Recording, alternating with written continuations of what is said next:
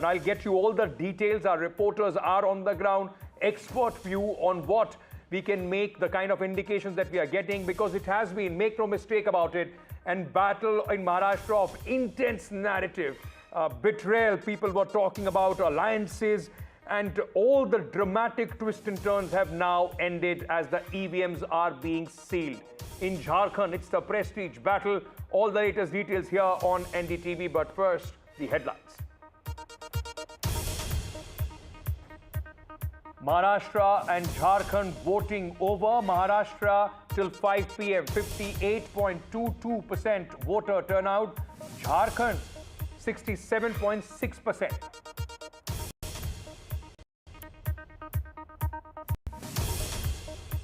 Mumbai still slow than the rest of the state, but better than the last time. 49% voting in Mumbai till 5 p.m. Tad better than last election in 2019. Celebs lead the way in Mumbai. Fierce face-off between Samajwadi Party and the BJP in Uttar Pradesh. A teen girl murdered in Samajwadi Party's bastion, where the family says killing for strongly supporting the BJP.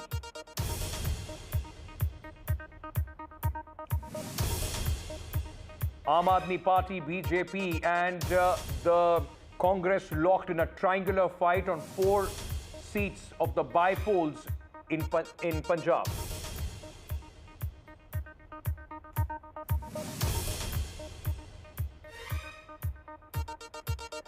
Shocker from Tamil Nadu. A lawyer hacked in full public view. Assistant brutally attacks lawyer on a road.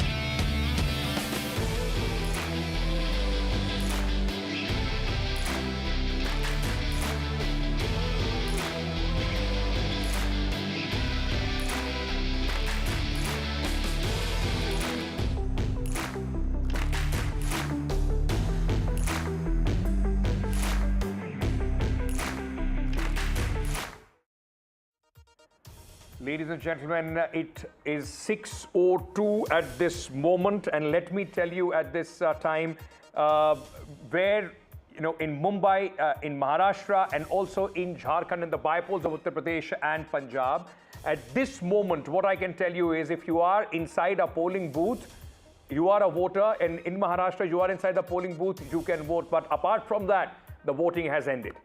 The EVMs are being sealed. And the fate of candidates, 6, political parties in Maharashtra, very populated political space there, along with strong independents and regional satraps. Now the voting has ended.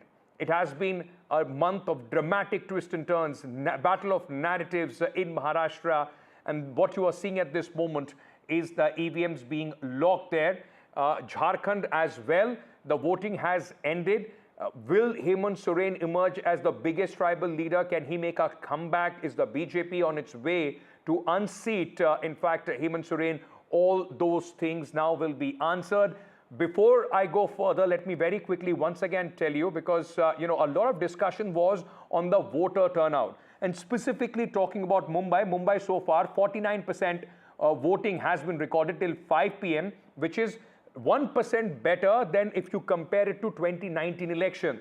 On the other hand, in Jharkhand, overall, if you look at, Jharkhand, 47.6% voter turnout has been recorded in Jharkhand. So Jharkhand, in fact, coming out and voting in high numbers there. This has been the more or less the average as far as Jharkhand is concerned. And with this, it's curtains, ladies and gentlemen, on the last prestigious electoral battle of the states in Maharashtra. Let me very quickly go across to my colleagues, Abira and Radhika, those who are joining us from Mumbai at this moment. Radhika, coming to you first.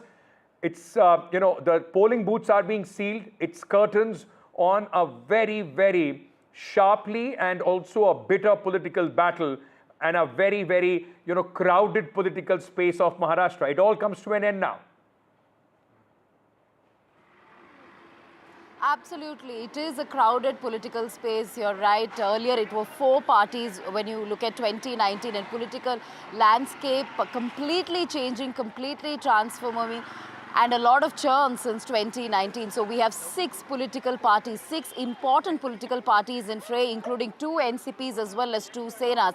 Now, if you look at the numbers, yes, pathetic numbers as far as Mumbai is concerned. Perhaps a little better than the last time, yet it hasn't crossed 50%, as far as the electoral trends are concerned. Despite the fact that the elections were conducted on a weekday, on a Wednesday, but despite that, absolutely no change in numbers, no considerable change in numbers. It hasn't crossed 50%. Politicians, celebrities came out in large numbers appealing to voters to come out. Between 7 a.m. and 10 a.m., we saw most of the polling booths empty, perhaps shorter lines, shorter queues. When you look at places such as Kolaba, Worli, Kolaba is the lowest, 41% is the turnout we are talking about as far as the constituency of Kolaba is concerned, followed by places like Worli and even places like Dharavi, which have reported a low voters turnout. So quite disappointing when you look at the fact that it happened on a Wednesday, the fact that there were a lot of appeals were made just ahead of elections, and also the fact that there were a lot of offers and discounts doled out by restaurants, eateries, film theatres for its patrons. But despite all of that, what we saw was, quite disappointing numbers as far as the turnout is concerned. And overall, Maharashtra turnout stands at 58%. So yes, what we are seeing is an I don't care attitude, an indifferent attitude as far as elections are concerned. We did speak to a lot of urban voters here. They did speak about a lot of issues, be it traffic, be it local issues, that we don't want a corrupt government. We don't want any sort of political conflict within parties, and these splits and divisions are confusing for the voters. These are some of the reactions that came in from a lot of urban voters, but the fact remains that a lot of the urban voters crib about facts like there are issues when it comes to traffic, Right. the road and development and so on. But despite that, none of them really came out in large numbers. Okay. To vote. But yes, we'll have to see how things will play out when the results are announced on October 23rd. Yes. Will it be Mahayuthi yet again, or will MVA be able to sort of come back and retain its position yet again? Absolutely, and whatever happens on 23rd November, it is going to be, trust and make no mistake about it, it's just not Maharashtra, it is going to have far-reaching consequences in the politics of the country as well. Let me very quickly also bring in Abira, but before I do that, let's very quickly, ladies and gentlemen, just play out for you. Through the day, there have been top, political bigwigs whose, many would say their fortunes are being decided at this moment by the voters. Some of them, possibly, their political careers being decided in this election. Let's listen in to some of those reactions. आज बहुत ही लोकशाही का एक पवित्र दिन है, ये उत्सव है, ये लोकशाही को समृद्ध और मजबूत करने वाला उत्सव है। इसमें सभी ने मिलकर इस उत्सव में सहभागी होना चाहिए, सभी ने वोट करना चाहिए। 2019 में क्या हुआ था, लोग आज भूले नहीं है, लोगों का मैंडेट क्या था, और लोगों का मैंडेट था महायुति, जनता का मैंडेट था महायुति, लेकिन सरकार महायुति की नहीं बनी, इसलिए वो लोगों के ध्यान में है। जो मतदान का जो रुझान आ रहा है, कॉल आ रहा है, जो लोग मतदान के लिए जा रहे हैं, तो उसके आधार पर राज्य में कांग्रेस की सबसे ज़्यादा कैंडिडेट चुन के आएंगे और महाविकास आघाड़ी की सरकार आएंगी, इसमें कोई दो मत नहीं है। आपने देखा होगा कि कल भारतीय जनता पार्टी के राष्ट्रीय महासचिव विनोद तावड़े ये पैसे बांटते हुए पकड़े गए। बीजेपी आज पैसे बांटकर और दारू बांटकर चुनाव जीतना चाहते हैं, तो ये क्या नोट जिहाद है या दारू जिहाद है? Well, I think the people of Maharashtra are coming out in much larger numbers. They are angry that despite having voted for a certain alliance in the past, there was a very, very, very unfortunate turn of events due to which the vote which was given for a certain alliance was not truly able, we were not able to get a good government in Maharashtra. So I'm very, very confident that this time they will give a reply to all those who betrayed the trust and vote which people had given in 2019. Right. So, a lot of talk about the voter turnout, as my colleague was also speaking about Mumbai, a tad better than 2019, just 1% better than 2019. Overall, Maharashtra numbers till 5 p.m. is 58.20%. But it was good to see that a lot of celebrities today came out early in the morning to vote, possibly hoping that they would be able to draw their fans in as well. Sometimes it just seems that the elections matter more to the rural voter.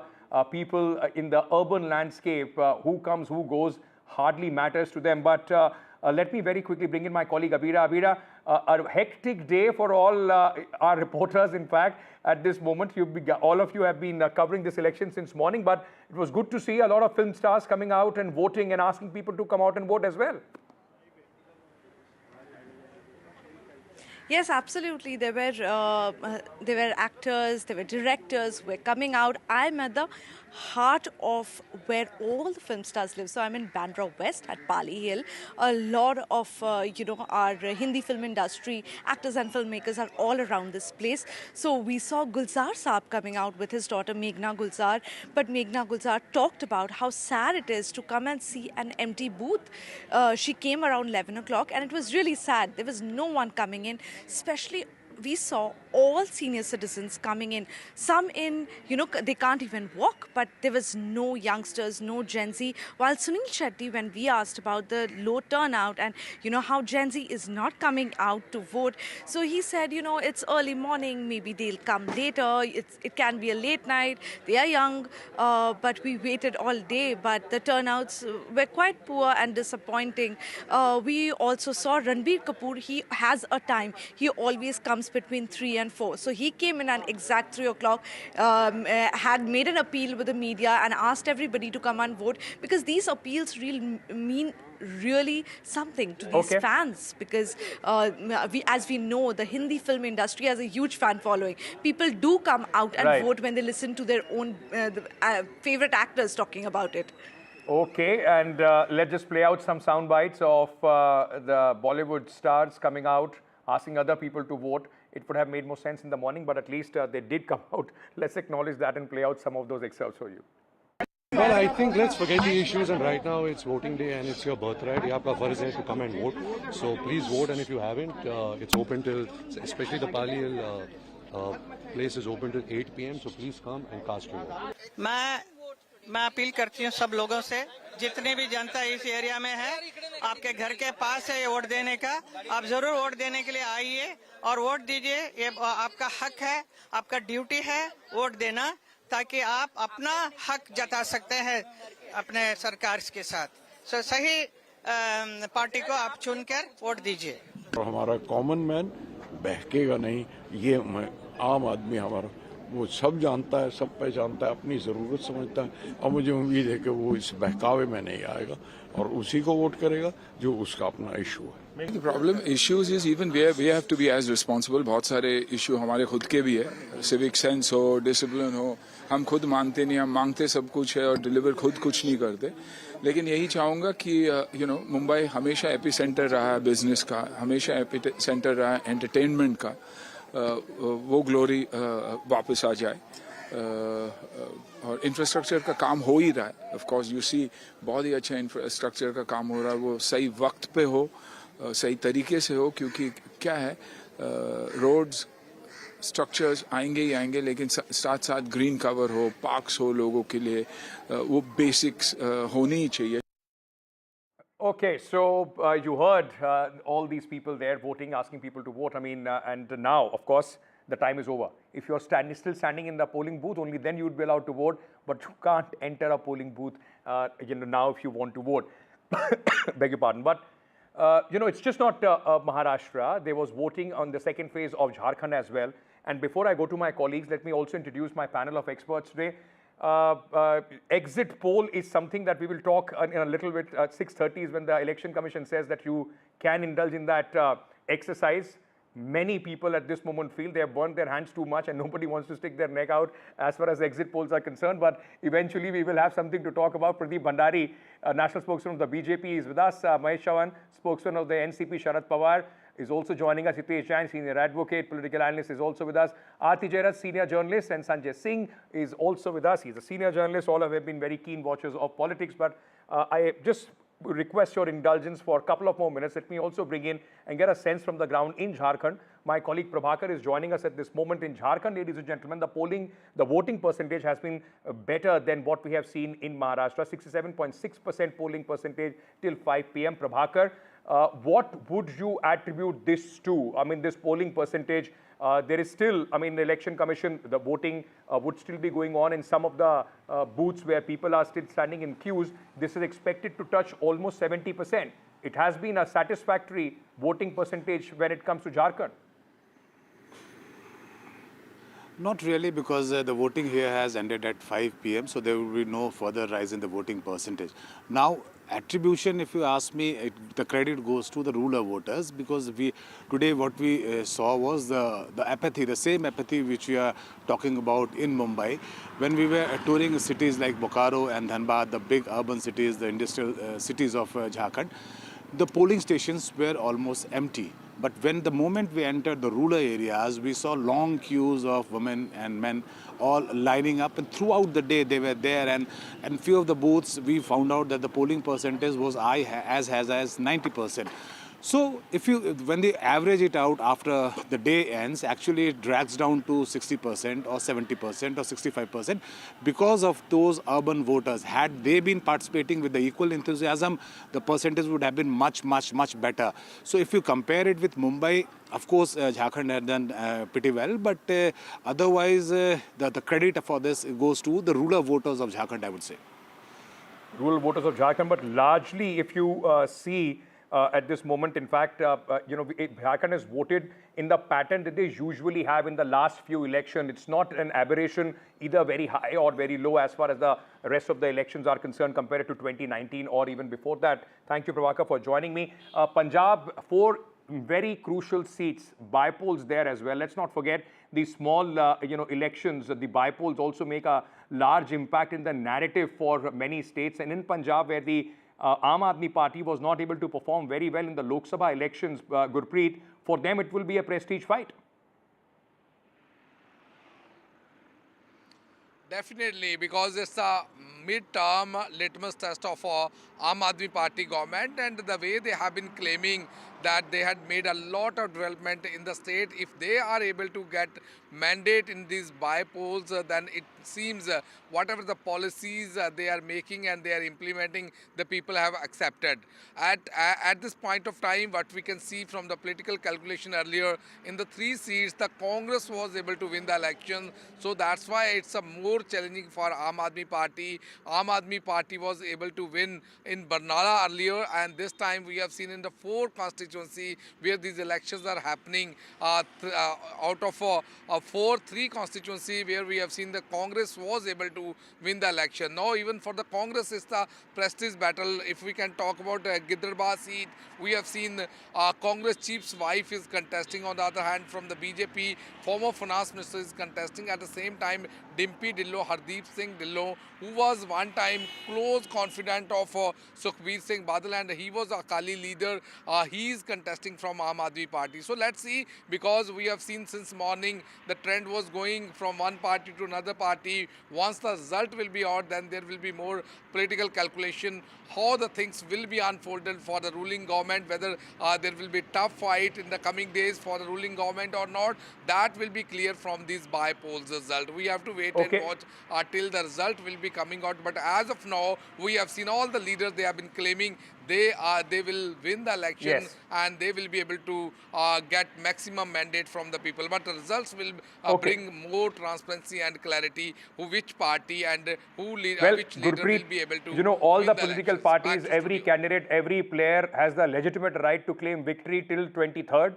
Because everybody wins the election till the time the polling, the counting of the votes starts, and then we actually know who wins, who loses. Thank you so much for joining me. Let's very quickly now start one by one, and I'll go to my guest because 6:30 is the Election Commission stipulated time for the exit polls. Like we keep saying on NDTV, we never do exit poll. We always do poll of polls. And, people should take the exit polls with a statutory warning. It's like with a pinch of salt. And recent track record will tell you, ladies and gentlemen, that a lot of people have burned their hands and reputations in this exit poll business. But at this moment, without, in fact, talking about who wins, who loses, Pradeep Bhandari, let me start with you. What are you looking forward to with both these elections? What will be the key important features for the Bharatiya Janata Party, the broad strokes? Because it has been a very, for the lack of a better word, a very, very bitter campaign both in Jharkhand and Maharashtra. Now all that is over. What is it that Pradeep Bhandari from the BJP is looking forward to? Well, Ankit, good evening to the viewers of NDTV and thank you so much for having me. Well, Ankit, whatever we are collecting from the ground, we are very confident that both in Maharashtra and Jharkhand, we will be forming a comfortable majority government under the leadership of Prime Minister Narendra Modi. And there are very simple reasons which makes me believe and the party believe that we will be doing so. In Maharashtra, if you observe, Ankit, in 2020-24, when there was a slight dip in the seat share which we got, the vote share of the Bharatiya Janata Party was intact at more than 25%. As of right now, with the welfareism of Ladki Behna and the massive campaigning of Honorable Prime Minister and a very organic alliance between the BJP, Eknath Shinde ji and Ajit Pawar on 287 seats, we are confident that in a micro contest, which is very, very important on a seat-by-seat basis, Prime Minister's leadership and welfareism will, and also pro-development will have us through home in Maharashtra. Whereas if you look at an alliance partner, it is not an organic unity and which with the number of rebel candidates also which are fighting. So I am looking at a pure development vote in Maharashtra. Coming to Jharkhand, Ankit, if you study the vote share of the Bharatiya Janata Party, even when we did not form Jharkhand, even when we did not form the government, our vote share has always been more than the vote share of JMM. This time we are in an alliance with AJSU and we are at a vote share of more than 30%. Last time we did not get a single seat in Kolan. We are confident to make a good seat dent in Kolan, so we are comfortably home in Jharkhand too. With respect to Uttar Pradesh, the thing which I will be observing, Ankit, is the SC vote, which is significantly more than 40,000 in roughly 60-70% of the seats. Last time, because the fake narrative of the opposition, it had dented us a bit, but this time we are confident that this vote will shift towards us on the Pradeep, may I just ask you very quickly and please, because I'll have to take the opening remarks from my other guest as well. Between 2024 Lok Sabha election, and let's specifically talk about Maharashtra at this moment, and now, does the BJP hope that the anger that the people had shown at that point of time, because largely the narrative after the 2024 Lok Sabha election was that people did not largely like the breaking up of the parties and so on and so forth. There was sympathy for Sharad Pawar and Uddhav Thackeray that worked against the BJP. Is the hope that the Ladki Behna Yojana has overcome that sympathy? There is change, the anger has dissipated. Is that the hope for the BJP? Well, Ankit, I would respectively disagree on that conclusion. For us, the 2024, because our vote share was intact, we did not dip in the vote share. So yes, the Samvidhan Khatre narrative marginally impacted us, but it was not a wave of sympathy for the opposition or a pro vote for the opposition. We still believe that the way we corrected and self-corrected in Haryana between the Lok Sabha elections and the Assembly elections, we've done better correction and in fact similar correction in Maharashtra. This is what makes us completely confident that with women voter, which is the swing voter which we've seen in every election, we will be comfortably home in Maharashtra. Mahesh Chavan, is this an election that finally answers the question which is the real NCP? Because, unlike the Shiv Sena, Mr. Ajit Pawar has to use the symbol also with a disclaimer. So the best case scenario for Mr. Sharad Pawar possibly would be to establish himself as the real NCP, but the fortunes in this election would not rest only on one party. You are also dependent on your partners and how they perform. Yes, exactly. In Lok Sabha elections, people of Maharashtra have proved which is the party, which is the original party and which is a fake party. See, secondly, what I would like to bring to your notice is, in respective of the so-called development claims from BJP and Mahayuthi, people of Maharashtra have voted for the MVA in recent Lok Sabha elections, sending a clear message to the Mahayuthi.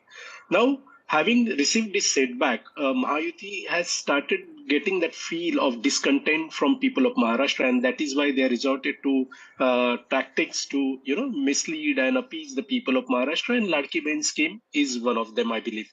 But at the same time, you should offer help to people who need it, who are the needy. They should get the help, no doubt about it.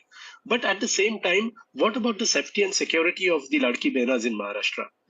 In last 2 years, more than 67,000 women have registered atrocity cases. More than 64,000 women and girls have been missing. If you look at the farmers' distress, it is more than 20,000 farmers who have committed suicide because they are not getting the MSP to their produce. Right. All these things together, yeah. Right. I request all of our guests to stay on with me. I have to take a very quick break. Some commercial consideration as well. 6:30 is when, if there are exit polls which are coming in, we'll notify you whatever the exit polls are saying. But we are coming back. Our discussion continues here. One discussion also would be how seriously should you take the exit polls. We'll coming back. Stay tuned. Don't go anywhere. Coverage continues here on NDTV.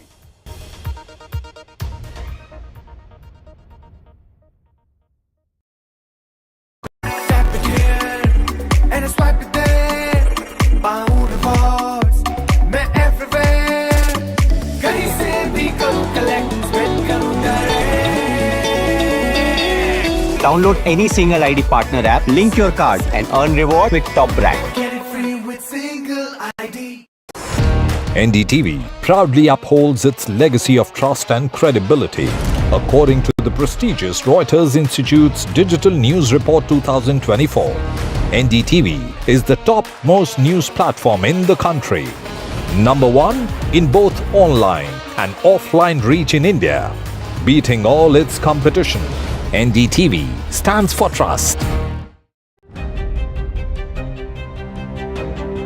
Hello and welcome to India Sense, where I speak with global opinion makers. The United States has made a strategic decision over the last 20 years to move closer to India. So a $7 trillion economy seems a perfectly conceivable number. If you want to be a national party, it's that you sort of accept the way the world is rather than want to endlessly hark back to how it was. Modi is promoting the digitization of the economy, which is accelerating growth in the country. I want to thank the American people for the extraordinary honor of being elected your 47th president. Donald triumphs. What does Trump's win mean for America, for the world, for the wars, and for India-US relations? Non-stop coverage on NDTV. Top analysts and voices from the ground. Extensive coverage on NDTV.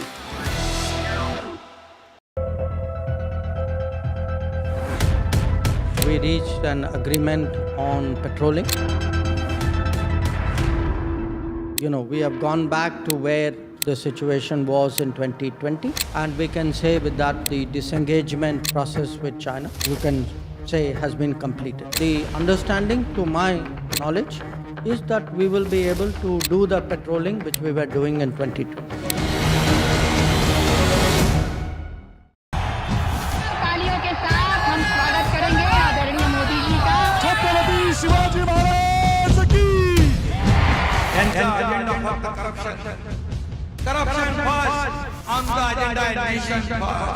घोषणा आणि जनतेचे पैसे लुटणं. Cut commission आणि करप्शनला आमच्याकडे थारा नाही. त्यांचा परिवारवाद आमचा महाराष्ट्रामध्ये 1,75,000 जागा रिक्त आहेत. पण का भरत नाही? राज्याची जनतेच्या घमाच्या पैशाची तिजोरी लुटण्यासाठी हे सरकार आहे. पूर्वीच्या सरकारच्या काळामध्ये निधी देताना त्यांना असं वाटायचं की त्यांच्याच खिशातले पैसे चालले. शेतकऱ्यांना मोफत वीज देण्याचं काम आपल्या सरकारने सुरू केलं.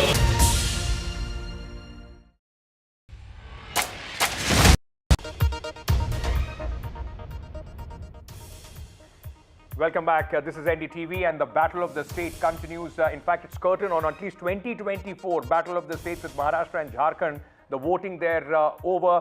And we are at this moment just about starting with the numbers which will start now trickling in. The stipulation from the Election Commission is 6:30 for the exit poll numbers. But as always, take them with a lot of caution and with the recent track record. Hitesh Jain, would you be in any way be enthused by the whole exit poll scenario from not just from India and even in United States, polls after polls have got it wrong.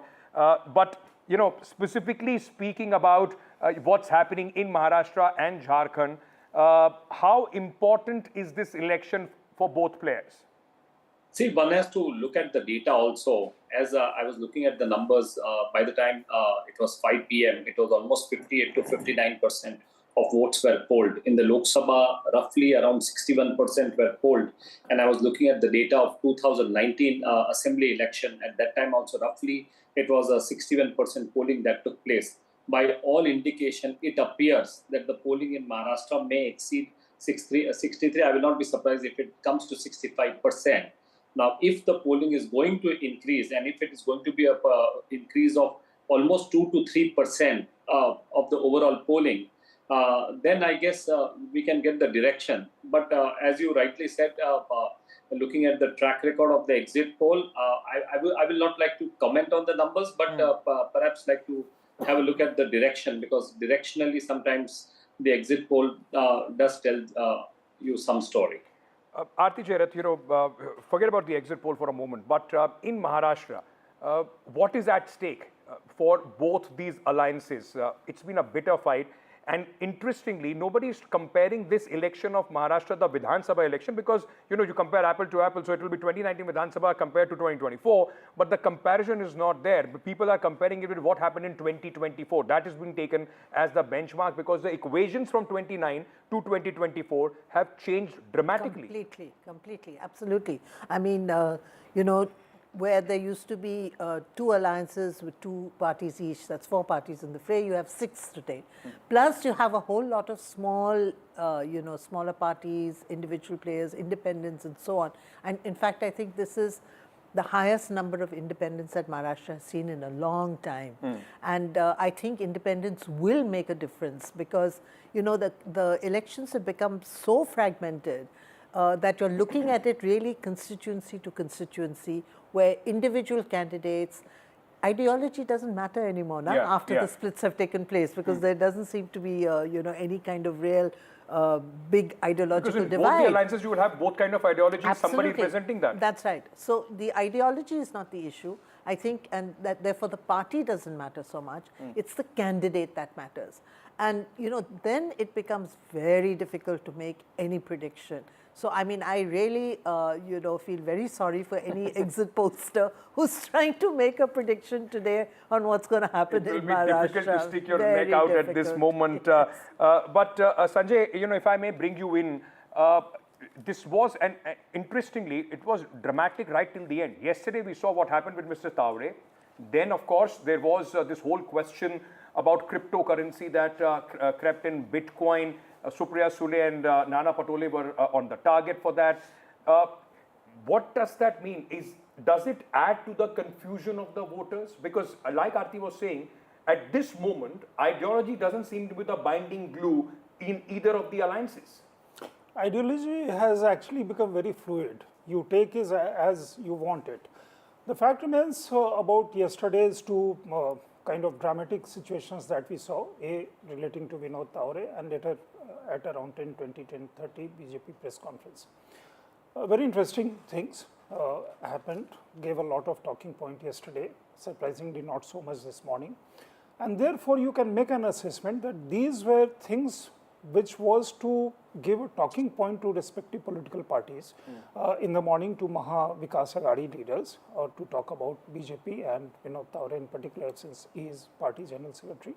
But I don't think that actually impacts voter mindset as to who he or she is going to vote next day, or the way they voted today. If you see, this is similar things have happened in Delhi relating to Arvind Kejriwal, when some expose had come, did not impact Kejriwal. there was this collapse in bridge collapse in West Bengal, and subsequently there was also some kind of exposure relating to Trinamool Congress about some scam, which I'm exactly forgetting which one. That actually did not impact. So I don't think that is actually going to impact the voting pattern which has happened today. Okay. Having said that, these are also for records. So tomorrow, if A particular party wins or B particular party wins, so day after tomorrow, whichever political party comes into power in the state or even outside, don't forget Parliament, winter session of Parliament starts on 25th.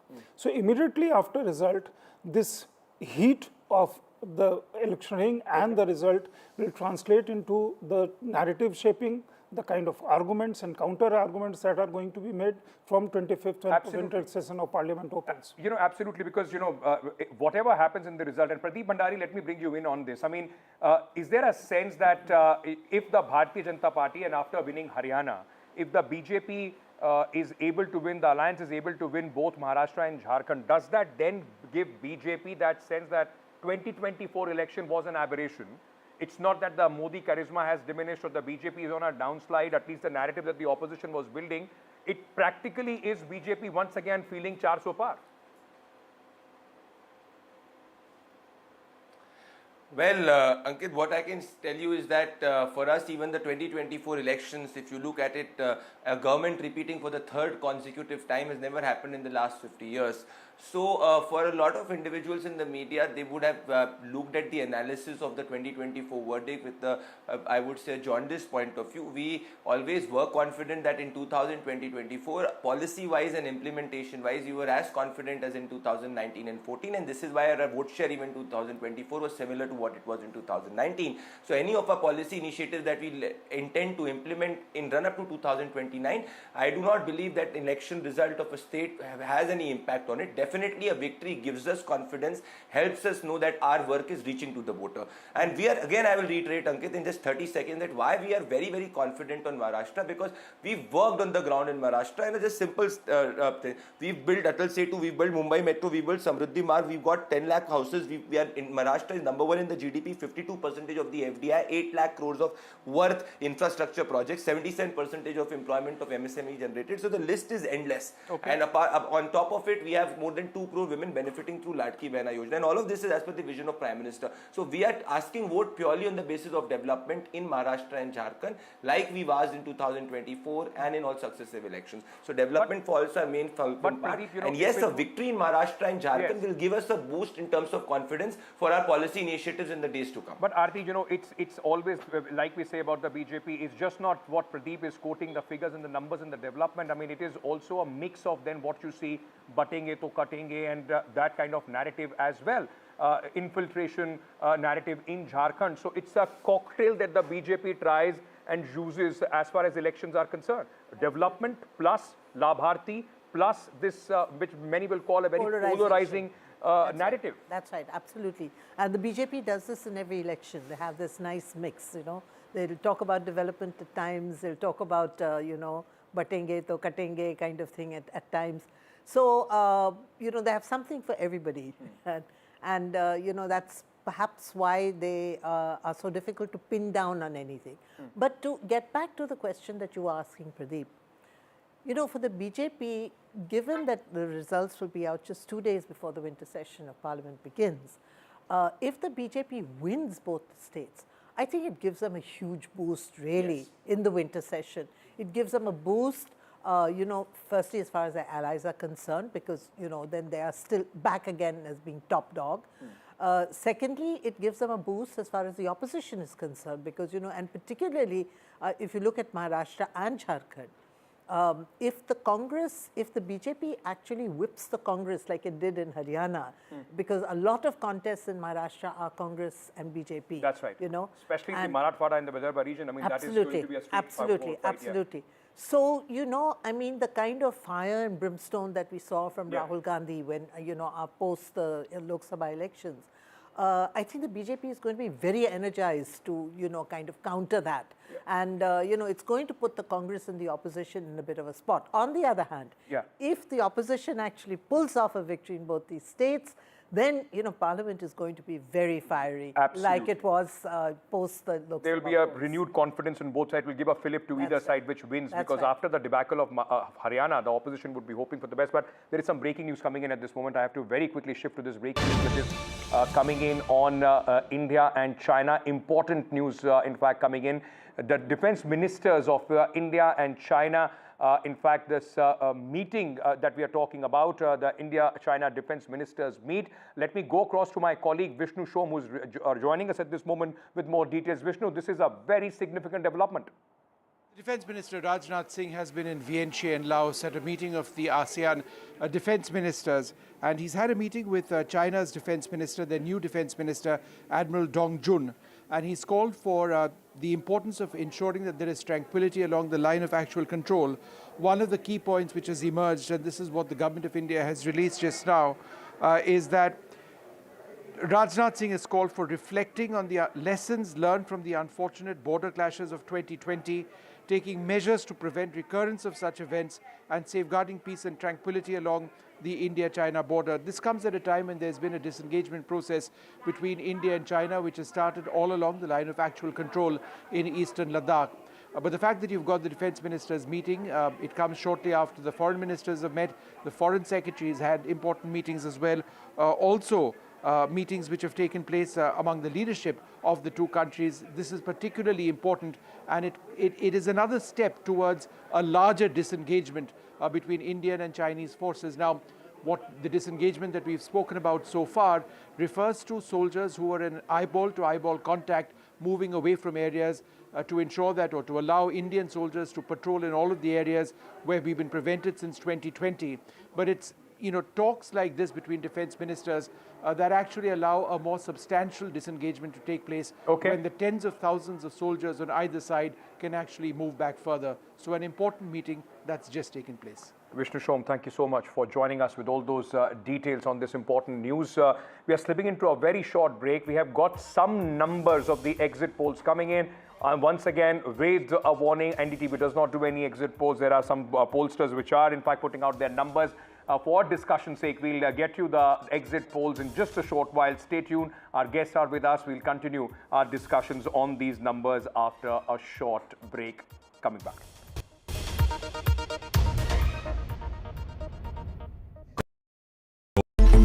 It's a web of frauds, calls, luring emails, threatening messages. Cyber frauds have cast their net wide and everyone is at risk. We track the victims, their horror stories as they get conned online, extorted and robbed of their hard-earned money. How to identify a cyber fraud and how to stay cyber safe. What are your options? Fraud.con, NDTV initiative for cyber safety. Only on NDTV 24/7. I've been reporting on all issues, big and small, from Andhra Pradesh, Telangana, rest of South India, bringing you all the action, all that you need to know, all that you want to know. The energy of Maximum City is infectious. I bring in that energy in our news coverage from financial capital Mumbai. India's IT capital is always buzz. It's literally a city that never sleeps. And I keep you ahead on all the Bengaluru buzz. Covering from the southernmost part of India over the last 23 years, I bring in-depth and 360-degree coverage from the Dravidian heartland. The land of Mishti is also known for its bitter politics. I have seen much water flow under the Howrah Bridge, covering Bengal in all its vivid colors. In today's interconnected world, India's voice is more crucial than ever. When India speaks, the world listens.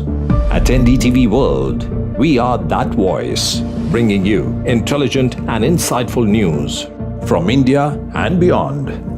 From geopolitics and diplomacy to economic shifts, migrations, tech disruptions, and the stories of our diaspora.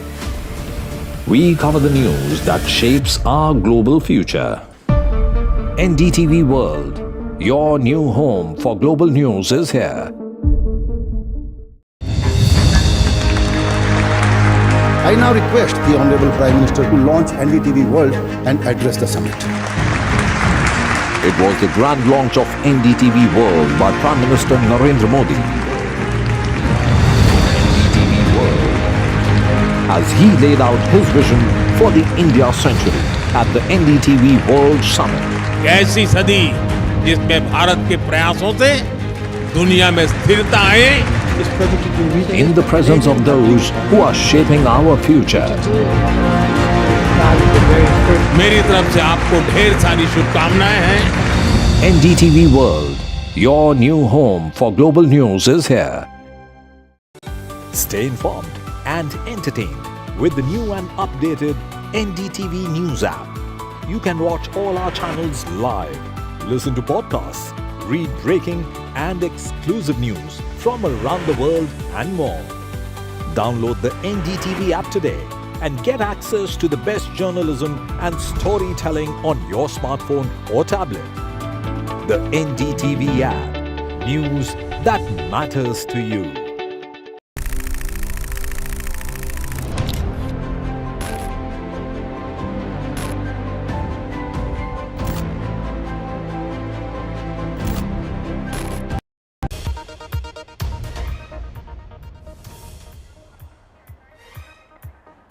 Okay, as promised, and once again with the caution, these are not the exit polls that NDTV is conducting. These are polls being conducted by various agencies. We are just putting out their numbers at this moment. 2 exit polls have come out. Matrees is giving in Maharashtra a clean sweep to the NDA, to the Mahayuthi. 150 to 170 for the Mahayuthi according to the Matrees exit poll. 110 to 130 for the Maha Vikas Aghadi and 8 to 10 to the others. So a victory, a very, very clear victory. In fact, more than a comfortable majority there for the Mahayuthi according to Matrees. People Pulse is another polling agency which is giving a complete sweep in Maharashtra to the Mahayuthi, 175 to 195 seats. I mean, this would mean that it's all guns blazing. The BJP, the Shinde Sena, Ajit Pawar, all of them have been firing all cylinders, while the Congress and the Sharad Pawar NCP and Mr. Uddhav Thackeray are finding it very tough to repeat the performance of the 2024 Lok Sabha elections. These are 2 polls, both at this moment giving an indication that it's a comfortable, clean sweep for the Bharatiya Janata Party-led Mahayuthi in Maharashtra. Let me also bring the numbers for Jharkhand.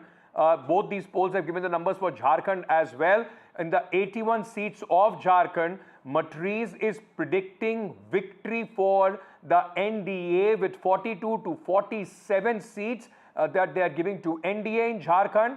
Meanwhile, 25 to 30 for the India bloc led by the JMM. On the other hand, in Jharkhand, the People's Pulse is giving 44 to 53 once again to the NDA and 25 to 37 to the India Alliance. Pradeep Bhandari, you will look at these numbers, and I'm saying it again, people should take it with a pinch of salt with the recent track record. But at this moment, you'll rub your hands in glee.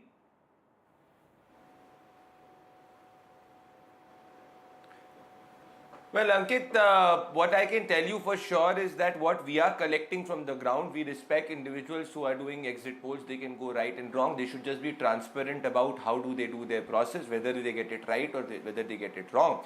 But we are confident that on the ground, it's a pure development vote as per the vision of Honorable Prime Minister. We do not be surprised that in Maharashtra, the exact number when it comes on the 23rd surpasses the current mean which the exit polls are showing, because we understand that the exit polls might be conservative in their outlook considering the debacle in Haryana and in the Lok Sabha elections, and generally the exit polls are somehow think it twice whenever the Bharatiya Janata Party is forming government. So if you ask me honestly, slack. I mean, what else will they give you? People's Pulse is giving you 195. It's a complete sweep. I mean, if it's a 400 par I don't scenario. think it actually is the 400 par scenario. I don't think that they can be conservative. Aarti would remember. Aarti. Yes, Pradeep. I will tell you. Aarti would remember that in Madhya Pradesh, Aarti, if you recall and remember in Madhya Pradesh, when the Ladli Behna Yojana was there, a lot of people said it might be an edge-out victory for the Bharatiya Janata Party, but it ended up being the most historic verdict for the Bharatiya Janata Party in Madhya Pradesh. So what I'm saying, do not deny the possibility that it can be in Maharashtra a very significant majority for us as an alliance, even if not these a numbers slender hold majority. Just I'm saying it not be just above majority. Let me get a reaction from Mr. Chavan. Mr. Chavan, I totally get it that you would not at this moment believe these numbers, and I'm also saying that exit polls may go wrong. But sir, for argument's sake, because we have these numbers at this moment in front of us, if this holds true on 23rd, this is game over and pack up for specifically for the two parties which are fighting, whether they are the legitimate Shiv Sena and the NCP. If these numbers hold true, sir, including yours. See, first of all, with due respect to the efforts and hard work done by the, for getting these exit polls, I would again like to bring to your notice that very well what happened during the Lok Sabha elections, right? So we would like to wait till the results are out on 23rd.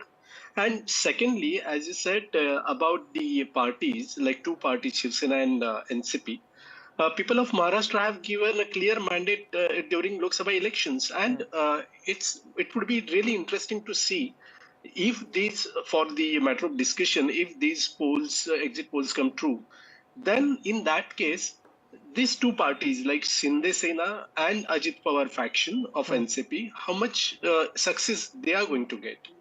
It's I believe in this, whatever the polls are out, I believe BJP's number would be more.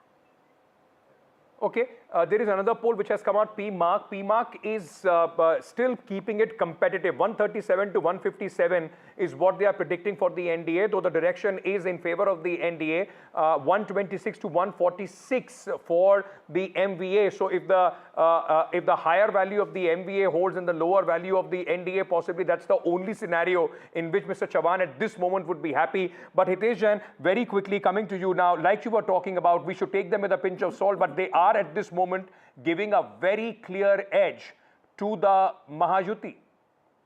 Well, I think so, because I was also on the ground. I was speaking to plenty of people. I have traveled extensively in Maharashtra during the polls. And one thing that was evident was the arguments that there was anger during the Lok Sabha and all. That had dissipated. There were only two issues people were discussing.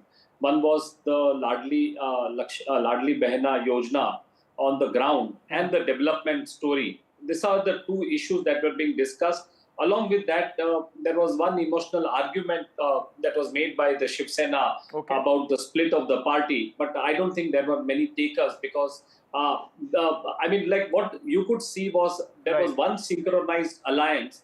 And as far as the NBA was concerned, three parties were fighting separately. I don't know whether you saw one news that came in the morning, that today morning Praniti Shinde in Sholapur declared that they are opposing the Shiv Sena candidate and they are backing the independent candidates. Right. So as the results will unfold, you will see the story of rebellion and the story of internal sabotage between the three parties of NBA. Absolutely, but we leave that analysis for 23rd, but it's interesting what these are saying. I am completely out of time, but last word to you, Aarti, the lone lady panelist on the broadcast at this moment. Aarti, if these numbers hold true, who has underperformed for the MBA? Is it the Congress, the weakling? Is it the Uddhav Thackeray? Or is it Sharad Pawar, if these numbers hold true? Yeah, so let's put that in capital letters, if these numbers hold Absolutely, true. and underlined because it's just been so bad this year with two polls. But yes, I mean, if these numbers hold true, I would say that the Congress and the Uddhav Thackeray, faction of the Shiv Sena have underperformed. I still feel that in the NCP battle, Sharad Pawar is way ahead of his nephew. His nephew cannot claim that legacy from his uncle. So basically, in the Congress versus BJP fight, if these numbers hold true by any means on 23rd... It's Haryana all over again. It's Haryana all over again. The nightmare begins. They have not been able to fire as far as these battles are concerned. I'm completely out of time. Thank you so much to all our guests for indulging in this exercise, which we'll know whether it's fruitful or not on 23rd of November. Thank you to all my guests. Thank you to you viewers. Our coverage here will continue. We'll put out these numbers But once again, leaving you with that statutory warning. Exit polls often these days go wrong. Take them with a pinch of salt. Don't lose your sleep over them. Quick break, coming back. Stay tuned.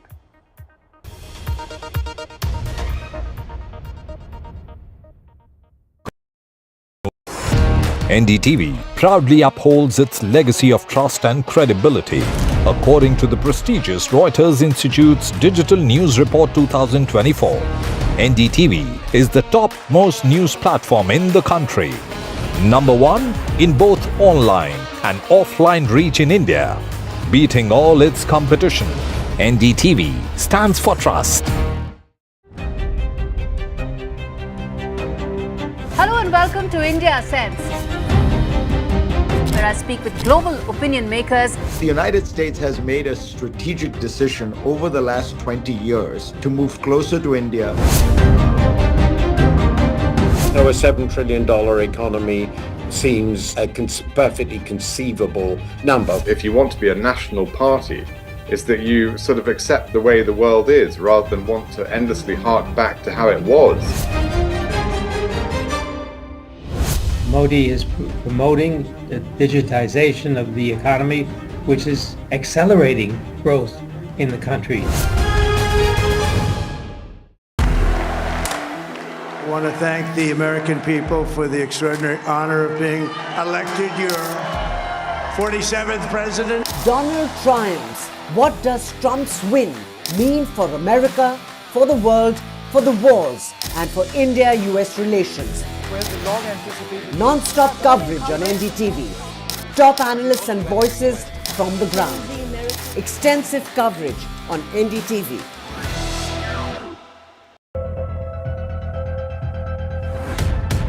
We reached an agreement on patrolling. We have gone back to where the situation was in 2020, and we can say with that the disengagement process with China, you can say, has been completed. The understanding, to my knowledge, is that we will be able to do the patrolling which we were doing in 2020. तालियों के साथ हम स्वागत करेंगे आदरणीय मोदी जी का। छत्रपति शिवाजी महाराज की। Corruption first, on the agenda nation first. घोषणा आणि जनतेचे पैसे लुटणं. कट कमिशन आणि करप्शनला आमच्याकडे थारा नाही. त्यांचा परिवारवाद आमचा महाराष्ट्रामध्ये 1,75,000 जागा रिक्त आहेत. पण का भरत नाही? राज्याची जनतेच्या घमाच्या पैशाची तिजोरी लुटण्यासाठी हे सरकार आहे. पूर्वीच्या सरकारच्या काळामध्ये निधी देताना त्यांना असं वाटायचं की त्यांच्याच खिशातले पैसे चालले. शेतकऱ्यांना मोफत वीज देण्याचं काम आपल्या सरकारने सुरू केलं.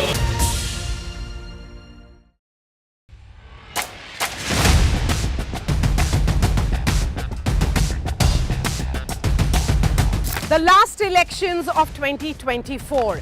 It's the battle for India's economic heart. An election that will decide Maharashtra's future. Can the big brother BJP manage the competing ambitions of Mahayuthi? Can the Red Book rally the voters once again for Congress and its allies? So as Maharashtra's future trajectory takes shape, we report from the ground. Two visions, two ideology, one verdict. An election where no caste chemistry can yield a perfect formula. It's a state that is splintered with power battles. The big question, will Maharashtra poll outcome unify parties or divide them further? And who will emerge as Maharashtra's undisputed leader?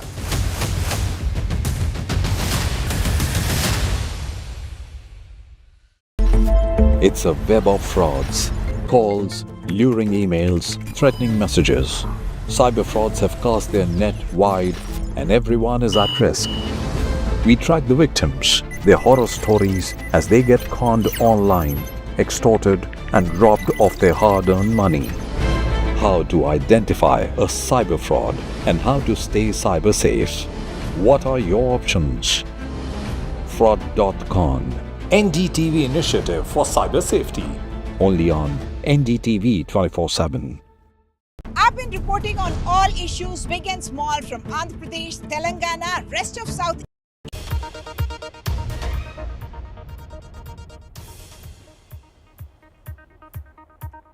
Maharashtra and Jharkhand go to the polls today. Maharashtra, the voter turnout is 58.2% till 5 p.m. For Jharkhand, 67.6%. We'll get to the highlights of the exit polls.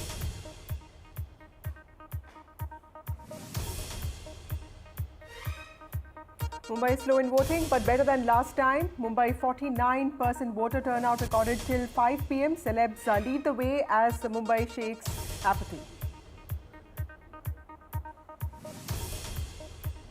9 by-elections in Uttar Pradesh and a face-off between Samajwadi Party and BJP. A teen girl is murdered in a Samajwadi Party bastion. Her family says she's killed for supporting the BJP, while Akhilesh Yadav claims that the police were preventing people from casting their vote. Punjab by-poll fierce fight on 4 seats. Gidarba is in the spotlight. The fight is between Manpreet Badal and Amrita Waring.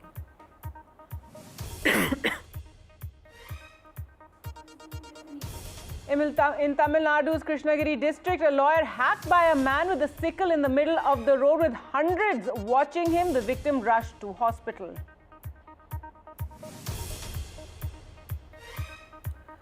India-China defense ministers meet in Laos. Rajnath Singh has met his counterpart today, and this is an important meeting coming after disengagement talks have begun between the two countries.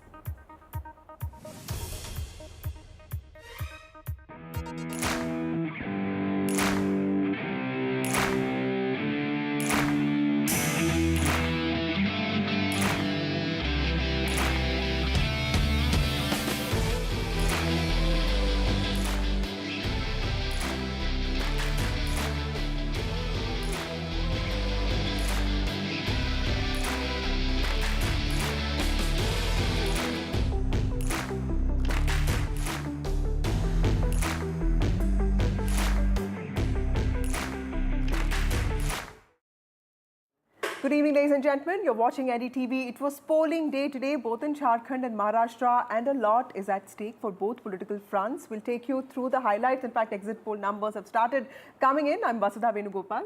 That's right, and I'm Gargi Rawat. In the next 1 hour, we'll take you through the major election predictions, the exit polls, but with not a pinch of salt, I'd say a bucket of salt, given what the track record of late has been of exit polls, much maligned. And we'll get you all the top analysts as well in studio to talk about the numbers as we await the 23rd, when finally all will be revealed and the numbers will be counted, when we'll know what was on the mind of the voters.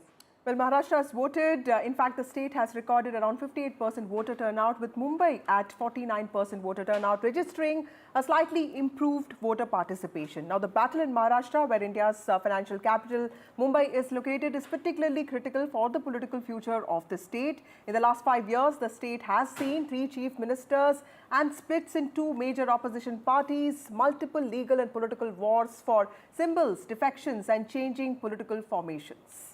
It is the ruling Mahayuthi, comprising of Devendra Fadnavis-led BJP, the Eknath Shinde-led Shiv Sena, and the Ajit Pawar-led Nationalist Congress Party NCP versus the Opposition Maha Vikas Aghadi, that's MVA alliances Congress, Uddhav Thackeray-led Shiv Sena, and Sharad Pawar-led NCP. Remember, in the Lok Sabha elections, the MVA had emerged ahead of the Mahayuthi, something they'll be hoping to repeat, Vasudha, but we'll just get to those highlights from the exit polls. 36 seats in Mumbai have been particularly important because this is where the Sena versus Sena battle will play out. Well, of course, the state in the last 5 years has seen shifting alliances, Gargi, and ideological clashes. But the campaign of the 6 parties in the fray this time was clearly centered around caste equations, welfare promises, and many emotional appeals.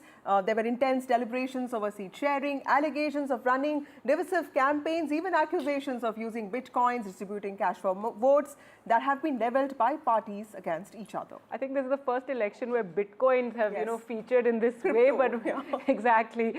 And we'll get you more details on that. But yes, very different regions, very different issues, lots of mini elections elections is how it was being described. 5 vast and diverse regions, Vidarbha and Marathwada known for its soybean and cotton problems, Western Maharashtra for its cooperatives, North for its onion prices, the Konkan region with Mumbai significantly accounting for jobs and infrastructure.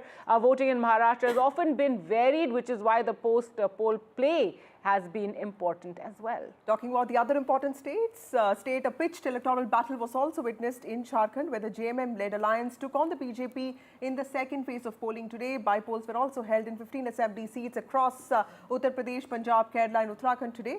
In Jharkhand, seats voting in the second phase concentrated in the Santhal Parganas and North Chota Nagpur regions. These are also regions, Gargi, which were completely critical for the formation of Jharkhand in 2000. And the campaign this time around was centered around tribal identity. We saw, top leaders from the Prime Minister, Home Minister, all leaders aggressively pushing this position regarding infiltrators from Bangladesh, illegal infiltrators who are responsible for decline in tribal numbers, also taking away land. Absolutely. So will these elections bring political stability to the state of Maharashtra, caste welfare, shifting loyalties or pursuit of power? What actually drove the voters this time in the state and in Jharkhand? How will the meta-narratives of welfare and tribal identity play out? Many questions there, and we do have experts in the studio with us to answer them. We have Neerja Chaudhary, senior author, senior journalist, and also Aditi Fadnis, columnist and senior author, senior journalist joining us. Thank you both of you for joining us on this broadcast. Aditi ma'am, every time I think of Maharashtra, I think of your travels. I know this time you didn't travel there. So tell us, what are your big takeaways from the campaign? The exit polls are already showing. Right, and we'll get those numbers up already. If we just broadly take you through it, as you can see the numbers there, most exit polls are giving the NDA the edge or the majority, and in both states, in fact, from the looks of it. If we will go to each one of them one by one, but yes, go ahead. What are the corrective measures that the BJP took specifically after the 2024 elections? Because that was a shocker for them. 9 on 28 seats. That was completely unthinkable for the BJP. But clearly, there are some corrective measures that the BJP has taken, which clearly brought them back in the game, isn't it? So the biggest, I think, is the Ladki Bahina scheme. Ladki Bahin scheme, even when well before the election was declared and during the campaign, during the negotiations for seats, this was something that the Congress and the other parties felt would throw a spanner in the works. Before that, the narrative of betrayal, of family, of emotion, that was kind of ruling. After that, after this scheme, the government, the Maharashtra government gave a full 4 months installment of the allowance that it was going to promise. So 8,000 rupees for every household if you are in a rural area and eligible for the scheme is pretty good. It's quite a lot of money. They made sure it got to everybody's accounts, Neerja, as you pointed out. But let's just take our viewers through the exit polls as they're coming in with all the health warnings, Vasudha, as we've seen of late of, exit polls getting it wrong. We just saw that in Haryana. But if we talk about the exit polls, Matriz has given out the NDA 42 to 47 seats in Jharkhand, and the India bloc, they've given 25 to 30.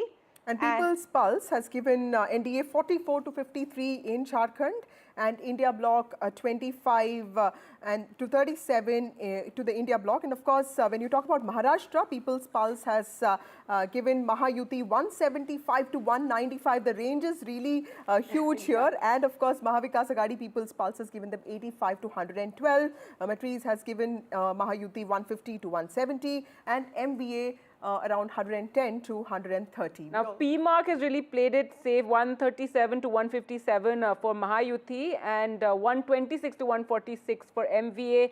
And finally, People's Pulse for Maharashtra, given the Mahayuthi 175 to 195 and 85 to 112 for the MVA. And if we average this out, in Maharashtra, the MVA is getting a maximum of 136, minimum of 122, while Mahayuthi is getting a maximum of 185 and a minimum of 135, averaging at 157. So those are the numbers. We just got the times now. JVC exit poll also coming in. But before that, yes, Neerja ma'am, if you could also, talk about what you feel were the big highlights. I think all of you analysts have been talking about how there have been no very overarching themes in this election. Yes, Ladki Behna has been there that everyone has spoken about, but lots of almost like mini elections, like local elections taking place for various, for all the seats.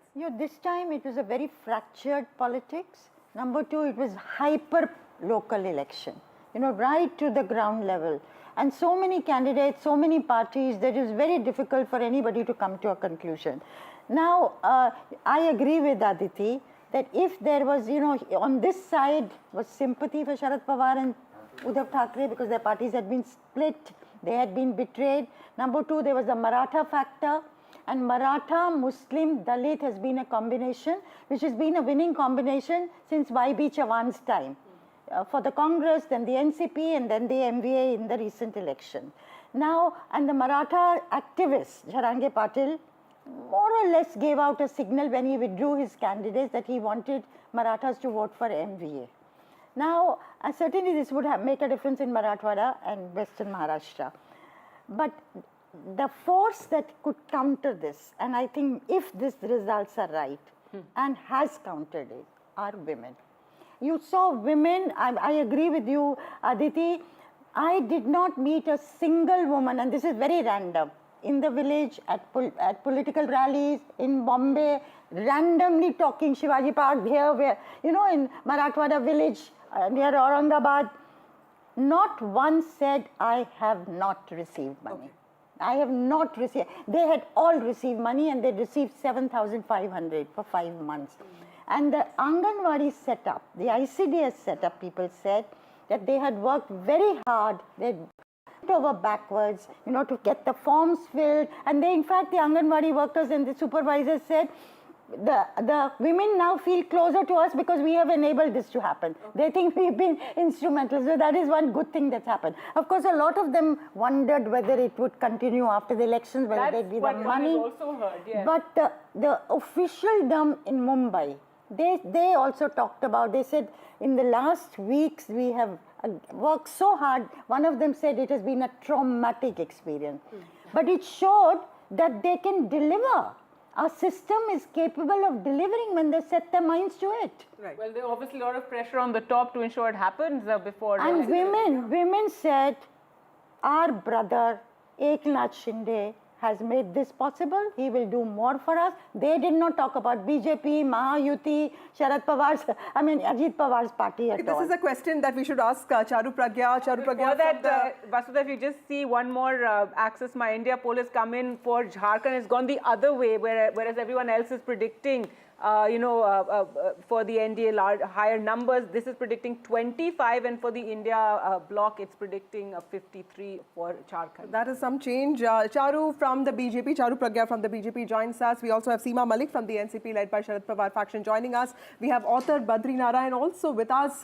Charu, you've spent a lot of time in Mumbai. As a child, your father was there. Tell us, you understand Mumbai, but here a lot of us actually feel that this election was a lot about Eknath Shinde, the promise of Ladki Bahin Yojana. Where does the BJP stand in this, and how are you looking at gaining from this? Because last two elections, it was the BJP with, being the single largest party, 105 and 122 in 2014. Yeah. Good evening, and thank you so much for having me on your show. It was heartwarming listening to Neerja ji speak right now, because this is information coming straight from the ground onto everybody's television screens, and honestly, this is what my party set out to do. And if we're able to achieve this, if we can have a neutral senior journalist such as Neerja ji endorse it, I couldn't be happier. The fact is that Bharatiya Janata Party and our alliance partners have always done their utmost best to make sure the lives of people improve every single day. And how do we do that? By providing the most basic things. Most basic things: housing, water, electricity, gas connections, health insurance, making sure that the environment is safe for women to go to work, making sure that the environment is safe for industries to come, for FDI to flow in. And all of this, I am happy to report, we have been able to do extremely well in the last 2.5 years. You mentioned that people are talking about only Eknath ji and there is no mention of BJP. Well, Eknath ji and BJP are one team, and it's not unusual for us to have another political party lead an alliance in a state. I'll take the example of Bihar, I'll take the example of Nagaland. It's the same in Maharashtra. Eknath ji has been an exceptional leader, and we have seen the state grow leaps and bounds only in the last 2.5 years in his leadership. Yes, but going forward, NSP's numbers, what's being predicted by the exit polls, if you do see the Mahayuthi emerging in the lead, this emergence of Eknath Shinde is a very popular, beloved leader, so to speak, as a chief minister. Yeah. Yeah. So going forward, and I saw that myself on the ground. I was briefly in Mumbai recently. Whoever is better for the state. See, like I said, we are not hung up about who needs to lead the state. It has to be at that point of time, whatever is the correct decision. And I took the examples of Bihar and Nagaland to just endorse what I just said. Right. This time, whatever the exit polls are predicting, let me tell you this, we are going to outperform the exit polls. We will comfortably reach and cross the halfway mark. And we are looking forward to another 5 years of a very stable, very progressive Mahayuthi Sarkar in Maharashtra. Right. Seema Malik, in 2024 Lok Sabha elections, the NCP led by Sharad Pawar had the highest strike rate, winning 8 out of 10 seats. And this time there are 41 seats where there is a direct fight between NCP led by SP and of course NCP led by Ajit Pawar. How confident are you, and is this election a lot about legacy and also struggle for existence? See, ma'am, we are very confident. And why we are confident? We are confident because this election, I think people will vote for the core issues of the Maharashtra. They are not going to vote for Batoge to Katoge.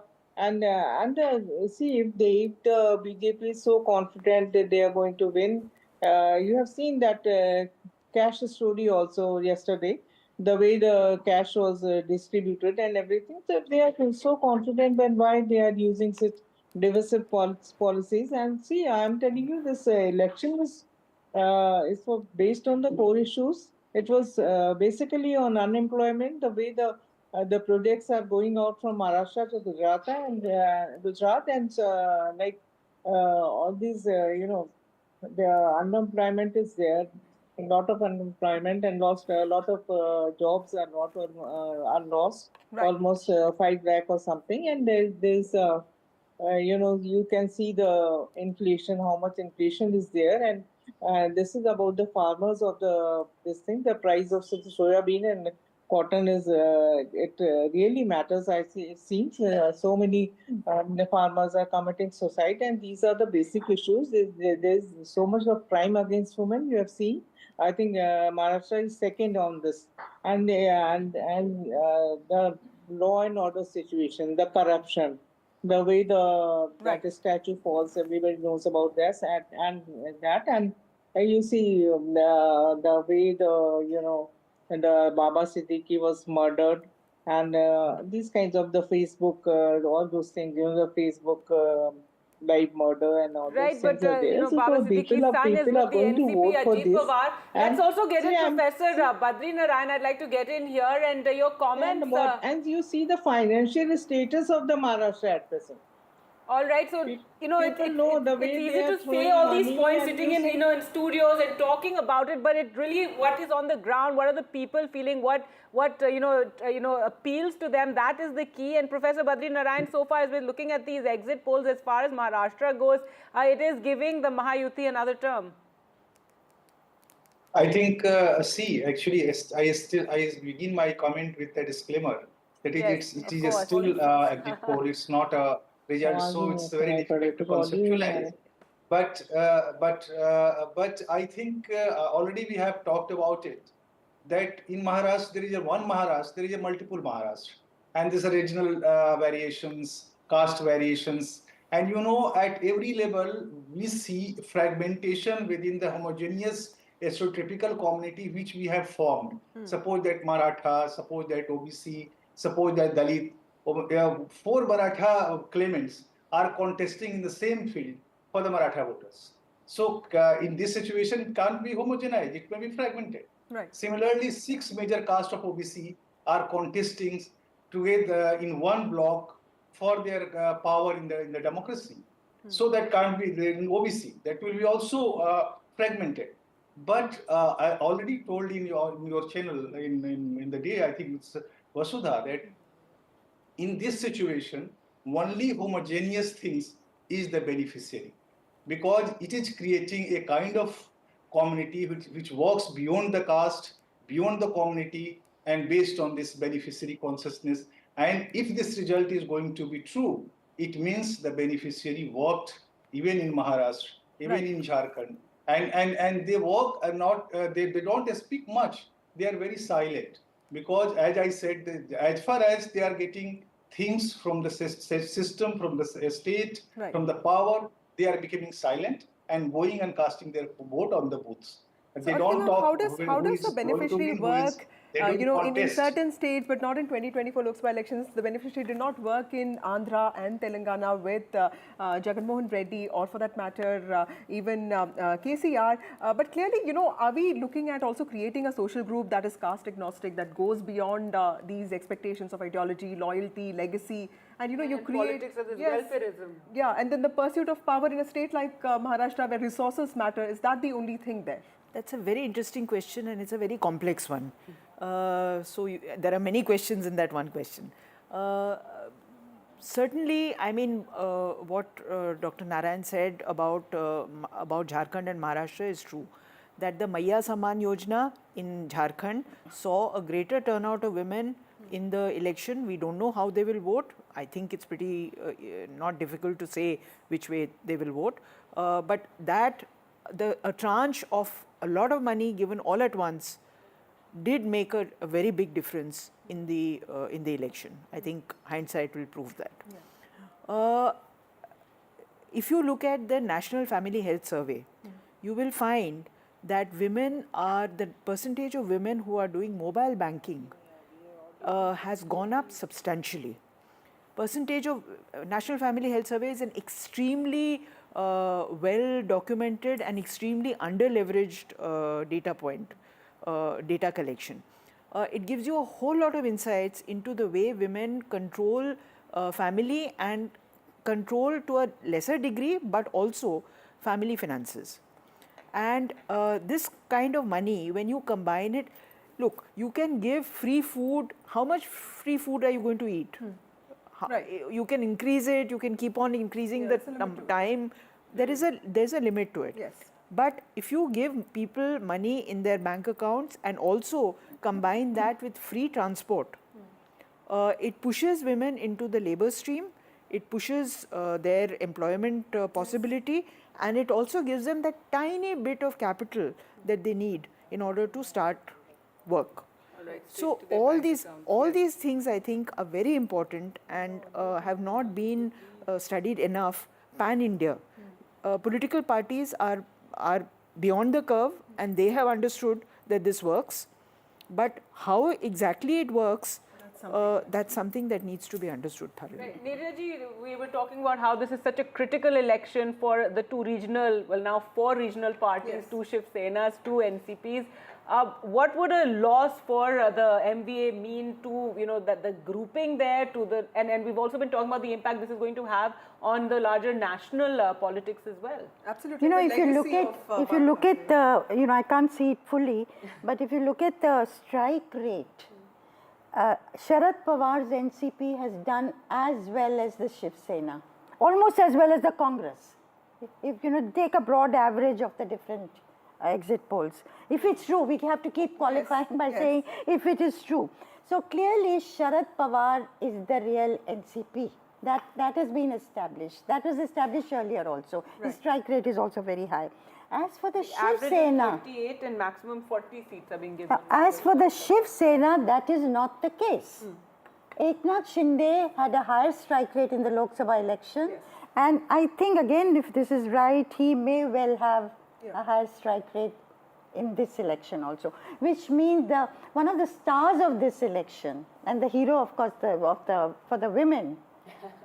You know, this optic of Rakhi's, yes, right from here to his wrist, that went viral, was a very telling one. And I think also he's a Maratha. Is this the birth of a new Maratha leader in Maharashtra?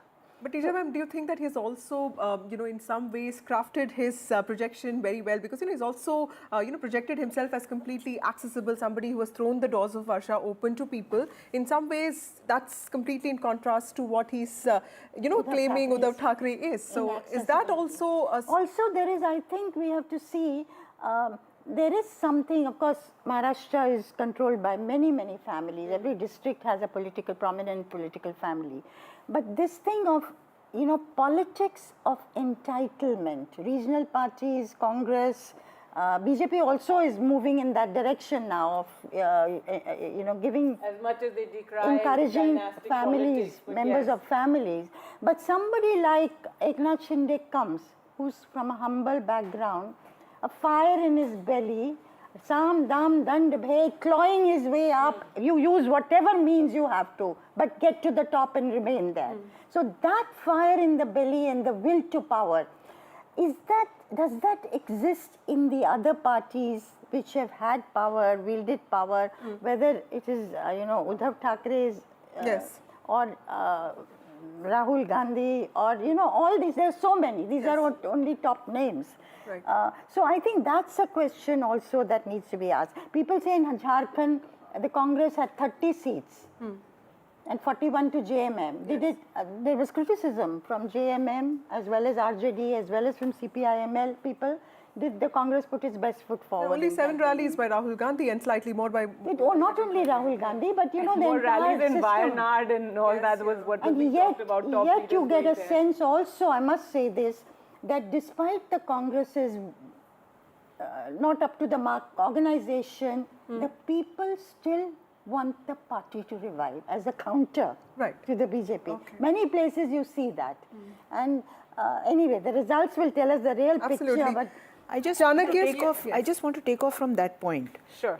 I think you are seeing a major reinvention of parties and their base in this election. In Maharashtra, Shiv Sena was seen as an urban party, which basically was a way of arbitrage by the political leaders to reach, you know, various entitlements that the state was offering citizens. The Shiv Sena was a go-between. It used to be, and that's why it was so popular in Mumbai and surrounding areas. Now, the Shiv Sena is present in some campuses. It is present in some rural areas, and it has completely changed and transformed itself as a party. I'm talking about both factions of the Shiv Sena. I was going to ask you which Shiv Sena. So now, Shiv Sena is no longer the party that it was thought to be. Yes. It has dropped its Maratha for Maharashtra for Marathas image. It has dropped its very strong antipathy and rivalry and a sense of competition against the BJP. And it's become a very different grouping. So in the same way, many other parties have also tried to transform themselves. Now in Jharkhand, for instance, the tribal vote has split between Champai Soren and Shibu Soren's family. But that said, Kalpana Soren continues to be a very powerful, iconic image for young women in among the tribal. She is the crowd puller, is what people say. So, and if she says that, you know, this whole marrying Muslims and all, becoming 4th and 5th wives is irrelevant, tribal girls are going to listen to her. Okay. So it's a very interesting kind of change. We have one more exit poll. Chanakya Strategies is giving NDA 152 to 160 and Maha Vikas Aghadi 130 to 138, and they're giving 6 to 8 to others.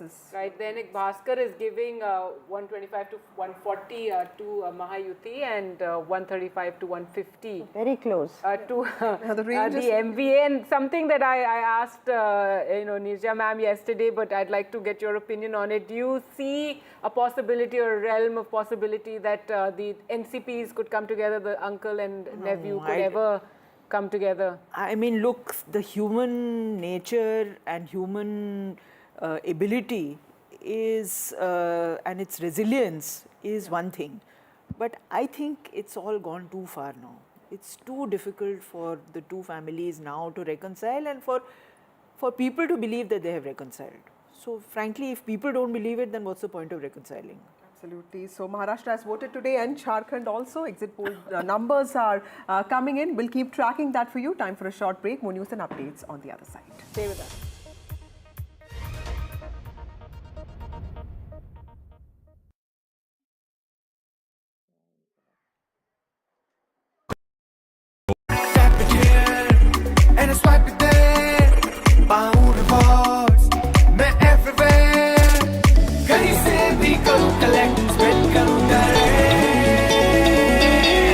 Download any single ID partner app, link your card and earn reward with top brand. Get it free with single ID.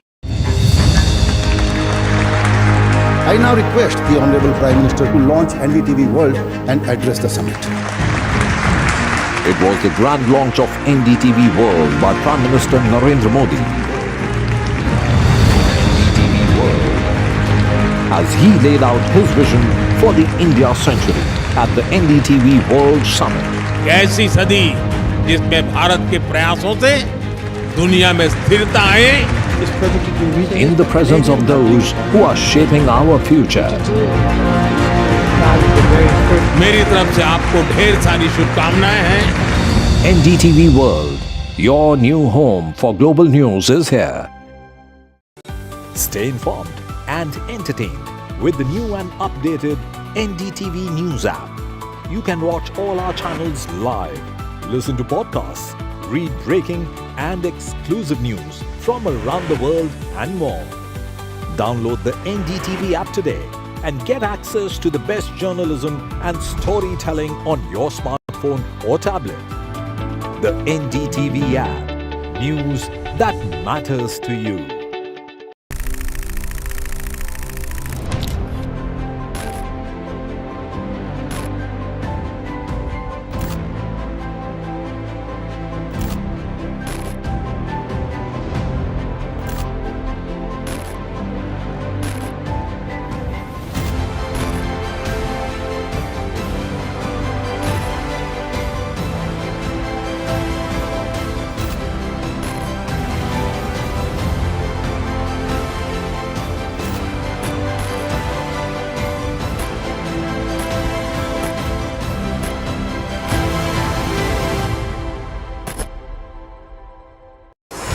NDTV proudly upholds its legacy of trust and credibility.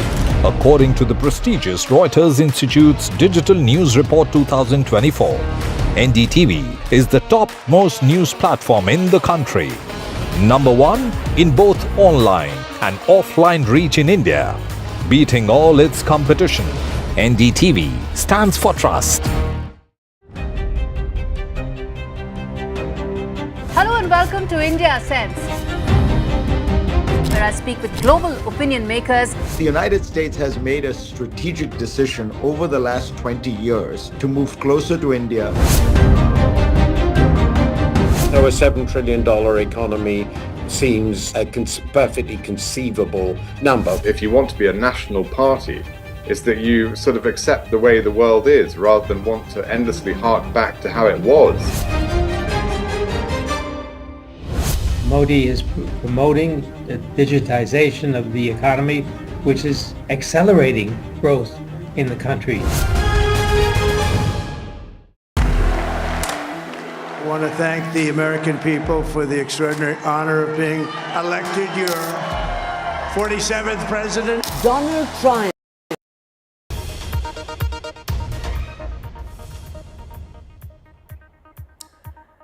Welcome back. Elections are over in the state of Maharashtra and Jharkhand. Exit polls have started coming in.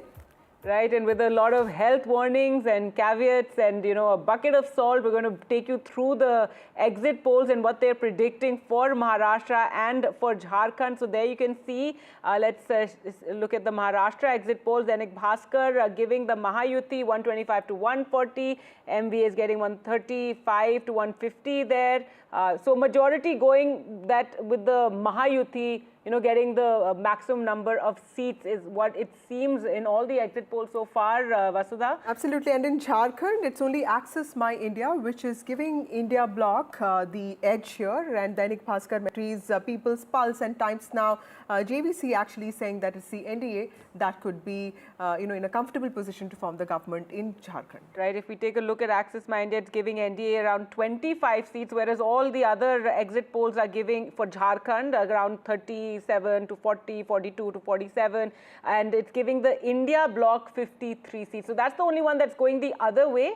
There, it's on your screens there. You can see Access My India. It's the only one that's giving a different picture of Jharkhand compared to what the other exit polls are saying. But as we said, lots of you know, health warnings when it comes to exit polls. They've not proven to be the most reliable in recent years, and the track record one saw in the Haryana elections as well. Well, let's go across to the panelists who are here with us, and we have Dr. Badri Narayan also there with us, and we were talking about, you know, what the impact of this election would be on the parties in Maharashtra, on, you know, both the Shiv Senas, both the NCPs, and also the impact it's going to have on the larger national picture. I think if this election goes in the direction suggested by this exit poll, then it will prove that BJP strategies and politics is in right direction. And they are going to prove, this is going to make stronger their claim for future performance in the elections, especially for for the next parliamentary election too. Because the strategy of the Congress and others, which was based on this politics of fear, which was around the constitution, around the reservation, is not working. It worked at some time. And secondly, sympathy votes, which was cultivated by the this Maha Vikas Aghadi, has faded now. And thirdly, this election, so it will also establish that Shiv Sena, Eknath Shinde with BJP is the viable alternative, is a claim, is going to prove their claim for the Bala Sahab legacy and Hindutva politics. Right. So Hindutva claim is also going to be established by this election if it is going to in this direction. And you know, since these 3 months, they learned a lot, this MVA learned a lot from the last defeat which they got in parliamentary election. So they did many popular policies they brought to appease middle class, to women, to so developmental politics is also going to establish that developmental politics is going to win the elections of the coming days. Right. Not this kind of politics of hope and politics of fear. Okay. Politics of hope is generating by this kind of developmental politics, and politics of fear by this kind of danger politics. So this kind of strategy is going to fail if this election goes in this direction. I think this kind of message will emerge and the claim will be established by this kind of politics. Charu Pragya, I wanted to ask you, has the BJP cracked actually what really went wrong with 2024 elections, you know, coordination with the RSS, because that seems to be there. And more importantly, you know, the welfare thing, the Prime Minister has been known to have been very critical of freebies, but, you know, in every state, the party has followed this template of income support to women, you know, which also in some ways could be qualified as freebies by a section of people. Do you think that's a corrective measure that the BJP has consciously taken after 2024 setback? So please allow me to correct you. Whatever is being called as a setback for Bharatiya Janata Party is actually not one. We have made the government in 2024 again, and we have done it with a very clear mandate of the people. Those who are still talking about that election actually need to open their eyes and look around them. This is history that was created with the same Prime Minister being sworn in after an election for the third time in a row. In fact, forget India, it has not even happened in any other major democratic country since World War II. So I don't know why 2024 is being called a setback again and again. But moving on from there, there is a very fine line between freebies and welfare schemes. And India is a welfare state. We need to be looking after our people. We need to make sure that the poorest of the poor are uplifted from the state that they are living in, and we are able to make lives better for them. And I gave an example of that when I listed out the basics that our party is focusing on. 25 crore people out of poverty in just a couple of years. So that's a huge achievement. So we have to also look at the coffers of a state, and that is where the difference lies. When you set out a budget, when you set out to make promises during elections, it cannot be made up in the air. It cannot be made in such a way that, okay, let me promise the sun and the moon and the stars right now, but God forbid if I actually come into power, I have no idea how I'm going to fulfill those promises. And Congress has shown that kind of irresponsible behavior in Karnataka, in Himachal Pradesh, when they were in power in Rajasthan. They believe in continuous borrowing from the centre. Unfortunately, no one from the Congress has joined, our they make all kind discussion. of tall promises. All right, Dr. Seema Malik, if these numbers hold what we're seeing from the exit polls, and it is another Mahayuthi government, what would it mean for the NCP now? And again, I know you'll say that this is not going to hold, but really a time of reckoning for the NCP under Sharad Pawar. See, ma'am, these are the exit polls only, so don't believe them so much. We have seen what happened in Haryana, and these are the numbers only, and we don't have to believe on them. And basically, you see the hypocrisy of the I think BJP. They used to talk about the welfare scheme. They have given the word revdiyan, and they used to criticize these things. Now they are playing on them only, I think. Whether it is Ladli Behna Yojana or something. So I think this is very this thing, what they talk and what they do. And see, we also know, and you see the financial status of the Maharashtra. They have got a 8.5 lakh crore of the loan, and they have got around 2 crores of fiscal deficit. Their DTP contribution has decreased. It is from 15.1 to 13 point something, and their per capita income of the so ma'am, you have also, at least MV also promised the same things, actually, enhanced a lot of these promises. If your alliance actually comes to power, there'll be questions asked of you as well, right? So, I mean, we're completely running out of time. We also have Sanjay Seth, who is a minister from Jharkhand, also an MP from there, MOS Defense, joining us. Thank you, Sanjay ji, हमसे बात करने के लिए. आज झारखंड की voting खत्म हो गई है. 2019 में बीजेपी को 25 सीटें मिली थी, और 2024 लोकसभा चुनाव में पार्टी जो है वो ट्राइबल सीटें जो है सारी हार गई थी. तो इस बार आपको क्यों लगता है कि बीजेपी अच्छा परफॉर्म करेगी झारखंड में? देखो, आप इस बार परिवर्तन की लहर चल रही है. परिवर्तन इसलिए कि जेएमएम और कांग्रेस ने जो कहते हैं ना, अपने वायदे पे एक भी वायदे पे खरे नहीं उतरे. एक वायदे पे इन्होंने मुंह मोड़ लिया. इन्होंने 5 साल पहले मुख्यमंत्री ने कहा था कि मैं पिताजी की कसम, शिबू सोरेन की कसम खा के कहता हूं कि 5 लाख नौकरी दूंगा हर साल, नहीं तो गद्दी पे लात मार दूंगा. न नौकरी मिली और न गद्दी पे लात मारा. इन्होंने ही कहा था कि 6-6 हजार रुपए बेरोजगारी भत्ता दूंगा, नहीं दे पाया, राजनीति संन्यास ले लूंगा. न राजनीति संन्यास लिया और न ही बेरोजगारी भत्ता दिया. इन्होंने ही कहा था कि 2-2 हजार रुपए चूल्हा खर्चा सभी झारखंड की बेटियों को देंगे. आज तक 2 रुपए भी नहीं दिया. इन्होंने ही कहा था कि बेटी की शादी में सोने का सिक्का हर बेटी की शादी में देंगे. सोना तो छोड़ दो, पीतल का भी सिक्का नहीं दिया. इतनी वादा खिलाफी वाली सरकार, इतना हसीन सपने, मुंगेरी लाल के हसीन सपने वाली दिखाने वाली सरकार, अब उसका काउंटडाउन नहीं, अब तो विदाई समारोह की डेट तय हो गई है. धूमधाम से 23 तारीख को इनकी विदाई होगी। और जो जो इन्होंने युवाओं के सपने जो चकनाचूर किए, और युवा जो है ना क्रोध में है। क्यों? उनके प्रश्न पत्र 25-25 लाख रुपए में बिके गए। राइट। उनको लाठियों से पीटा गया, उनपे मुकदमे दायर किए गए। आज युवा आक्रोश में है।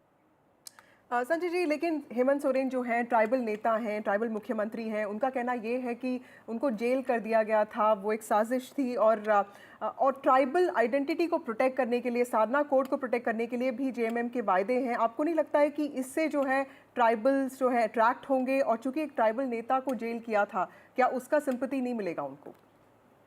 अरे भाई, किस सपने में जी रहे हो? कहाँ जी रहे हो? क्या वही एक ट्राइबल है क्या?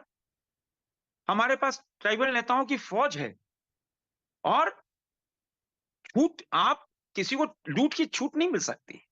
आप भ्रष्टाचार करोगे, आप बालू को सोना बना दोगे, आप कोयला, आप खनिज, आप सेना की जमीन, आप आदिवासी जमीन लूटोगे, तो क्या आपको छोड़ दीजिए ना?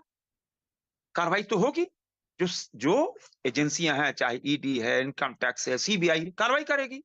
और फिर आप विकास का पैसा, जनता का पैसा, एक पैसा भी अगर आप इतर करोगे, तो ये मोदी है, मोदी हिसाब लेगा और जनता को देगा। किसी को लूट की छूट नहीं है। और यही तड़पन इनको है कि भाई, अरे हमसे कौन कौन पूछेगा? भाई, हमसे क्यों पूछना चाहिए? अब बताओ, पंकज मिश्रा मुख्यमंत्री के प्रतिनिधि 1500 करोड़ रुपए का खनिज बेच दिया। अभी उनका 2 साल बाद बेल हुआ है। अब बताओ, मुख्यमंत्री के प्रतिनिधि घपला करे। अब इनके एक भ्रष्टाचार की पूजा देश ने देखी थी, पूजा सिंघल, एक आईएएस अफसर थी, 20 करोड़ रुपए मिला, क्या छोड़ दिया जाए? भ्रष्टाचार का आलम देखा, इनके मंत्री हैं आलमगीर आलम, उनके 40 करोड़ रुपए उनके पीएस क्या मिला, छोड़ दिया जाए क्या? एक कांग्रेसी सांसद क्या 350 करोड़ रुपया, छोड़ दिया जाए क्या? अरे कानून अपना काम करेगा। और जनता की अदालत में हम सब आए हैं। जनता ने परिवर्तन पे मुहर लगा दी है, और 23 तारीख को आप देखना, प्रचंड बहुमत से भारतीय जनता पार्टी के नेतृत्व में सरकार बनेगी। So that is Ministers Union MOS Sanjay Seth was speaking to us about the party's prospects in the assembly polls that got over today. And Kargi, Jharkhand exit polls are very interesting because Access My India, of course, is saying that India bloc could be forming the government. But of course, Dainik Bhaskar says it's a close fight and no one could be getting majority. PMark also gives majority to India bloc. So clearly that's, and of course, there are other... Right, and Access My India is the only one going against what the others are predicting and giving the India bloc a majority there. So interesting to see that. They've not released their Maharashtra exit polls, Vasudha, and I think they're holding it for the moment. Who knows, maybe that's also going against what the... So Jharkhand, 2 of them are saying India, 3 of them NDA, and 1 of them saying that no one is going to get majority. That's what the situation is right All right, Neerja ji, if your comments on what we saw on the campaign trail, all these slogans, let's go back to Maharashtra of batenge to katenge, and ek hai to safe hai. What sort of, and the fact that within the BJP, you had leaders from Maharashtra actually saying that this is not something that we endorse here in Maharashtra. The what jihad that Mr. Devendra Fadnavis talked about, I didn't find the kind of traction, that in the past. Did it really matter? In Maharashtra, I didn't find it to be the case, and I may be wrong. And it came towards the latter part of the campaign, in the hope that Hindutva card would work with the Marathas. And another thing is the Dalit that went wholesale to the MVA last time. Did the Dalit break a little bit this time? Because you see, last time it was the Arakshan khatam ho jayega, the reservations will end, the constitution will be changed, but that has not happened. So I particularly found but Dalit also because they didn't get the numbers, so if it had to happen, or of course the BJP saying it's going to happen. Women were very excited by the Ladki Bahan Yojana. Dalit women more than other categories of women that one saw. And people talked about widespread corruption in Maharashtra. Now, and anti-incumbency was there. And still, if despite that the Mahayuthi does well, of course there is the organizational heft of the BJP, which is always there, but it makes me wonder that when ideology is given a burial by all parties, and power is the driving force to bring them together, even in an alliance, then why should not the voter say to himself or herself and be that much more transactional? Mujhe jitna ab mil raha hai, why shouldn't I take it? If 7,500 what I am getting, let me take it. Because I'm not going to get other things else, at other times, or get very little out of it. Transactional to what level? We've seen the cash, controversy also denied by the BJP, or this Bitcoin cryptocurrency scam as well. And let me ask Charu Pragya. Charu, batenge to katenge, ek hai to safe hai. You know, many of these slogans have been called as divisive, discriminatory, exclusionary, communal by the opposition. A section of voters might actually feel that, and they may actually say that this mobilize the minorities more than mobilizing your own voters. Do you see a threat of that happening this time? I was actually thinking, how is it that these slogans didn't come up in this debate? Let me tell you something. A call for unity can never be looked upon as anything divisive. And the opposition will do well to remember that. It's a very simple thing. India needs to remain united in these troublesome times. And every single person who is a well-wisher of the country is going to agree with the slogan. The only ones who don't agree with the slogan are the ones who look for their personal benefit over that of a community, a society, or a country. And we have seen it time and time again from our childhood till date. वो पुरानी जो कहावतें होती हैं, you know, when you make a fist, it's far stronger than just a single finger. The British used to say, united we stand. How is it that all those statements were never looked upon as divisive? And something as solid and as simple as this is called divisive. All right, well, that brings us to the end really of our program. And once again, Vasudha, let's take the viewers through the exit polls. And I'd like to thank all the panelists who joined us and analysts. And we'll have to, meet again on the 23rd now to see, what really is on the minds of the voters. But yes, Vasudha, if we go through all these exit polls that have come so far, and again, all the health warnings and a bucket of salt with that. But take a look at those numbers. Dainik Bhaskar, Lok Shahi, Marathi, they're all giving in Maharashtra the higher number of seats to the Mahayuthi and lower to the MVA according to these exit polls. 4 to 5 of them giving it to Mahayuthi, but the Jharkhand scene is completely different, with most of them actually saying that it's actually I think both of even Stevens, right? Like, there are at least 2 of them saying Jharkhand, and 2 of them saying it could be BJP, and 1 of them saying that nobody would get a majority. That's right. So those are the exit polls, as you can see there, and this is what we do after elections are over. Talk more and analyze all the numbers more, and we'll meet again on the 23rd for counting. Thanks so much for watching. Goodbye from us.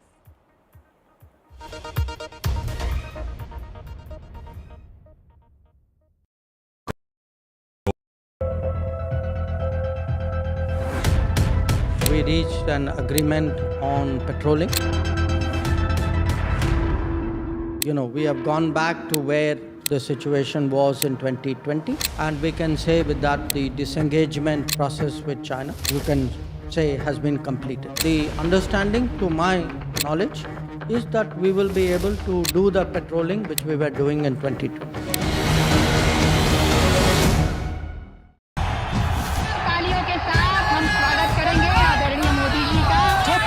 Shivaji Maharaj की यांचा agenda फक्त corruption first आमचा agenda आहे nation first घोषणा आणि जनतेचे पैसे लुटणं cut commission आणि करप्शनला आमच्याकडे थारा नाही त्यांचा परिवारवाद आमचा महाराष्ट्रामध्ये 1,75,000 जागा रिक्त आहेत. का भरत नाही? राज्याची जनतेच्या घमाच्या पैशाची तिजोरी लुटण्यासाठी हे सरकार आहे. पूर्वीच्या सरकारच्या काळामध्ये निधी देताना त्यांना असं वाटायचं की त्यांच्याच खिशातले पैसे चालले. शेतकऱ्यांना मोफत वीज देण्याचं काम आपल्या सरकारने सुरू केलं.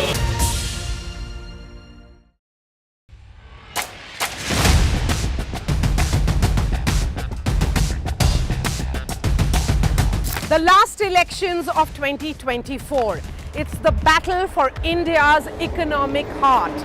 An election that will decide Maharashtra's future. Can the big brother BJP manage the competing ambitions of Mahayuthi? Can the Red Book rally the voters once again for Congress and its allies? So as Maharashtra's future trajectory takes shape, we report from the ground. Two visions, two ideology, one verdict. An election where no caste chemistry can yield a perfect formula. It's a state that is splintered with power battles. The big question, will Maharashtra poll outcome unify parties or divide them further? And who will emerge as Maharashtra's undisputed leader?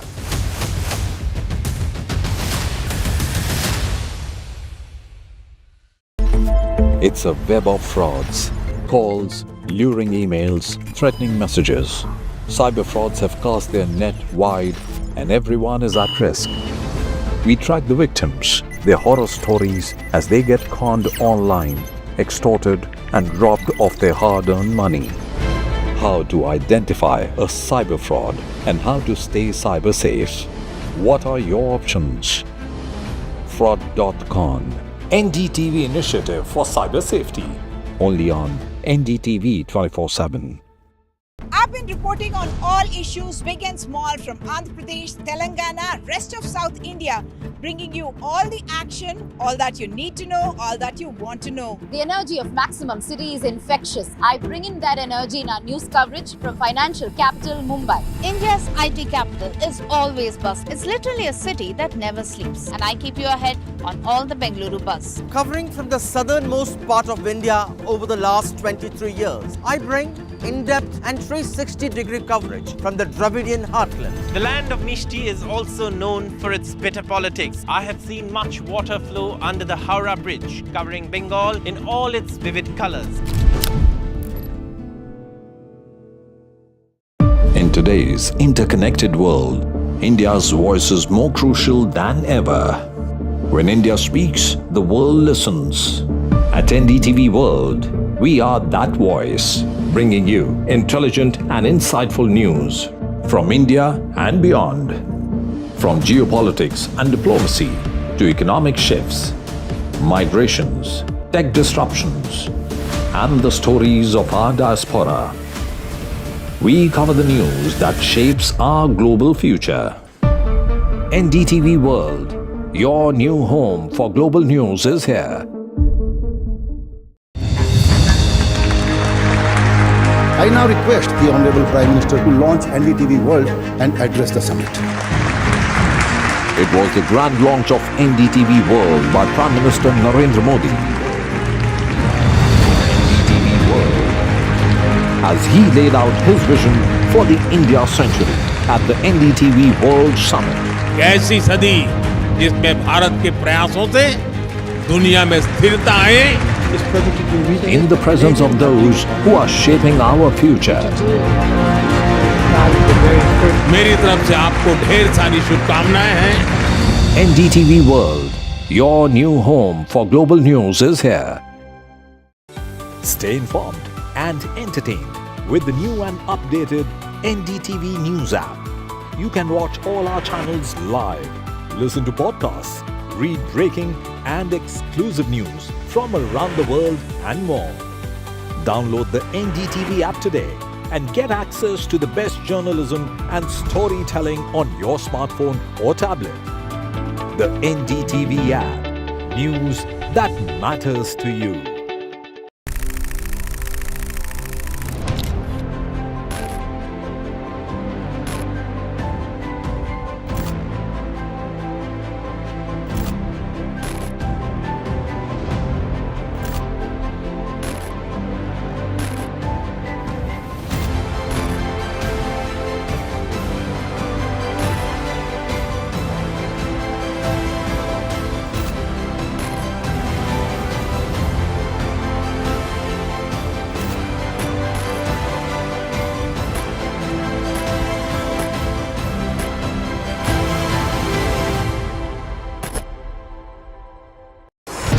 NDTV proudly upholds its legacy of trust and credibility. According to the prestigious Reuters Institute's Digital News Report 2024, NDTV is the top-most news platform in the country. Number 1 in both online and offline reach in India. Beating all its competition, NDTV stands for trust. Hello and welcome to India Sense, where I speak with global opinion makers. The United States has made a strategic decision over the last 20 years to move closer to India. Our $7 trillion economy seems a perfectly conceivable number. If you want to be a national party, it's that you sort of accept the way the world is rather than want to endlessly hark back to how it was. Modi is promoting the digitization of the economy, which is accelerating growth in the country. I want to thank the American people for the extraordinary honor of being elected your 47th president. Donald triumphs. What does Trump's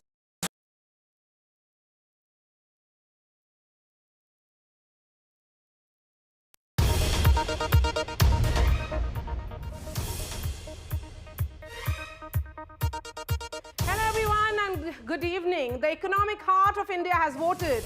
The results in India's wealthiest state will set the tone for the future of Indian politics. If Mahayuthi wins Maharashtra, then the Lok Sabha results, where the BJP was below the 272 magic figure, will be seen as an aberration.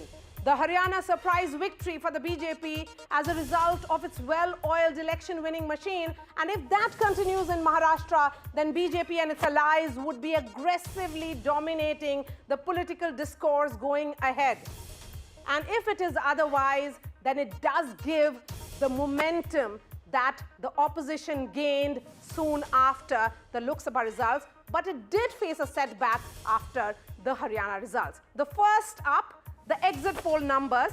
The ruling Mahayuthi will win the assembly polls in Maharashtra. That's what 4 of 7 exit polls are saying.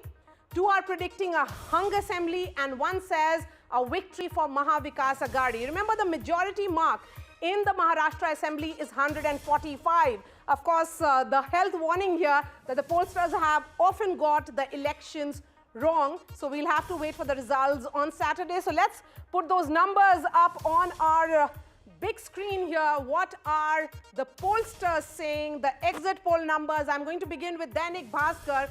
It is saying that Mahayuthi would be between 125 to 140. Maha Vikas Aghadi ahead of Mahayuthi between 135 to 150. Others 20 to 25. Of course, this is Dainik Bhaskar numbers which are coming out. Majority number 145.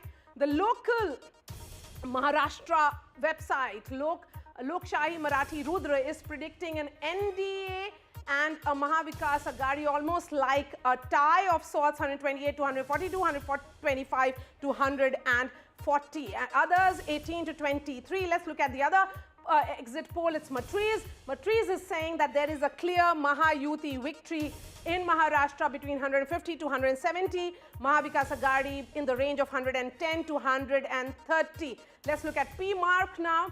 Another pollster which is giving Maharashtra clearly to Mahayuthi, in fact 137 to 157. Maha Vikas Aghadi between 126 to 146. So let's look at other pollsters now. Another exit poll.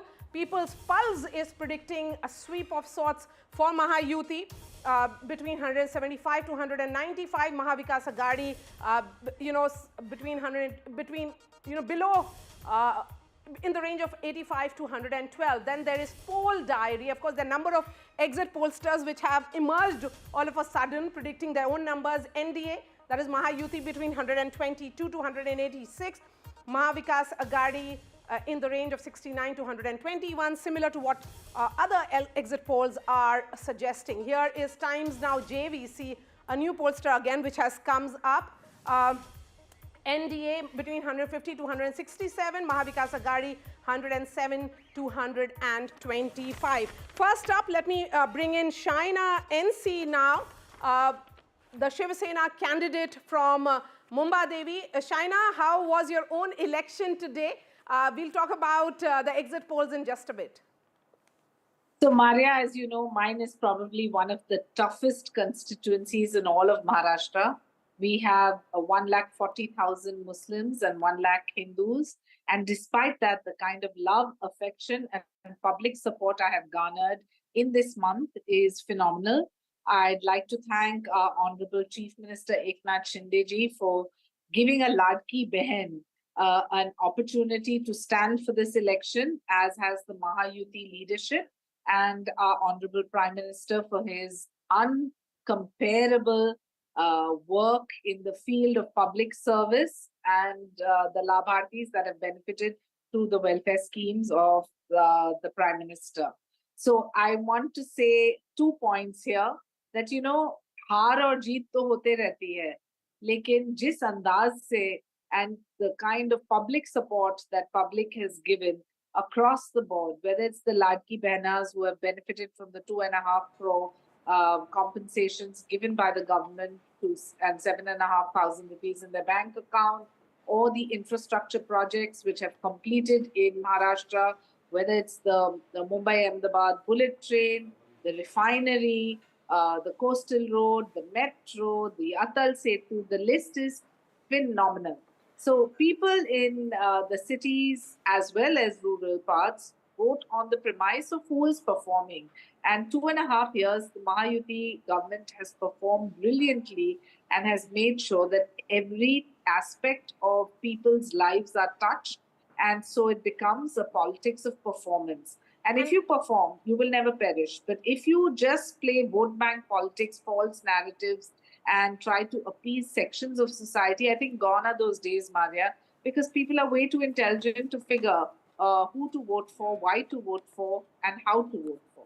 And interestingly, Bombay too, or should I say Mumbai, most Mumbaikers did come out to cast their vote, you know, so the voter percentage is better than 2019. You were concerned in the afternoon, how is the, you know, Mumbaikers unfortunately carrying that tag of apathy? They have certainly said time to shed that tag.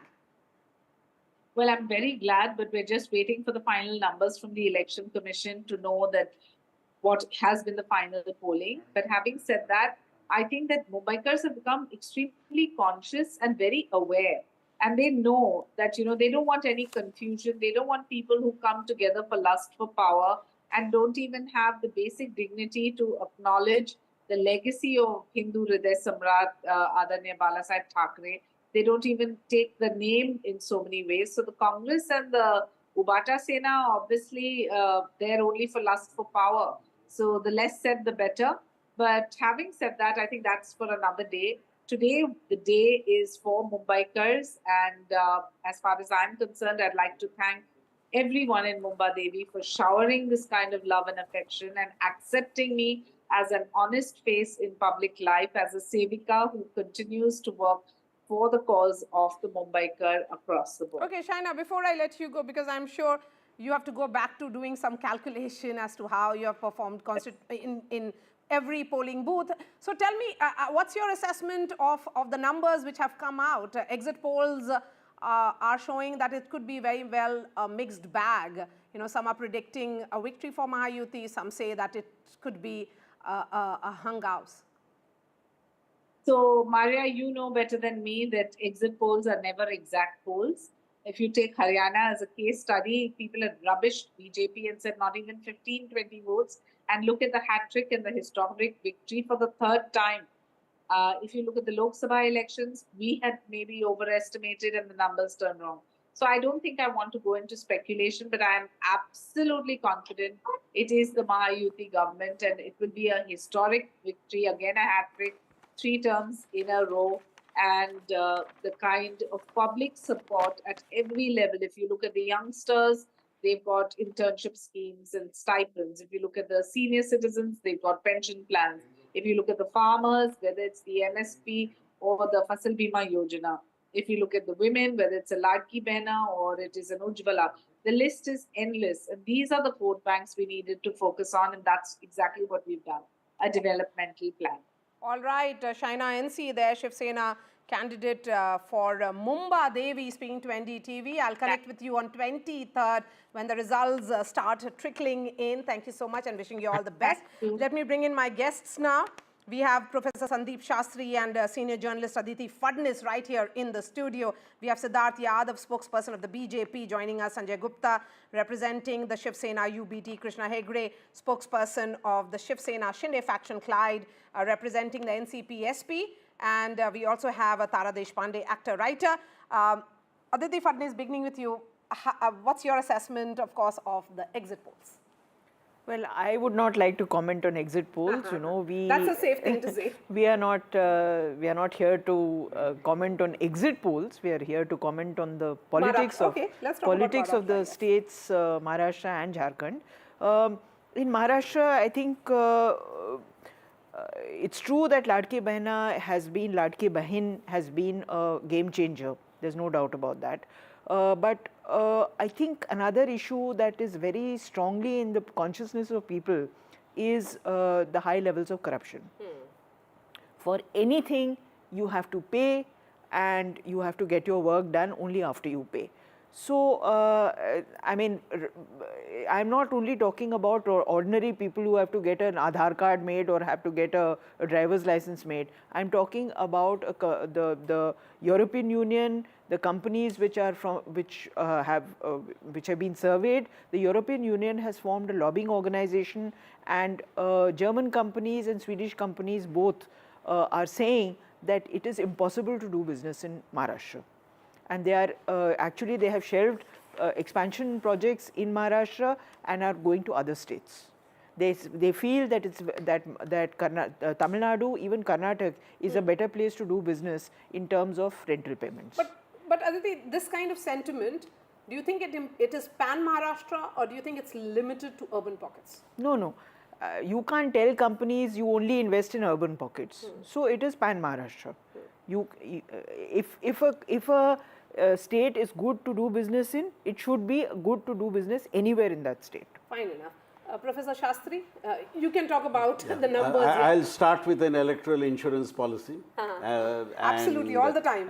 And I think you would have noticed, even where the polls support a particular party, party representatives are much more restrained in praising the polls, even though it's backing them. I think everybody has learnt an important lesson by what has happened two times around. But it reflects badly on how the pollsters are doing polls. Yeah, but then coming to the issues here, I think the Maharashtra election, when the results start coming on Saturday, is likely to be a much closer race. Now, the winner may be whoever the exit polls predict. Either we have both sides being predicted, but it's a much closer race, and I think there is no doubt that the Mahayuthi has recovered since the Lok Sabha elections, largely because of its welfare schemes. That I think is important. Very critical will be the direction in which the Maratha vote goes. That will make an important difference. And even if you look at the exit polls, you are noticing that the BJP, though it contests a majority of seats, the polls are not projecting the numbers for the BJP as very high. Even if the Mahayuthi forms the government, there will be a substantial participation of the Shiv Sena and the NCP. So unlike earlier projection that the BJP would have a huge chunk of seats, that is also not being projected by the various exit polls. Okay, so there is a great degree of caution you sense here. Yes, there is not just a great degree of caution. I think Saturday we will be looking to see whether Mahayuthi would have a very strong BJP presence and whether the Aghadi would have a more even distribution across the among the three parties. Yes. So let's bring in Nana Patole now, who is the president of Maharashtra Congress, and he's also the Congress candidate from Sakoli. Is joining us. Nana Patole, thank you so much. Exit polls do not have good news for you, sir. Exit polls के number आप जो देख रहे होंगे उनके आंकड़े ये बता रहे हैं कि महायुति की क्लियर विक्ट्री हो सकती है. आप इन नंबर्स को कैसे देखते हैं? रियलिटी जो है 170 के ऊपर महाविकास आघाड़ी की सीटें आएंगी महाराष्ट्र में और महाविकास आघाड़ी की ही सरकार महाराष्ट्र में बनेगी। नहीं, लेकिन चुनाव में आपने क्या देखा जो एग्जिट पोलस्टर्स जो सर्वे करने के लिए गए थे जमीन पर, उन्होंने नहीं देखा? देखो, एकदम क्लियर है ग्रास रूट का। अभी आपको याद होगा क्या, अभी हमारी सब टीम हर महाराष्ट्र में हर कोने में लगी हुई है। जहां जहां वोटिंग हुआ है, कौन सा कितना वोटिंग हुआ, कौन से गांव में, कौन से बूथ में हमें कितना लीड मिलेगा, कम मिलेगा, उसका रिपोर्ट हमारे पास पूरे स्टेट से आ गया है। तो उसी आधार पर हम लोग कह रहे हैं, अभी चैनलों में वो दिखाया जा रहा है तो उसको दिखाने दो। जैसे हरियाणा में हमारा दिखाया था, हम हार गए, अभी वो आगे दिखा रहे हैं तो महाराष्ट्र में हम जीते। ये तो बहुत ही अच्छा असेसमेंट है आपका कि एग्जिट पोलस्टर्स ने दिखाया था कि हरियाणा में आप जीत रहे हैं तो भाजपा जीत गई, तो अगर वो दिखा रहे हैं तो ऑपोजिट होगा। ये तो आपको होप देने की वजह है, सही बोला आपने। लेकिन इस बार कांग्रेस सबसे कम सीटों पर चुनाव लड़ रही है अपने पूरी हिस्ट्री में महाराष्ट्र की उसमें। लेकिन आप बताएं कि विदर्भा की अगर चर्चा करते हैं तो विदर्भ में 40 सीटों पर कांग्रेस चुनाव में है और ज्यादातर सीटों में डायरेक्ट टक्कर है, सीधी टक्कर है भाजपा के साथ। कम से कम 45 से 50 सीटें हम विदर्भ में जीतेंगे 62 में से। और एकदम क्लियर पिक्चर है विदर्भ में क्लीन स्वीप करेंगी महाविकास आघाड़ी। कांग्रेस 40 जगह लड़ रही है विदर्भ में, 35 सीटें हम लोग जीतेंगे। नाना पटोले जी, एग्जिट पोल्स की फिर से अभी हम चर्चा करेंगे आपसे, क्योंकि आपका जवाब अहमियत रखता है, इसलिए मैं जानने की कोशिश करूंगी। अगर आप बोलेंगे कि 23 का रिजल्ट्स का इंतजार करें, तो अगर ये नंबर्स होल्ड करते हैं तो ये बात सही हो जाएगी कि जो लोकसभा का रिजल्ट था वो एबरेशन था और जो लार्जर नैरेटिव है वो अभी भी भाजपा के फेवर में है। नहीं, अभी भाजपा के फेवर में कुछ नहीं है। भाजपा तो उस समय मोदी की नहीं चली, तो अभी फडणवीस की और एकनाथ शिंदे की क्या चलेंगे। महाराज शाहू फुले अम्बेडकर विचारधारा का रहा है। छत्रपति शिवाजी महाराज के प्रतिमा में भी इन लोगों ने भ्रष्टाचार किया, उनका भी अपमान किया। किसानों को आत्महत्या करने इन लोगों ने लगाया। बेरोजगारी सबसे ज्यादा महाराष्ट्र में है। महिलाओं का अपमान सबसे ज्यादा यहाँ पे हुआ है। महिला मिसिंग, जिससे 67,000 महिला मिसिंग है महाराष्ट्र में। छोटी बच्चियों पे भी अत्याचार बड़े पैमाने में महाराष्ट्र में बने। और महाराष्ट्र को गिरवी गुजरात को रखने का जो पाप ये महायुति की सरकार कर रही थी, बीजेपी और एकनाथ शिंदे की, और एकदम क्लियर है, क्लियर मेजोरिटी में महाविकास आघाड़ी आएंगी, क्योंकि जनता का विश्वास महाविकास आघाड़ी के साथ। चलिए, आखिरी सवाल आपसे, 23 तारीख को अगर आपकी सरकार बनती है तो मुख्यमंत्री कौन होगा? महाविकास आघाड़ी का चीफ मिनिस्टर बनेगा, उसमें कोई दिक्कत नहीं है। हाईकमांड जो डिसीजन लेंगे वो सबको एक्सेप्ट रहेगा। और महाविकास आघाड़ी का 23 तारीख को 25 तारीख को महाविकास आघाड़ी का सीएम बन जाए। आपने 25 तारीख की बात कही, तो 25 तारीख को स्वेरिंग इन होगा? बिल्कुल बिल्कुल हम करेंगे, क्योंकि 26 को इस गवर्नमेंट की जो गवर्नमेंट है इनका लास्ट डेट है, और हम 2 दिन में ये सब कर लेंगे इसको, क्योंकि उनके मन में पाप है।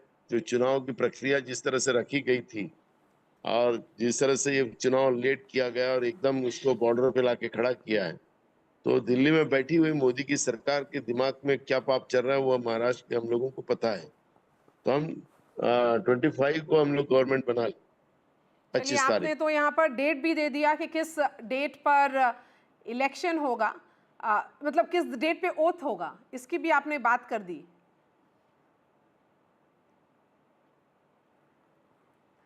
तो नाना पटोले जी वहां पर मौजूद थे, who gave us a date for the swearing in case if it's Maha Vikas Aghadi which wins. Let me bring in Siddharth Yadav, spokesperson of the BJP, who's joining us as well, and Sanjay Gupta. Siddharth Yadav, a very confident Nana Patola saying that 25th will be the swearing in ceremony of the Chief Minister of Maha Vikas Aghadi. Maria, I don't think that Nana Patoli is really confident, because the source of his confidence was that probably exit polls are going to go wrong as they did in Haryana, and that's why we are going to win. So if that is the source of confidence and the base of confidence, then I don't really count it as a confidence. Nana Patoli ji also knows the real situation in Maharashtra. The Bharatiya Janata Party and the Mahayuthi alliance is going to form a very clear mandate government, a strong government with a strong mandate, which is going to work for next 5 years for the progress of Maharashtra. Now he also knows, now he is announcing the date for swearing in ceremony. Those who were fighting for who is going to be the chief minister until the last day of polls, those who could not settle that, how can Nana Patole ji himself tell about the... It's not clear even at Mahayuthi. No, we are very clear. Maria, we are very clear. You have not announced the chief minister. No, Maria, we are very clear. We are very clear. Not announcing the chief minister is a different case and being clear is a different case. We are very clear that we are not announcing, and all leaders of all political parties are going to sit here together to decide the chief minister. It is unlike Sanjay Raut and Uddhav Thackeray, who were giving dhamkis all the time by saying Uddhav Thackeray ko nahi announce kiya to kya hoga. That was a different situation. It was a different situation when Nana Patole said that I will not sit with Sanjay Raut. Who is Sanjay Raut? Will sit with senior leaders, and the other side was also said for Nana Patole. That is not the case in Mahayuthi. We have very clearly said that all leaders of all three political alliance parties will sit together, and the parliamentary board of the Bharatiya Janata Party is going to decide on the chief ministerial phase once the Bharatiya Janata Party and Mahayuthi alliance is going to form the government. It's a very clear stand. Okay, Clyde, go ahead. Maria, I think, the man who is speaking right now is in a 24/7 mode of, election campaigning. The elections are over now. I think we should just have a smile now because everybody's worked hard, including all the spokesperson. Krishna, I want to see Krishna smiling today, actually. He's a friend of mine. Point here is, if you're asking about there's nothing in the Mahayuthi, I think this spokesperson did not read the big sort of hassle that had happened when somebody from the Eknath Shinde camp said that, I feel like vomiting when I sit next to Ajit Pawar.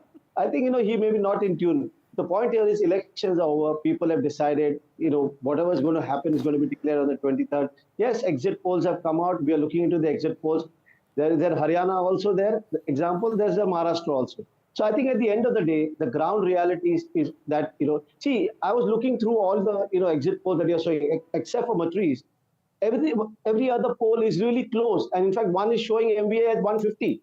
So anything can happen. I'm still saying it, Maria. This is a tight competition. I feel the Maha Vikas Aghadi has an edge. But these exit polls could go anywhere right now.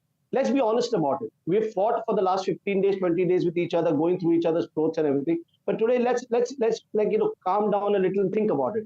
Even the exit polls are not giving 100% to the Mahayuthi. So at the end of the day, people have decided, Maharashtra has decided, BJP has done a couple of blunders in the last couple of days. That is going to help us for sure. It's too bad that they did blunders for them. For us, it is a very good sign. So I think at the end of the day, let's wait for a couple of days. Throwing things at each other right now is not going to help because the people of Maharashtra have already decided. Okay, so the people of Maharashtra have decided and they did come out to vote. It was better than 2019, Tara Deshpande and also Mumbaikars. Now they can go ahead and register all their complaints because they can say that, they exercise their right. Yeah, it's a better turnout than it was. It's very interesting to make this comparison, but when you look at the US midterm elections, the voter turnout on an average for the country is about 46%. Their midterms are a bit like our assembly elections. So when you have a state that's voting on an average over 55, 56%, that's a really good sign. But interestingly, the US metropolitan areas tend to have a much higher voter turnout than the bigger cities in India, especially Mumbai. So while I think Mumbai has done better than previous years, I think there's scope to do much, much better. I think there's a lot of apathy amongst the upper middle classes and the wealthier classes, of many of whom reside in Mumbai. And I think the manifestos don't generally appeal to them as much. And we've discussed this in the past years as well, but I don't think anyone's come up with anything to really get them going, and it would be good if they did. But overall, it's very pleasing to see that, like in Silod, you had over 70% voter turnout. In Gadchiroli, it's almost 70%. So it's very heartwarming to see people coming out and voting. It's been a confusing year because it's NCP versus NCP and Shiv Sena versus Shiv Sena. And we talked about this in previous shows. But I think it's really wonderful to see the democratic process alive and kicking. Okay. Maria, can I get 10 seconds, Maria? 10 seconds? Okay, Clyde. Request. Yeah. Maria, I was listening to Tara talk. I'll tell you something. I'm a bit disappointed. I think we should have had a larger turnout. And I'll tell you where I come from. I'm born and brought up in South Mumbai, went to St. Xavier's College. And, when in college, my friends were saying, when we get into, the mainstream, into life, and we're going to change this, change that. And I have so many of my friends, I know, I'm sorry, they're going to, after hearing me, they're going to go for my throat. They have not voted. I'm disappointed. They call me and say, like, the roads have to be like this and the potholes here, and look what is happening at Metro Junction and stuff like that. But you did not vote, my friend. I'm telling my friends from here that you guys, some of you guys didn't vote, so don't call me. I think we all need to come out, and this percentage of 52, 56 is nothing. We need to come out. 9.5 crore people, more people need to come out and vote. How are we going to, keep complaining and not vote? 54, 56% is not what things are. India is not going to change if only 54 Absolutely, Clyde. I share Really, your thought and sentiments there. Because the Shastri has a point here. I'd just like to make one point. I also was always very upset about the way of turnout in metros. Last time in Bangalore, when we had a low turnout, we did a study after the election. We chose 50 households bang in the center of the city. And each household had around 6 registered voters, approximately, which means 300 registered voters.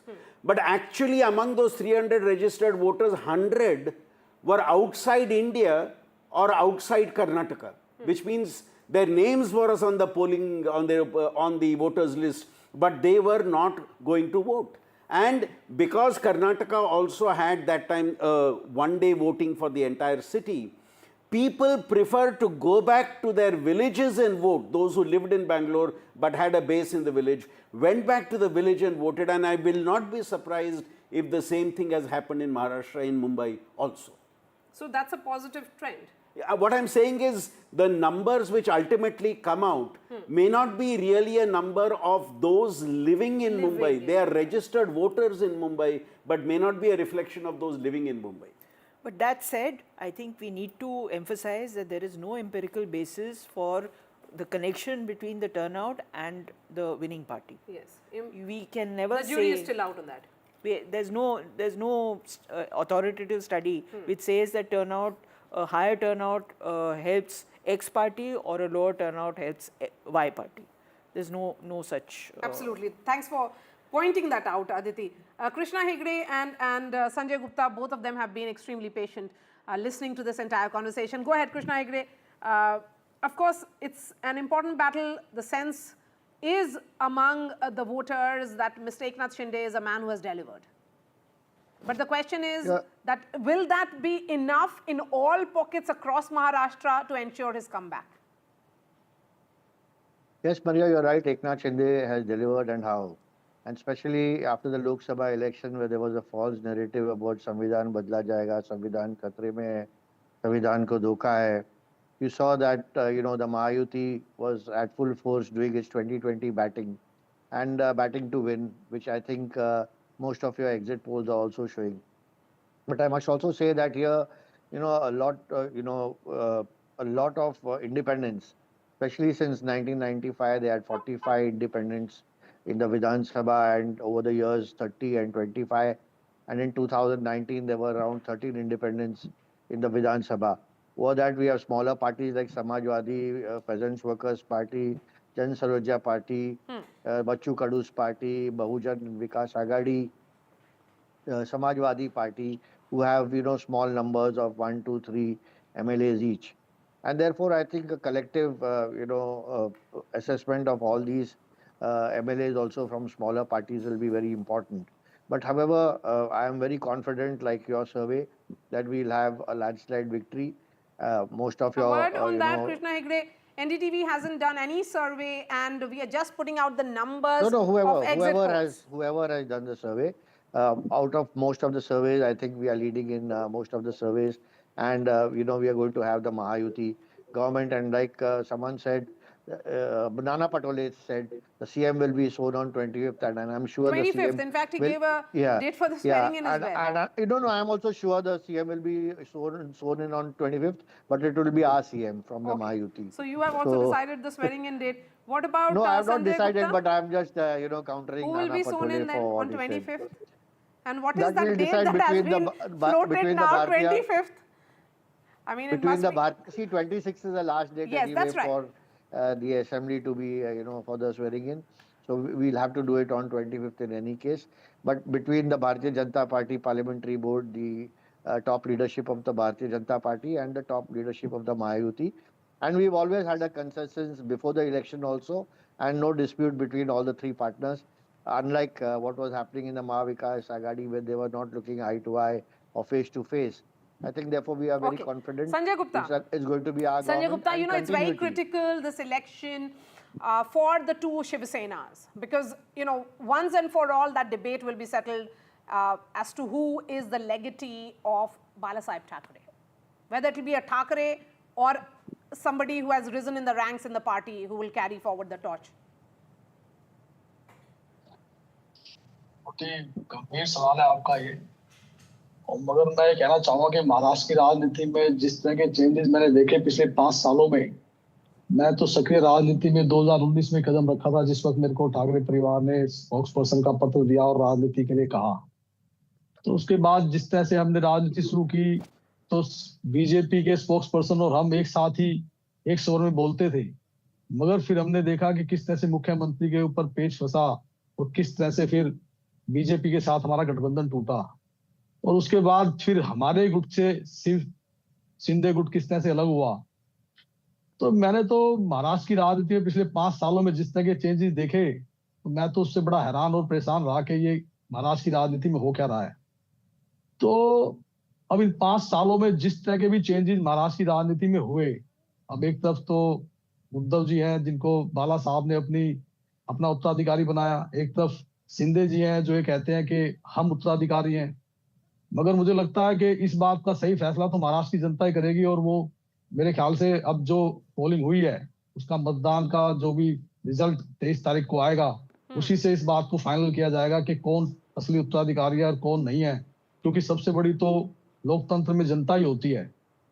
मगर मैं किसको अपना कहूं, किसको बेगाना कहूं, कौन अपना है कौन नहीं है, मैं इस बात में, क्योंकि जिस तरह की परिस्थिति आज है, चलिए ये बहुत बड़ा आपने एक्सेप्टेंस किया है कि कौन अपना है कौन बेगाना है। क्या पता जो realignment will happen post results on 23rd.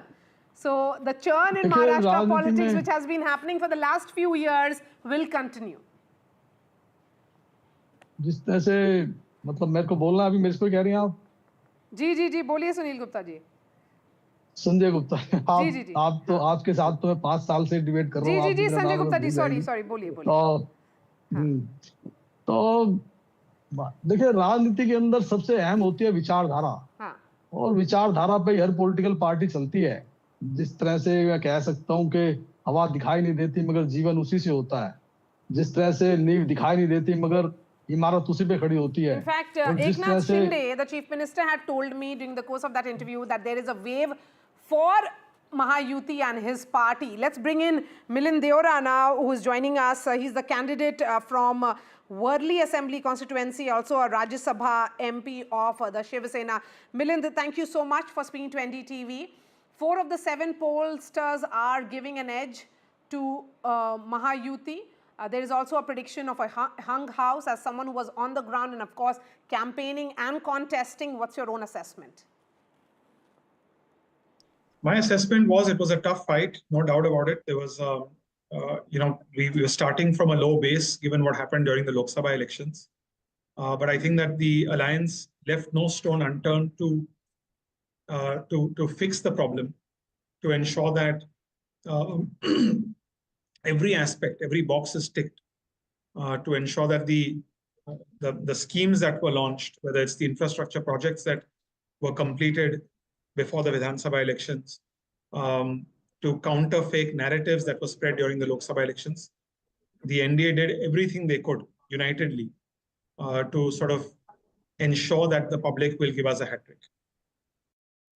Okay, the overall voter percentage is also better than 2019. Of course, Professor Sandeep Shastri has a different assessment here of how the numbers have gone up in Mumbai. We would be waiting for the final voter turnout, which will be coming in a couple of hours. Many would say that slightly higher voter turnout could be voters voting for change. Of course, there is no empirical evidence to suggest so. Is this an endorsement for the incumbent? What's your assessment? I don't, honestly, these are all, these things don't matter. These are things which exit pollsters love to debate endlessly. I personally believe that these exit poll numbers, is a higher turnout better, lower turnout better? Does this mean a higher turnout? Does it mean that it's in favor or against? None of this matters. I think that there was a very good campaign. We learned from the mistakes of May, June 2024, corrected them, did our best, did the best that we could. I would say left no stone unturned. And I'm confident that given the schemes, given the infrastructure projects, given the way Maharashtra has moved forward in the last few months and years, the voters will give us a resounding victory. Okay, in fact, I've just been corrected by a colleague of mine who says that Maharashtra overall voter turnout is 3% less than 2019. 2019 was 61.4%. This time it is 58.4%. So, Milind, I stand corrected on that. But talking about the numbers that Mahayuthi is expecting, Chief Minister Eknath Shinde, when he spoke to me in that interview, he had said that he is expecting a thumping majority. Any number above 145 will be seen as victory for Mahayuthi. Again, I don't get into numbers, but was there confidence? Is there confidence? Yes, there is confidence. His popularity, the narrative that the fake narrative that we busted, there is popularity, there is confidence. And we ran the election not based on overconfidence, but based on local issues, micromanage the election on statewide issues in a city like Mumbai, on Mumbai issues, on constituency issues. So as I said, I'm confident we'll make it. Will it be a pro-incumbent verdict then when you say we'll make it? Yes, it's like Haryana. It's like where the Haryana government made history and won a hat-trick. It's a pro-incumbency verdict. Okay, let's talk about the overall functioning of Mahayuthi, the way Mahayuthi for this election. Of course, there was no formal announcement of the chief ministerial phase, but Eknath Shinde was clearly leading the campaign. So do you think there was complete coherence between the three political parties? Of course, they managed to sort out the initial hiccups, which was with regards to ticket distribution. Yes, there was 100%. There was between four parties, really. There was very good coordination, planning. Frankly, being a candidate myself, I've been a candidate where there are two parties. I've never been two major parties. I've never been a candidate in an alliance where there are three major parties. And I was a little apprehensive, but very good coordination, very smooth planning, very smooth execution. So, impressive. Okay, my last question to you. Let's talk about the Worli constituency and your own battle against Uddhav Thackeray. Mumbai turnout has been 1% better than last time. Yeah, I think that, I mean, there were people excited about it, and we also went to the people and said that, look, when you vote for a Lok Sabha election, you're really voting on national issues, on what kind of government you want in the center. When you voting for a Vidhan Sabha election, you're electing a chief minister, you're determining the future on local issues, law and order, development, the economy of the state, city, rural issues, urban infrastructure. And I think that got people excited to come out and vote, because people saw that there's hope in this government. This government takes decisions quickly. This government gives people justice very quickly. So in that sense, locally in Worli, I encountered a lot of anti-incumbency against Aditya, and which I found very, very surprising, because when he came in, he had all the potential to bring about positive changes. He had a government where he was a part of, for 2.5 years. The people of Worli, in fact, have given the concentration of power of his party in Worli is the highest it is in any constituency, assembly constituency in Maharashtra. Just for your information, there is one Lok Sabha MP from Worli. There are 3 MLAs his party has in Worli. There are 3 former mayors of Mumbai that his party has in Worli. There are 3 other corporators. So there is a massive concentration of wealth. His father was chief minister. He was a minister in his father's government. So the expectations of the people of Worli were very, very, very high. And what I encountered everywhere was that he failed to deliver on those expectations. So We ran a campaign, a constructive campaign, and ultimately what makes me happy is that there was no mudslinging on a personal level. This was a campaign based on issues, a campaign based on a constructive effort, and I'm very proud of when that happens. All right, Milind Deora, I appreciate your time. Let me give the final word to my studio guests here, Sandeep Shastri. We have the numbers more or less. It's 3% less overall Maharashtra, less than last time. Of course, we can't make much assessment Those of are that. the tentative figures. Yes. We would need to wait for the election commission to ultimately release the figures, and past experience shows it goes up by a few percent in the final numbers. Okay. So you are likely to have it more close to the last year's figures. So what will you be watching out for on 23rd?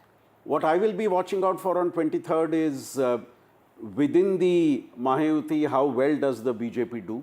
And within the Aghadi, it would depend on all the three major players and which is the strong link or weak link in both the alliances. I think that will be critical in deciding and defining who crosses the majority mark. And in Maharashtra, I'll also be looking out for the number of independents. Even in the exit polls, those who have been conservative in their numbers have given a large number of seats for the independents. So how many independents emerge, I think, will be an important factor in Maharashtra. The rebel factor. Yeah. And in Jharkhand, I think the question is the JMM able to hold on to the tribal vote? And does the BJP hold on to the non-tribal vote? And how much are each of these alliances able to make inroads into the pockets of its the one ranged against it? Ma'am, 23rd, what will you be watching out for? For me, in Maharashtra, what happens to Sharad Pawar's party? What is his strike rate? How many of its people win? I think that is crucial because it's make or break for that party. Similarly, for Uddhav Thackeray, and I'll be watching Worli very closely. Aditya. I will be watching Baramati very closely. Yes. And, 8 other seats which are very, very close contests. I will also be watching Ratnagiri very closely because Konkan is an area where we haven't really heard much about. It's a small area, but still it is, I think, quite important. Okay, so we are slipping into a short break now.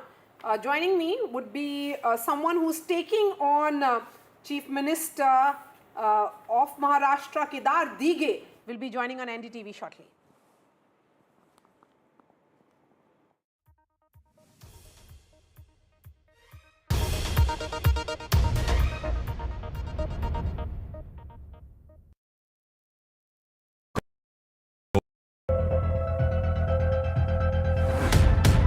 We reached an agreement on patrolling. We have gone back to where the situation was in 2020, and we can say with that the disengagement process with China, you can say, has been completed. The understanding, to my knowledge, is that we will be able to do the patrolling which we were doing in 2020.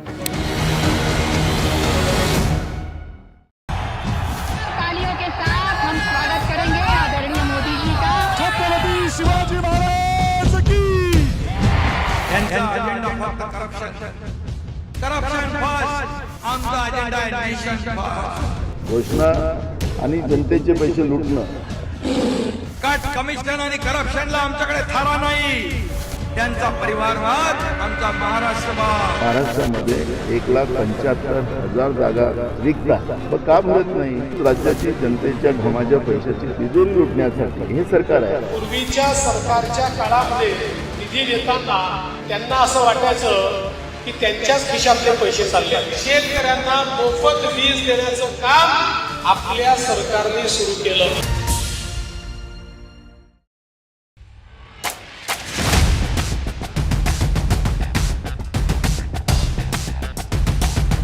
The last elections of 2024.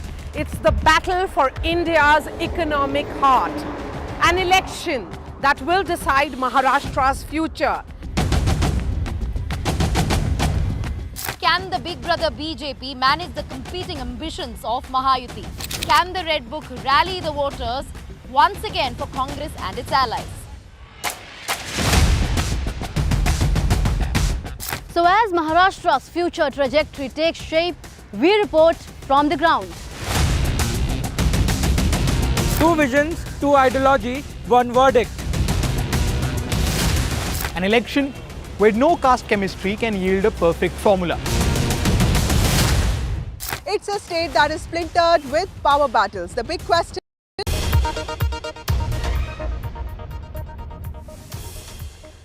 And joining me now is Kedar Dige. He is a Shiv Sena Uddhav Thackeray candidate from Thane's Kopri Panch Pakhadi Assembly constituency. That's the constituency from where Chief Minister Eknath Shinde is contesting. Kedar, thank you so much for speaking to NDTV. The exit polls are suggesting that it could very well be a Mahayuthi government on 23rd. Your first reactions as someone who's taking on the Chief Minister? I would say that let's wait till the results are declared. Because the thing is, even in Lok Sabha, at that point of time, it was said that they'll be having a clear sweep of 400 plus seats, but it never happened. So I think that it's better to wait and watch what the public has given, in the right way, and then we can discuss on it. Absolutely. We'll be waiting for the results on 23rd. But let's talk about your own election. How did it go today? Best part was I was able to walk down to the street to meet each and every. My campaign was like a door-to-door campaign. I was walking 22 kilometers per day, right from morning 10 to late night 10, and the campaigning was going good. Because the thing is, the people in Thane, they have experienced the political, the time of Digesa, and I think that. My uncle late Anand Vigay Sahab had spent his entire life within the public.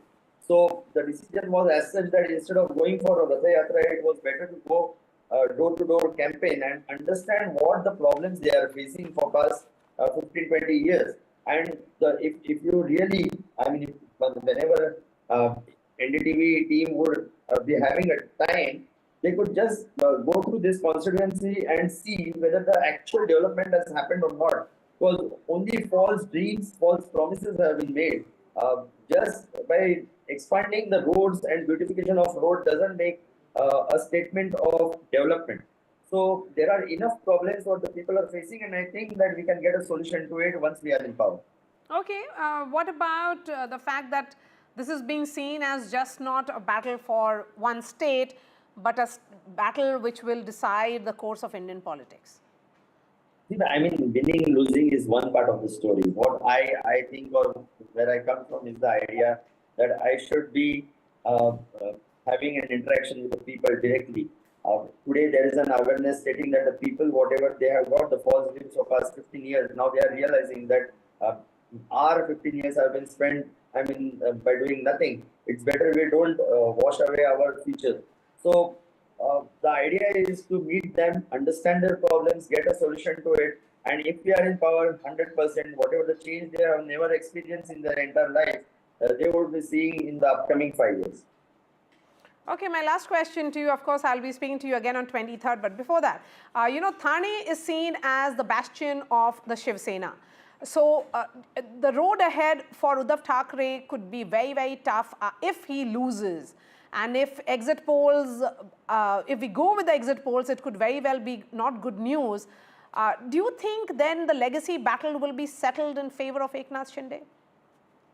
See, the legacy, if someone is saying that by just winning one election is like a legacy, I don't think so. The reason being, every person, every party worker who has worked with Digesa, whether it was from Shiv Sena or from any other party, or any Thanekar, if you see any citizen of Thane, who has worked with Digesa, who had been spending his n number of years with Digesa, who understands the social work what he used to do. So I believe that whoever is following his footsteps, he is really the legal heir. And secondly, I did not create a picture, or I did not come out with Dharmavir 1 and Dharmavir 2 to establish my relations. So my relations were very personal, nothing into political. So my understanding is very clear on the ground that if I need to carry forward this particular type of social work and the political thing what Digesa has taught us, so I need to work for the people. All right, Kedar, thank you so much for speaking to NDTV. I'll connect with you again on 23rd. Thank you so much. Let me bring in Aditi and Professor Sandeep Shastri. Aditi, we are emphasizing on a lot of battles, and we are saying that this could be settling legacy debate. Do legacy debates get settled in the matter of 2 elections? He had a point to make there. Yeah, certainly. And I think what he said was very sensible and, very clear. But actually what this election has done is it has upended the social base of many political parties. One Shiv Sena versus the other Shiv Sena, both doing the same thing to get to the seat where they want to be. One NCP versus the other NCP, no material difference between what they actually think, but the same thing. So the social base of the Shiv Sena, which was seen as a Mumbaiker's Maharashtra for Maratha, for Maharashtrians kind of a party, formed to deliver the benefits of the state to ordinary citizens through arbitrage. I think that role is no longer required anymore in the Indian system. So you have to reinvent yourself. You have to find new social bases. You have to find new areas where you can expand. Some part of that was clear from Aditya Thackeray's expansion in universities. We did not see that happening to the Shiv Sena before. But that is an experiment in the making. So while legacy is important, you also have to constantly reinvent the legacy. But then, the question then is that what happens to regional players? Because Maharashtra will now be dominated by the two national players. Isn't that a matter of concern? I mean, I'm just trying to understand what next for NCP and the Shiv Sena in these. To add to the point that Aditi ji made, legacy battles are one thing, but carrying on the ideological premise and the key recognition points of a political party is another. I would be one of those who believe that in the NCP, that was more or less settled in the Lok Sabha election given the performance of the Ajit Pawar faction. Yes. But that has not been settled in the Shiv Sena. That's right. Because both the Shinde faction and the Uddhav faction did very well. Yes. And this election is going to settle that particular question. And that question settlement is not about legacy, not about dynasty, but who do the supporters of the party see as representing what they believe that that party stood for. My final point, you look at the Anna DMK, when MGR passed away, the legacy went to his wife, but at the end of the day, it was Jayalalitha who represented the All India Anna DMK. So it doesn't get settled in the People's Court then? Yeah. No, this got settled in the People's Court. That one? Yeah. But what about this one? This also ultimately gets, I think ultimate is the People's Court. Ultimate is what the people decide. Now, the formal machinery has already decided who is the inheritor of the legacy with the symbol going to that party. But it is this People's Court which is going to decide who is the Shiv true Sena inheritor. workers and the voters will decide that. Yeah, undoubtedly. Workers and voters, Yes. because organization is a very important part of a political party. And Shiv Sena has those organizational nuts and bolts. Identification with the organization, whether the new Shiv Sena, which aspires to be the original, not original Shiv Sena, whether it is able to make that correlation between organization and people and represent itself as the real Shiv Sena, which will do both arbitrage in terms of connecting the benefits of, bringing home to you the Mumbai Metropolitan Corporation's largesse, or making sure that you get the Ladki Bahin scheme funds in your bank account. It's the same role, but the people have to identify with that role.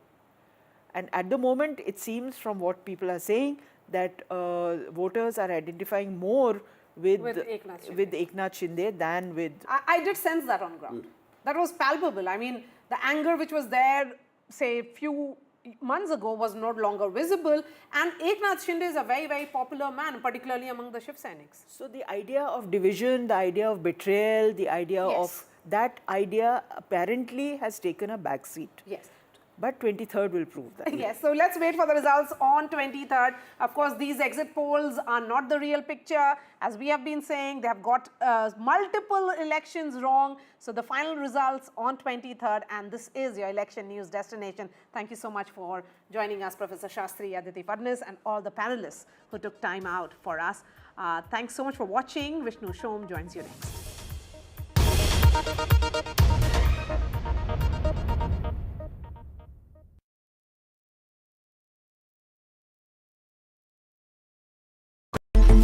It's a web of frauds, calls, luring emails, threatening messages.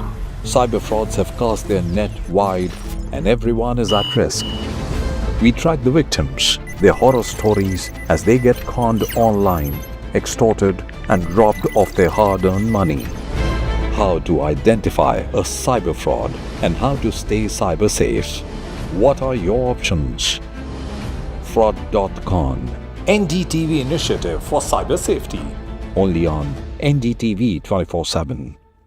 I've been reporting on all issues, big and small, from Andhra Pradesh, Telangana, rest of South India, bringing you all the action, all that you need to know, all that you want to know. The energy of Maximum City is infectious. I bring in that energy in our news coverage from financial capital Mumbai. India's IT capital is always buzz. It's literally a city that never sleeps. And I keep you ahead on all the Bengaluru buzz. Covering from the southernmost part of India over the last 23 years, I bring in-depth and 360-degree coverage from the Dravidian heartland. The land of Mishti is also known for its bitter politics. I have seen much water flow under the Howrah Bridge, covering Bengal in all its vivid colors. In today's interconnected world, India's voice is more crucial than ever. When India speaks, the world listens. At NDTV World, we are that voice, bringing you intelligent and insightful news from India and beyond. From geopolitics and diplomacy to economic shifts, migrations, tech disruptions, and the stories of our diaspora. We cover the news that shapes our global future. NDTV World, your new home for global news, is here. I now request the Honorable Prime Minister to launch NDTV World and address the summit. It was the grand launch of NDTV World by Prime Minister Narendra Modi. NDTV World, as he laid out his vision for the India century at the NDTV World Summit. ऐसी सदी जिसमें भारत के प्रयासों से दुनिया में स्थिरता आए. In the presence of those who are shaping our future. मेरी तरफ से आपको ढेर सारी शुभकामनाएं हैं. NDTV World, your new home for global news, is here. Stay informed and entertained with the new and updated NDTV News app. You can watch all our channels live, listen to podcasts, read breaking and exclusive news from around the world and more.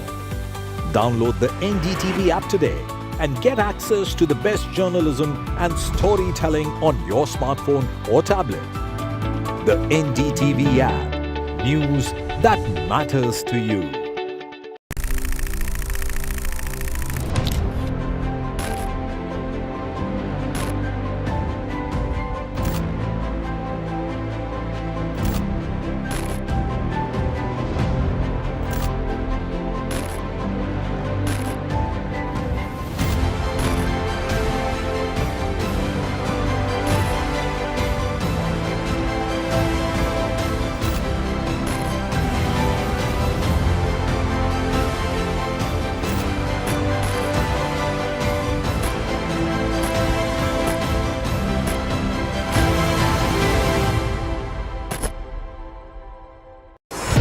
NDTV proudly upholds its legacy of trust and credibility.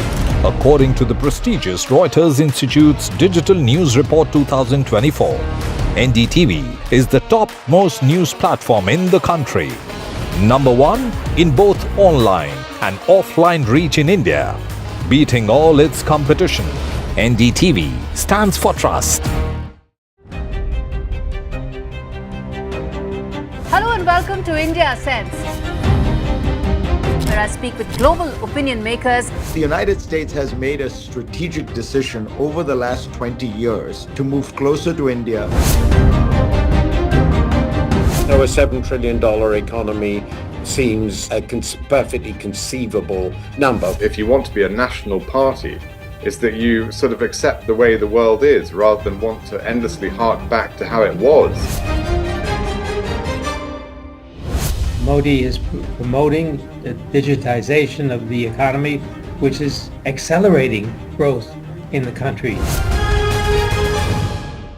I want to thank the American people for the extraordinary honor of being elected your 47th president. Donald triumphs. What does Trump's win mean for America, for the world, for the wars, and for India-US relations? Non-stop coverage on NDTV. Top analysts and voices from the ground. Extensive coverage on NDTV.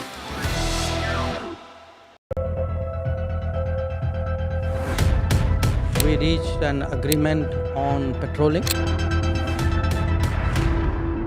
We have gone back to where the situation was in 2020, and we can say with that the disengagement process with China, you can say, has been completed. The understanding, to my knowledge, is that we will be able to do the patrolling which we were doing in 2020.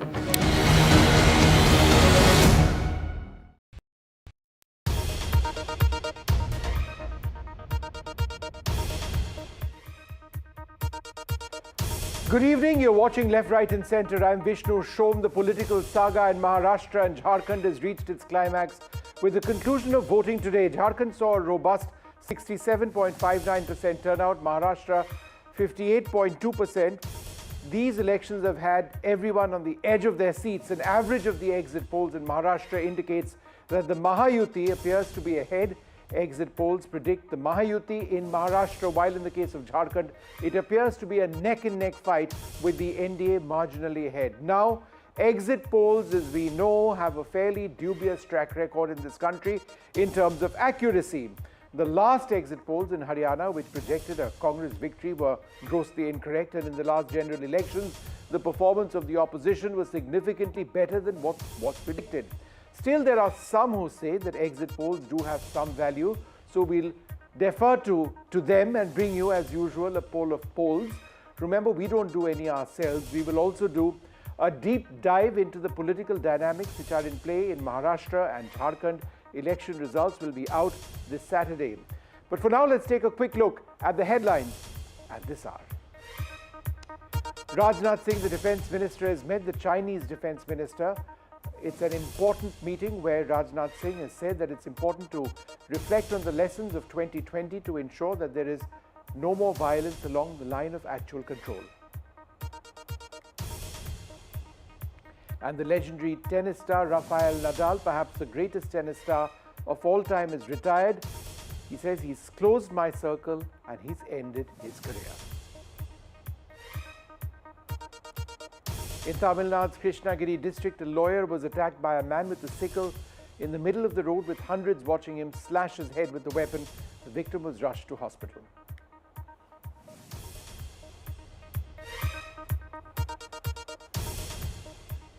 Well, I suppose everybody wants to know what exactly the exit polls are saying, so let's not wait anymore and go straight to what the individual exit polls are saying. Remember, as I mentioned, we don't do these ourselves, but this is what the others are saying. By and large, it's the NDA, the Mahayuthi, which has an edge in Maharashtra. The magic mark is 145. There are 288 seats. And if you go through this, then it's just a few who are giving the MVA a bit of an edge. The Dainik Bhaskar, 135 to 150, is giving the MVA, the Maha Vikas Aghadi, an edge. But generally speaking, and also electoral edge is giving them a bit of an edge. But generally speaking, it's the other way around. It's the NDA which is doing well. And you can see that over here. People's Pulse, second over here, 175 to 195. The poll diary goes up to 186. The Times Now JVC poll goes up between 150 to 167 for the NDA. And P Mark says 137 to 157. So as you can see, by and large, and there are a couple of outliers over here in terms of these polls, by and large, all of these are indicating that it is the Mahayuthi which is going to be ahead. Let's have one more page of these exit polls which have come out. Everybody is getting up onto these exit polls. Let's just move on now and take a look at what the situation in Jharkhand is. But this is one final sort of look at what everybody. Matriz is saying 150 to 170 for the NDA. Let's move on now to Jharkhand, give you an idea of what's happening over there. And I can tell you right up off the top that it is a lot closer this time around. Axis My India has the India alliance up between 49 and 59. Remember, the magic mark they're seeking is 41. So with 49 to 59, they'd be winning these elections. Dainik Bhaskar says it's much closer, 36 to 39 in favor of the India alliance. Electoral Edge says that they've just about squeaked through to a majority, has the India alliance. Whereas if you take a look at Matriz, it's 42 to 47 in favor of the NDA. P Mark says 31 to 40 for the NDA. The India alliance 37 to 47. People's Pulse quite clearly going the other way. So it's all over the place, and that's been the case as we've seen. So who's right and who's wrong, we're going to know on Saturday. So just wait for all of that. We'll be joined now with Neeta Chaudhary in the studio, Liz Matthew with us as well, but we've got Sanjay Kumar who joins us, and Tuhin Sinha, the national spokesperson of the BJP. So let me go across to Tuhin Sinha first. Hi Tuhin, so the big question I suppose for you would be, do you accept what you're seeing in Maharashtra? Because it is a little bit all over the place. By and large, it appears that the exit polls are indicating that the Mahayuthi is ahead. Are you confident that you're going to be winning these elections? Well, good evening, Vishnu. Good evening, everybody. You know, because the exit polls had gone wrong on last two occasions, I think by default, almost all the exit pollsters tend to play extra safe, and they kind of hammer in the point that it's a close election. But as far as our estimates are concerned, in both the places in Maharashtra and Jharkhand, it's going to be a comfortable win. And I will tell you the reasons. In Maharashtra, we had a very layered campaign. You know, while we focused on social welfare schemes, Ladki Behan Yojana, Ladka Bhai Yojana, we spoke about ideological issues, Ek Hai To Safe Hai. We spoke about $1 trillion economy target, which we have given for Maharashtra. We spoke about the Mumbai infrastructure transformation. Towards the end of the election campaign, especially the last 10 days or so, the Maha Vikas Aghadi was only and only obsessed with Muslim reservation, the ulema support, the All India Personal Muslim Law Board support. So, you know, they had a very myopic point of view. And I think the difference only expanded in the last 10 days or so. As far as Jharkhand is concerned, again, because in the last 24 years, you have not had a majority government or a significant majority government, and it's a strange thing that in the last 24 years, none of the parties has even won 45 out of 81 seats. But this time is going to be different because I have been on ground. The level of anti-incumbency, the level of angst against a non-performing, corrupt and a compromised state government is unprecedented.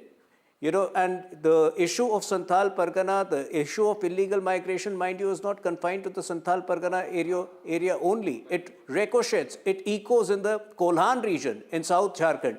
It echoes in the heart of Ranchi, let me interrupt you for a moment. You're brunt basically of saying you're illegal confident migration. the BJP will be doing well and your alliance, the NDA, will be doing well in both Maharashtra and Jharkhand. Absolutely. All right, hold on. Let's go across I'm to Sanjay sticking Kumar. my neck out.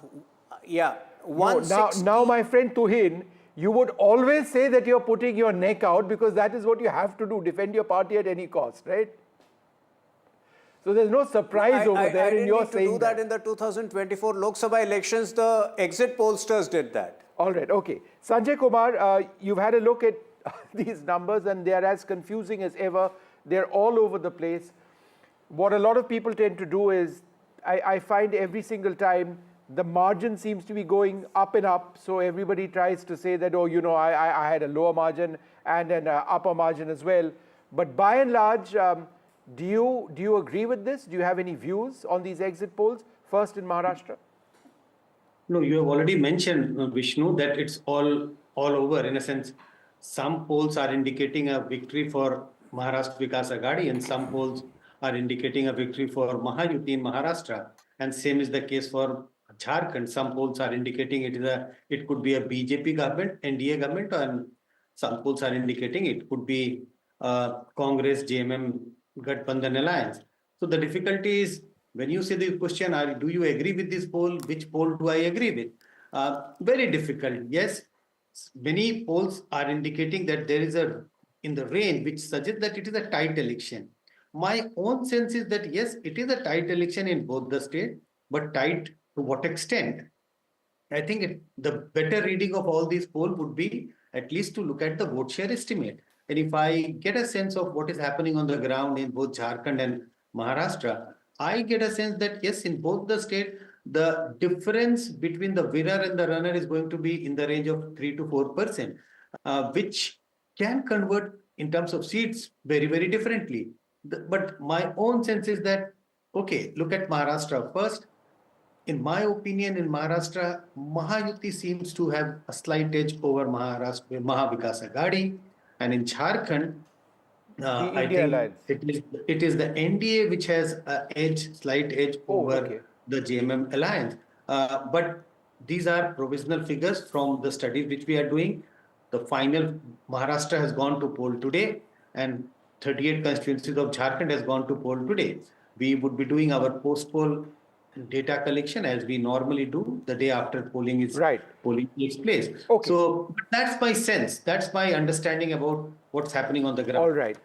That's interesting, Sanjay. So you're saying that the NDA has a small edge in both cases, Jharkhand and in Maharashtra. Fair enough. Yeah. Deepak Kesarkar, Cabinet Minister in Maharashtra. He's with the Shinde Sena, the Shiv Sena. He joins us now. He's a candidate from Sawantwadi. Thank you, Mr. Kesarkar, very much for being with us. Do you believe that you're going to be comfortably ahead?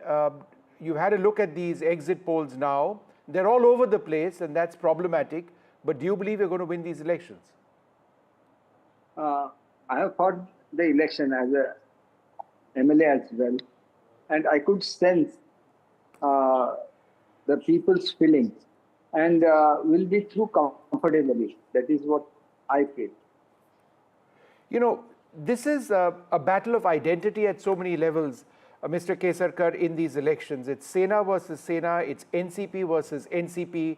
If you look at the parties which contested last time around and this time around, the alliances that they were with, it's all different. At one level, it's quite confusing for voters. People would want to know who is the real Shiv Sena, who is the real NCP. Do you believe that this election is a referendum on that? What I feel is that last Lok Sabha election, we had a clear mandate about Shiv Sena, because we have fought for 13 constituencies against each other. We won 7 and Sena won 6. But the major share of their votes had come from minorities, and that is the voter which were votes for Congress and not Shiv Sena. So the original Shiv Sena votes have come to us, and they could win only because that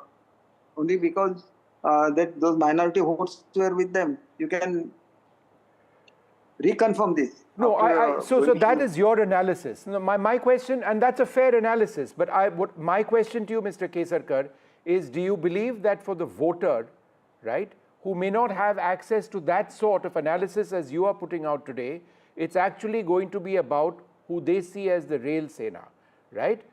And who they see as the real NCP. Do you believe that that is perhaps what this election is all about? Or do you believe there are other issues? What is this not the major issue, the identity of the foremost political parties in Maharashtra?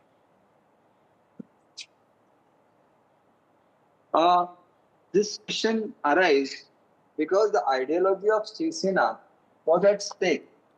Mr. Kesarkar, that line with you is a little bad. We'll come back to you in just a little while. Go ahead, Mr. Kesarkar. Yeah, go ahead. No. We'll fix that in a Can you while. hear Let me me? come back. Let me ask that question to Nija. Is this a battle? Is this a referendum of the Sena and of the Senas and the NCPs? Look, I think it will decide whether Uddhav Thackeray represents the Sena or it's Eknath Shinde or whether it's Sharad Pawar or Ajit Pawar. That, of course, the numbers will tell us that story. I think, but if there is one word that describes this election, according to me, Vishnu, it is women. Women are the central factor that have emerged as a vote bank, possibly maybe the decisive factor in both these states. Jharkhand, it's been incredible. I'm not going to jump to Jharkhand right now, but carry on with your point. But, you know, if you look at Maharashtra, there was a very clear Maratha Muslim Dalit equation. That was a winning one in the Lok Sabha elections, which gave the MVA 30 out of 48 Lok Sabha seats. Now, that advantage should have continued in an assembly election, because that was a national election. Mr. Narendra Modi was bidding for prime ministership, and there were national issues. Still, this local alliance managed to get that kind of numbers.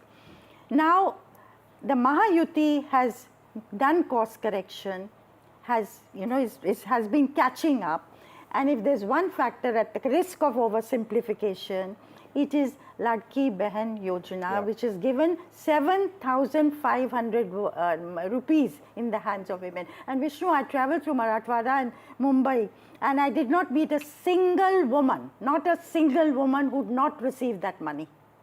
So and they're so excited. Dalits, OBC, Maratha women, they're so excited, and they're putting it to use to augment their income. Some is getting a sari from Surat, somebody is getting a cart to sell vegetables, somebody, so this is the model that's worked. We've seen it in Madhya Pradesh. That's right. Where there was incredibly speedy implementation. It translated into very strong votes for the BJP as well. But and it wasn't, spent on drink. No, it wasn't. Liquor. It was put to use, and therefore a feeling of empowerment amongst the women. Now, if there is a countervailing force, despite anti-incumbency, despite charges of corruption by a large number of people who talk about it, prices rising and so on, if there is a countervailing force which has helped beat back incumbency, what the outcome will be, I don't know. I just want to talk a little bit more about, cash and promises, as it were. Both the Mahayuthi and the Maha Vikas Aghadi have promised women various schemes. They've got schemes of their own, and that's wonderful at a level for the reasons which Nija said.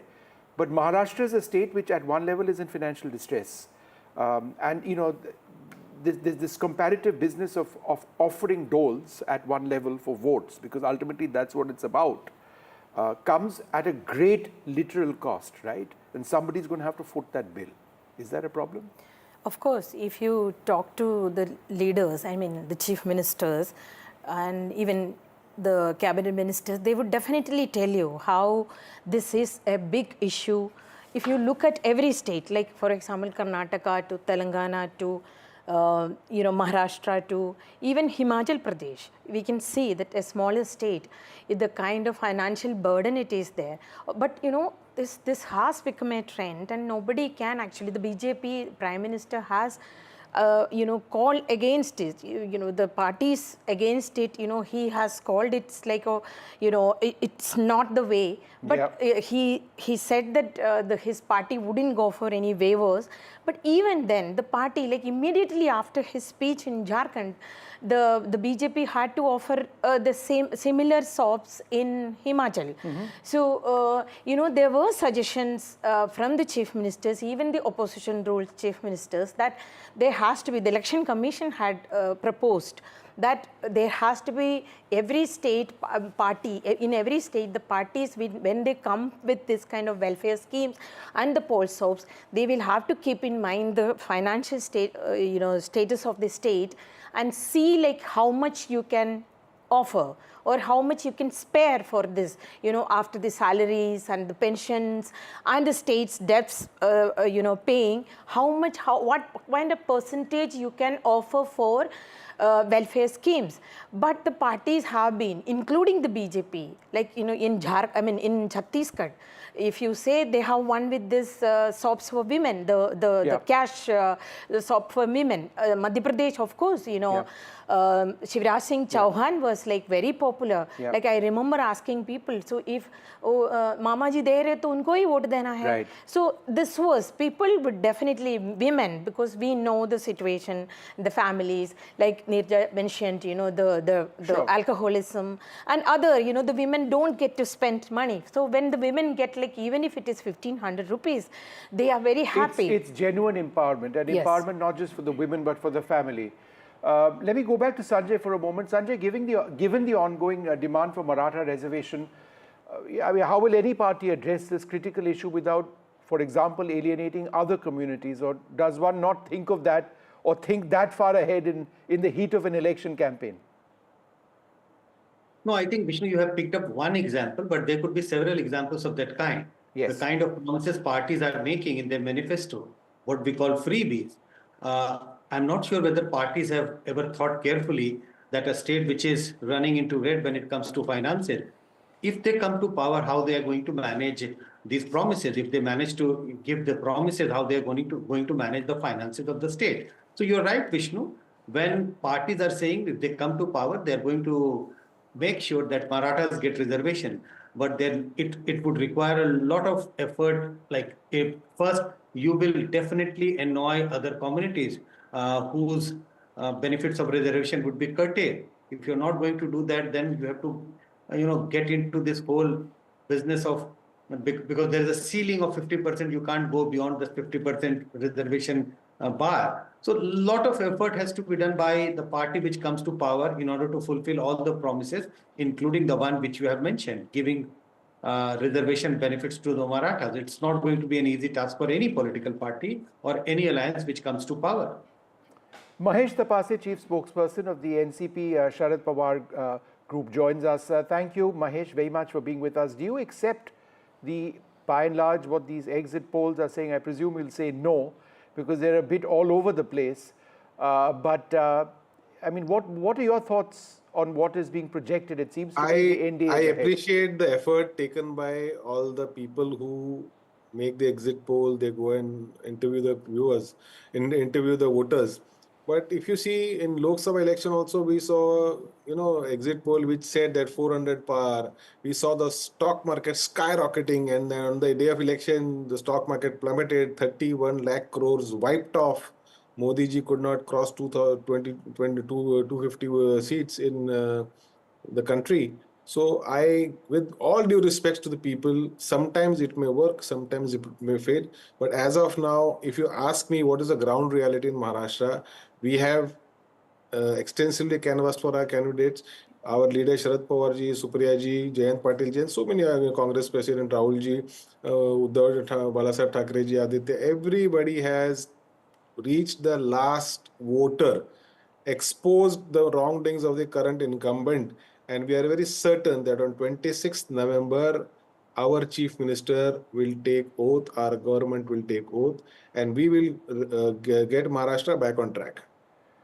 Mahesh, one of the key issues, and the obvious question to ask you is about the Pawar versus Pawar, the NCP versus the NCP, or the family feud, as it were, that's taking place, and that applies to the Shiv Sena as well. But let me ask you instead about agrarian distress, because with the backdrop of a low procurement price for soybean and cotton, which has really been a key issue this time around, has any party done enough in terms of guarantees to suggest that they have a genuine solution to this issue?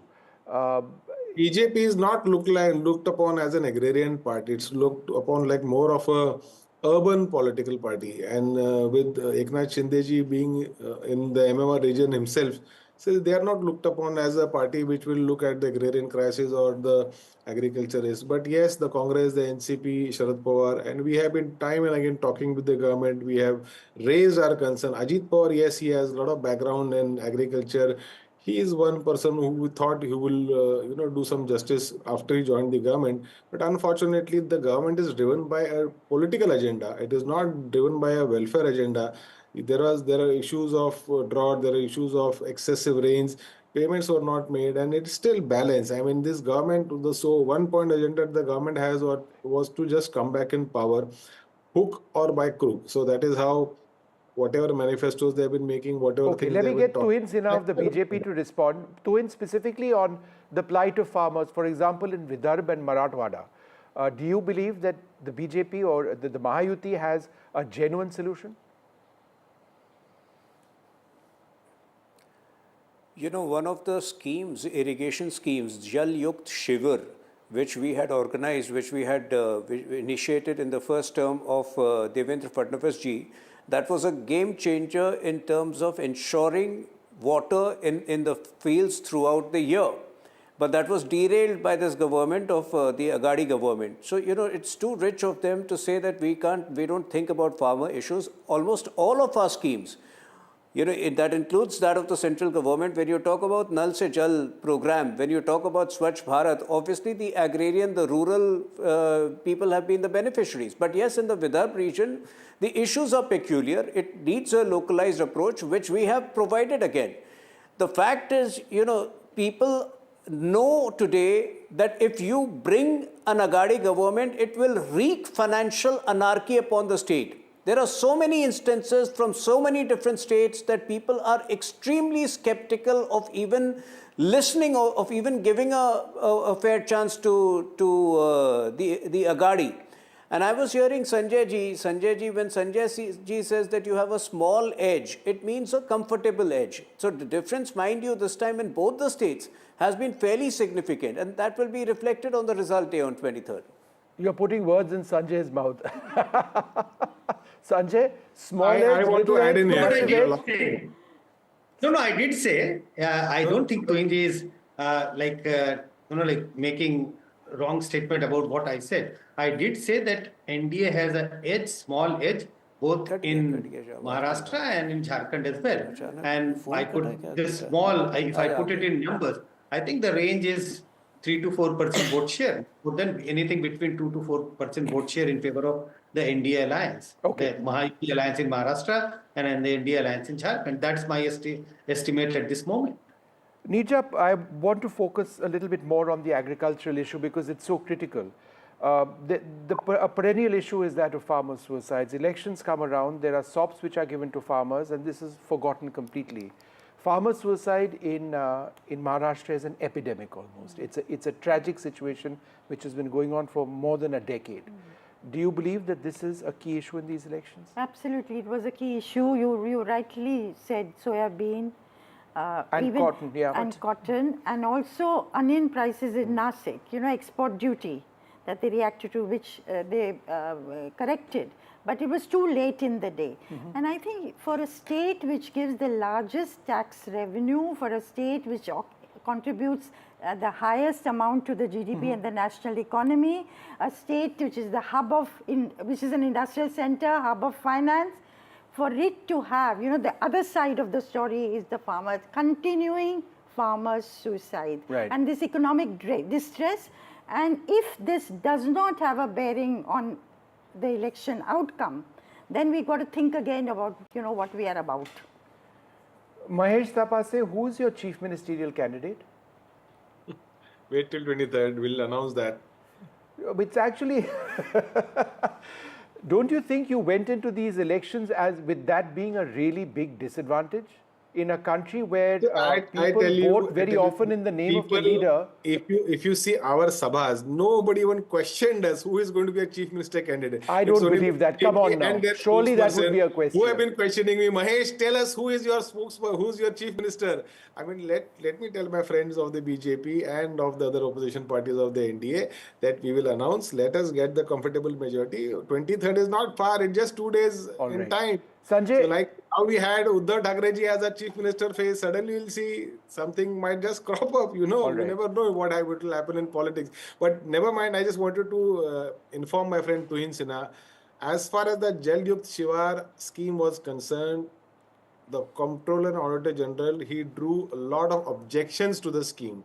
You have to understand, this is at the fag end of Devendra Fadnavis's tenure as Chief Minister. So you can't say that it benefited the state at large. There was large-scale fiscal mismanagement amounting to corruption. The proposed activity as far as water retention and water irrigation, whatever was proposed was not achieved. These are the findings of the government agency. We as an opposition party did, of course, spoke about the same at length. Okay.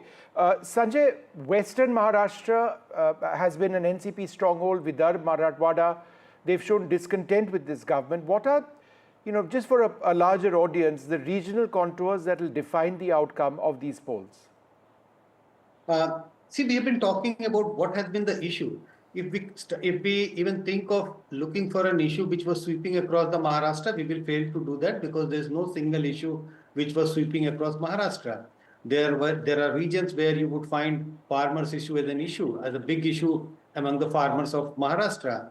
In some urban pockets, especially in Mumbai, this whole issue of the industries which should have been set up in Mumbai has been shifted to Gujarat. So it also has resonance among small sections of people, especially the urban middle class in Mumbai and around those regions.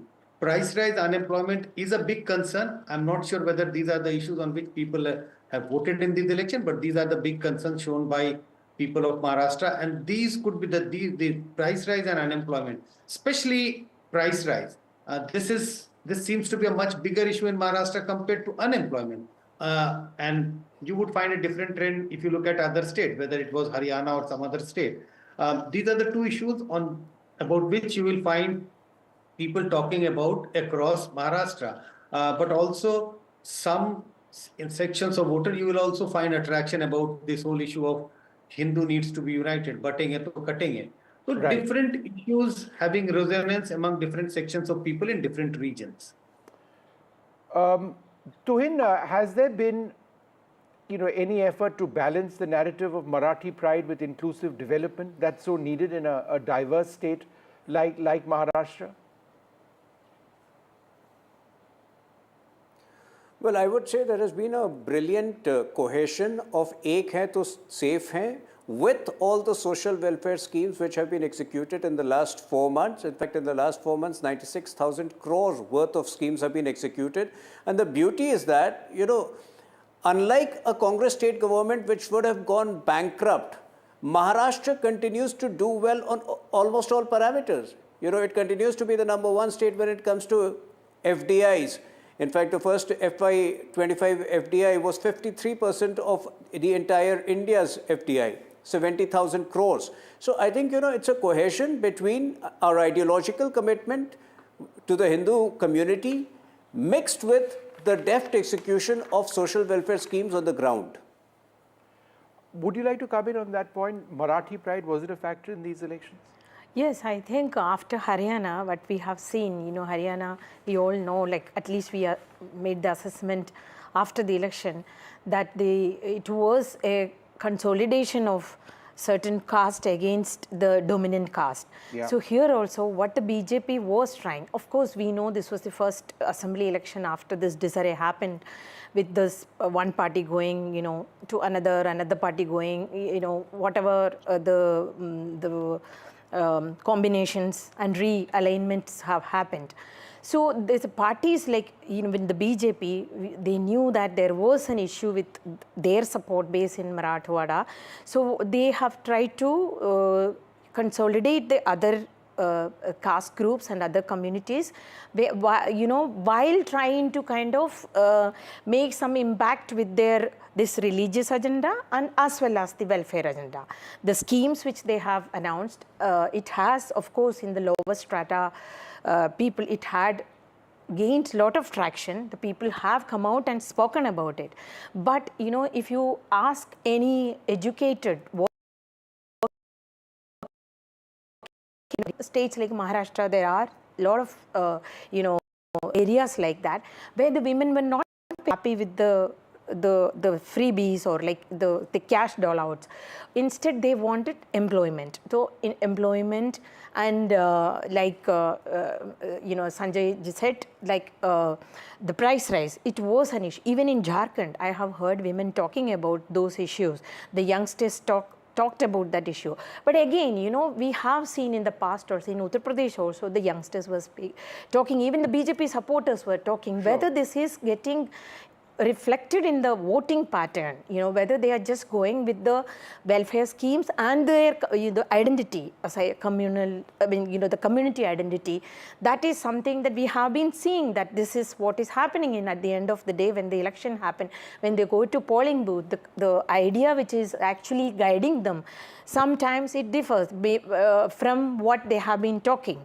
But increasingly with the price rise, with every woman, from the middle class to like the lower strata people, the poor people who are getting this LPG the free LPG connection, they are also talking about the prices. And but that is why the BJP has understood it. That is why they are offering that they have reached. Give me a second. I want to go across to Nija. In light of what we've seen in Jammu and Kashmir, and certainly in the case of Haryana, not so much Jammu and Kashmir, but in Haryana, where the BJP has done so well, there was a certain narrative which was built after the last elections that, this is a resurgent opposition. They're doing very well. They did quite well in the last elections. But then Haryana came and stopped them, right? So in terms of the battle of narratives, and I don't know how strong a factor that necessarily is, do you believe that the BJP and its allies, the NDA, is on the ascendancy? Look, and that's why Maharashtra is of utmost importance. It's not just another state that this side or that side will win.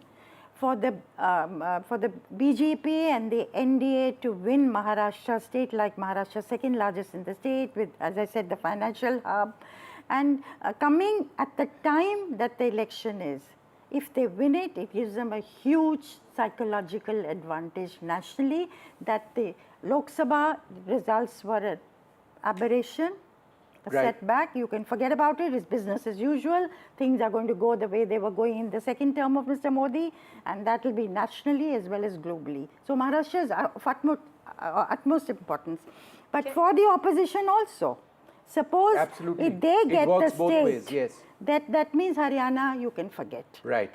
And we are going in that direction. Just one line to Please go ahead. Yeah, I think this election was more important to Rahul Gandhi than Prime Minister Modi, because Prime Minister Modi is having his third term, and even the elections we have seen the Prime Minister is traveling outside, unlike in the past we have been focusing on even in state elections. This time I think it is Rahul's rebirth had happened as a leader, and if the Congress and the India alliance is going to kind of lose both states, it will be kind of a stunted growth. Like, he'll have to prove, he'll have to start from the, like square one.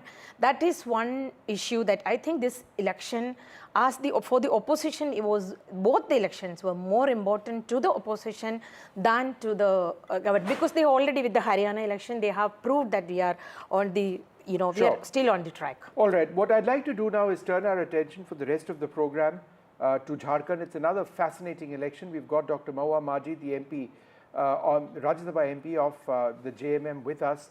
Dr. Majid, thanks very much for being with us. Give me a moment as we go through what the exit polls are saying, and then I'll get your reaction to all of them. So let's pull up what the exit polls are saying in Jharkhand. And it is very, very close indeed. And it really depends on who you believe. So if we take a look at the exit polls, Access My India gives the India Alliance between 49 to 59, the NDA between 17 and 27. Remember, the majority mark is 41. So Access quite clearly gives the India Alliance an edge. If we take a look at the next set of polls, this is Access My India, as I mentioned to you. Dainik Bhaskar 36 to 39, so just short of the magic mark for the India Alliance, but 37 to 40 as far as the NDA. So neck and neck over there, 32 for the NDA Alliance and 42 for the India Alliance as far as electoral edge is concerned. So a big edge over there for the India Alliance. Matrice says 25 to 30 for the India alliance, and seems to suggest that the NDA will be coming into power. So, so that's what we see. So, Dr. Mahbub, how would you see these exit polls? It is pretty close. You know, some are in your favor, some are not. Are you confident you're going to win on Saturday? Actually हमारे CM Hemant Soren ji ने अपने Facebook account से axis को ही post किया है, share किया है, और ट्विटर में भी उन्होंने किया है, और हम लोग एक्सिस के का जो एग्जिट पोल आया है उसी पर भरोसा करते हैं, क्योंकि इसके पहले के भी इनके जो आंकड़े रहे हैं वो ज्यादा विश्वसनीय लगते हैं बाकी के आंकड़े के बनिस्बत, क्योंकि पिछले हरियाणा चुनाव का भी एग्जिट पोल गलत साबित हुआ था कई जगह से, और इसके अलावा लगातार लोकसभा चुनाव में भी आपने देखा जो एग्जिट पोल्स थे मैक्सिमम वो धराशायी हो गए। इसलिए एक्सिस पर ही हम भरोसा करते हैं, और एक्सिस ये कहता है कि जेएमएम को 53 और एनडीए को 26 सीट्स आने वाले हैं झारखंड में, और अदर्स को ओनली 3 सीट्स। तो हमारी तरफ से हम लोग बात करें, और जमीनी हकीकत भी यही है, क्योंकि हमें अंदर की भी सूचनाएं मिलती रहती हैं।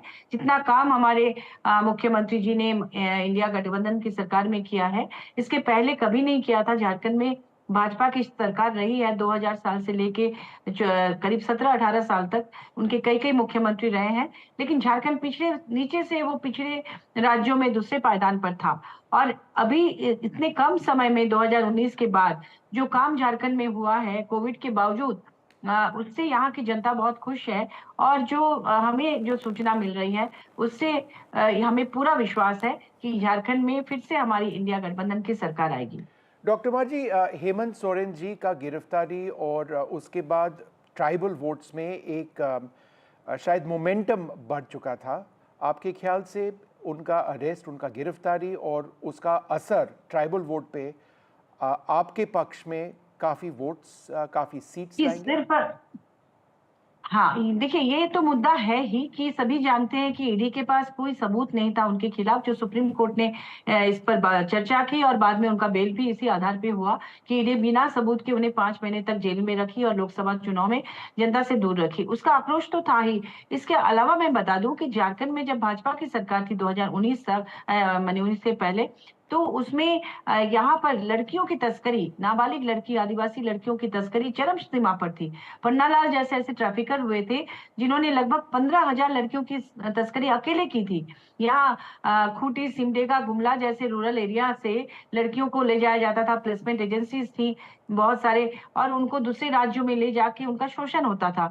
माननीय हेमंत सोरेन जी ने उन लड़कियों को न सिर्फ वापस लाया, बल्कि उनके लिए तरह तरह की योजनाएं लॉन्च की। मैया सम्मान योजना, सावित्रीबाई फुले किशोरी समृद्धि योजना, पोटो खेल योजना, फिर ये मुख्यमंत्री रोजगार सृजन योजना, फिर स्किल डेवलपमेंट करा रही है। पलाश ब्रांड नाम देकर उन्हें कुटीर उद्योग से जोड़कर उन्हें ब्रांड नेम देकर उनका मार्केटिंग की व्यवस्था करना, अबुआ आवास योजना, और तरह तरह की योजनाओं के माध्यम से उन्हें ग्रास रूट लेवल पर लाभ पहुंचाने का इन्होंने कोशिश किया। यहाँ के झारखंडी युवतियों को, युवकों को विश्व के सबसे महत्वपूर्ण संस्थानों, जिसमें लंदन स्कूल ऑफ इकोनॉमिक्स भी है, वहां पर भेजना, इस तरह का काम करके उन्होंने धरातल पर काम किया है। इसके लिए भी उनको इस बार फिर से मौका मिल रहा है। डॉक्टर माजी, एक और सवाल आपसे पूछना है। इलेक्शन हो चुका है डॉक्टर माजी, क्या आप कैंपेनिंग शायद अगला इलेक्शन के लिए शुरू कर चुकी है, पर मुझे नहीं, मुझे आपको ये पूछना है कि मुझे आपसे ये पूछना है कि इस बार एक इनसाइडर वर्सेस आउटसाइडर डिबेट एक डोमिनेंट थीम था झारखंड में। आप इस इशू को कैसे देखते हैं? देखिए, ये तो भाजपा का एक जुमला है। आपने शायद घुसपैठ वाली बात कही है कि घुसपैठ का मुद्दा बनाकर बीजेपी के बड़े नेता लोग झारखंड में घूमते रहे। लेकिन मैं एक सवाल पूछती हूँ, अगर चाइना से कोई हमारे किसी भी राज्य में घुसपैठ करता है तो ये किसकी जिम्मेदारी है, केंद्र सरकार की कि राज्य सरकार की? केंद्र सरकार विफल रही है बॉर्डर को बचाने में। दूसरे राज्य से अगर कोई घुसपैठ कर रहा है, ऐसा उनका दावा है, बीजेपी के नेताओं का। और दूसरी बात कि हमारे झारखंड का कोई भी ऐसा बॉर्डर नहीं है जो इंटरनेशनल ये से लगा हुआ है। असम के रास्ते से कोई आ सकता है। इसकी जिम्मेदारी भी असम के मुख्यमंत्री की है, जो कि या केंद्र सरकार की है, जो यहाँ आकर झारखंड में पॉलिटिक्स कर रहे हैं। तीसरी बात ये कि अगर संथाल परगना में भाजपा के बहुत सारे सांसद, विधायक, तमाम लोग हैं, अगर कोई घुसपैठ किया है तो उनकी होम मिनिस्ट्री क्या कर रही है? वो क्यों नहीं उन्हें अरेस्ट करते हैं? Okay, fair question, Dr. Maji. Why aren't outsiders or infiltrators arrested? Good luck to you, Dr. Maji. We'll know who's winning the elections in the next few days. Thanks very much. Toin, would you like to respond to that? Firstly, on the entire insider-outsider debate and the allegations made by the BJP that there were outside influences, there were infiltrators in Jharkhand. Why do you believe that that would be a dominant theme in Jharkhand? Well, Dr. Maji would be living in abject denial if she thinks that this is not an issue, because I have spent nearly 9 to 10 days in Jharkhand in the last 1 month in 2 installments, and I can tell you that the entire issue of illegal migration is not confined to Santhal Parganas. It is echoing in parts of Ranchi, it is echoing in even the Kolhan region. Now the point is, yes, illegal migration has been a problem in the country from the time we became independent. In fact, there is evidence of Dr. Gopinath Bordoloi, the first CM of Assam, having written to Nehru way back 75 years ago. But the point is, there are 2 state governments, TMC and JMM, which have shown unnatural alacrity, unnatural haste in naturalizing these citizens by doling out Aadhaar cards, by doling out voter IDs. That's a fact. And in the Santhal Parganas area, if you travel on the ground, not only that, they have also encouraged the illegal migrants to marry, tribals, and by default, by proxy, control certain sarpanches and certain villages in that region. So this is a big issue, no doubt. And in fact, this is going to be the deciding factor in Santhal, a traditional stronghold of the Jharkhand party. You will be surprised if to see BJP winning 8 to 9 out of the 14 seats in the Santhal region itself. All right. Sanjay, how will the political landscape in Jharkhand be affected by the rise of leaders like Kalpana Soren? She's become a fairly dominant leader. Jairam Mahato. What specific voter groups are they potentially mobilizing?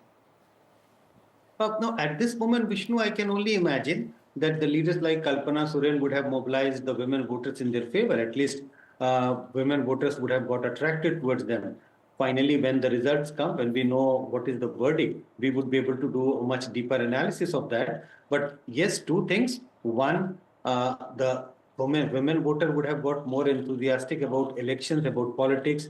They would have taken more part in the election. Plus the youth, because these are relatively younger people in politics compared to the senior generation. So I think these are the 2 things which I would see as a new element in Jharkhand politics. As of now, these are the 2 visible things which I can see happening in the Jharkhand politics. Liz, would you like to come in on the numbers which have seen a very high voter turnout for women? There is massive enthusiasm among women in Jharkhand particularly. This is good news at so many levels, right? It's not just democratic inclusion or political inclusion, but it's also wanting to be included in the process of development of the state for their own community, for their own homes. But in terms of seats and vote share, how could this be perhaps the decider? See, I think around 30% or 31 constituencies, women voters are ahead in terms of voter number in Jharkhand, if I remember correctly. And the BJP had a special plan to focus on women. And also we have seen, how the parties have fought with each other for, announcing these packages and the money, like, just 200 rupees more than the other party. So that they also have seen that. But I mean, like, another factor which I have seen, among the urban population, there was this some kind of inclination for BJP, especially because Prime Minister Modi is still popular among the women there. But among the tribal women, it was not as much like the other sections of the society. Another factor which I have seen this time, which I have seen a kind of the similar pattern in Madhya Pradesh also. The women, even I think tribal women were more empowered in their houses than other communities. The women do tell us, like even the women who are standing, at the roadside to get picked up for the labor, there are labor chowks, in Ranchi also. Right. Even those women, when I ask them, like, will you vote on your own or will you obey, will you go what your family say? Immediate reaction was, no, why should we? Sure. We will be. So that element, that independence and the freedom to choose, that thing has come to. So I think to an extent, both Hemant Soren's party, JMM, and the BJP have kind of recognized it. And that is one reason that they have focused, both have focused. And I think in the Kolan region, it extensively travels. So there also, the women voter will be the deciding factor. Nijat, the Congress's role in the alliance, a weaker partner over here, does that make the India alliance substantially weaker going into these polls? I think so. And their own allies have privately complained about this. The JMM was very unhappy. They gave them 30 seats, 41 to JMM, 30 to the Congress, and the rest between RJD and CPIML. And they felt the Congress had not put its best foot forward given the number of seats it had been given. And that Rahul Gandhi's rallies and other leaders' rallies could have been many, many more. And given the favourable, there is a sympathy for Hemant Soren. The BJP did poorly in the tribal belt in the Lok Sabha election. There was much to build on, even though there was anti-incumbency and corruption charges, etc. So I think that's a correct, assessment that the Congress could have done much, much better in terms of campaigning. Right. We've heard that quite frequently. They released the manifesto just whether 24 it's hours. Jammu and Kashmir or certainly Haryana and Jharkhand as well. Look, we'll leave it over there. I'd like to thank you very much for being with us. These election results come up just a couple of days from now on Saturday. And in our super fast election system, we'll be talking to Sanjay and figuring out whether that edge that he's talking about whether he's right or he's wrong. He usually tends to be right. But we'll leave it for the moment. I'd like to thank you all very much and good luck to him with these elections. We'll take a short break. Coming up after that, one story which I felt which has nothing to do at all with these elections, but one which people around the world are really watching, Rafael Nadal's last match. We've got a special story that's coming up right after this.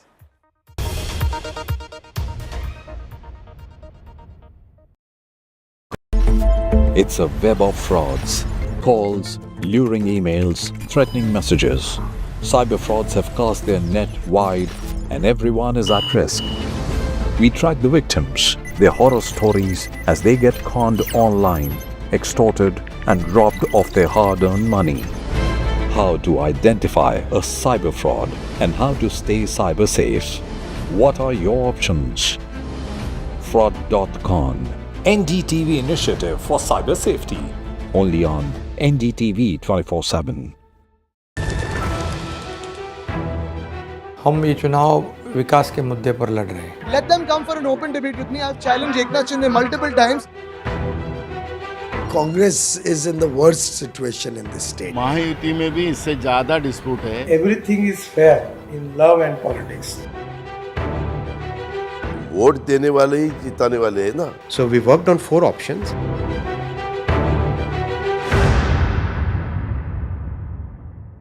I've been reporting on all issues, big and small, from Andhra Pradesh, Telangana, rest of South India, bringing you all the action, all that you need to know, all that you want to know. The energy of Maximum City is infectious. I bring in that energy in our news coverage from financial capital Mumbai. India's IT capital is always bustling. It's literally a city that never sleeps. And I keep you ahead on all the Bengaluru buzz. Covering from the southernmost part of India over the last 23 years, I bring in-depth and 360-degree coverage from the Dravidian heartland. The land of Mishti is also known for its bitter politics. I have seen much water flow under the Howrah Bridge, covering Bengal in all its vivid colors.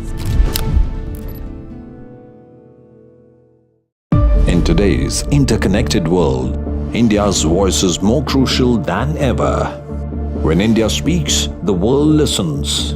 At NDTV World, we are that voice, bringing you intelligent and insightful news from India and beyond. From geopolitics and diplomacy to economic shifts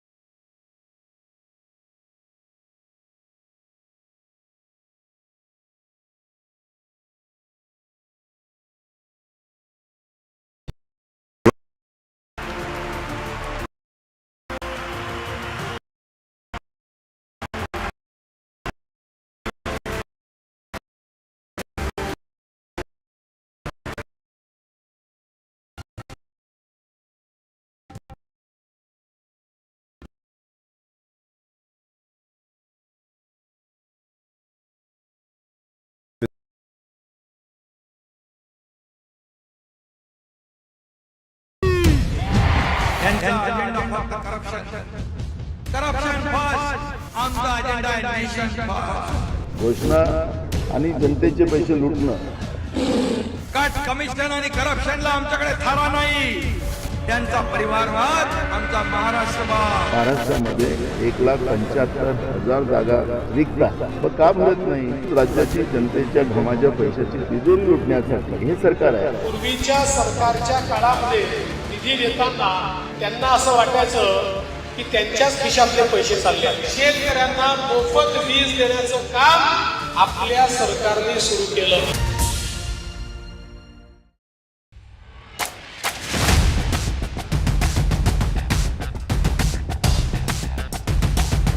The last elections of 2024, it's the battle for India's economic heart. An election that will decide Maharashtra's future. Can the big brother BJP manage the competing ambitions of Mahayuthi? Can the Red Book rally the voters once again for Congress and its allies? So as Maharashtra's future trajectory takes shape, we report from the ground. Two visions, two ideology, one verdict. An election where no caste chemistry can yield a perfect formula.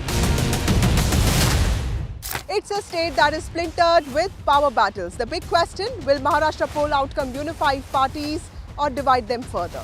And who will emerge as Maharashtra's undisputed leader?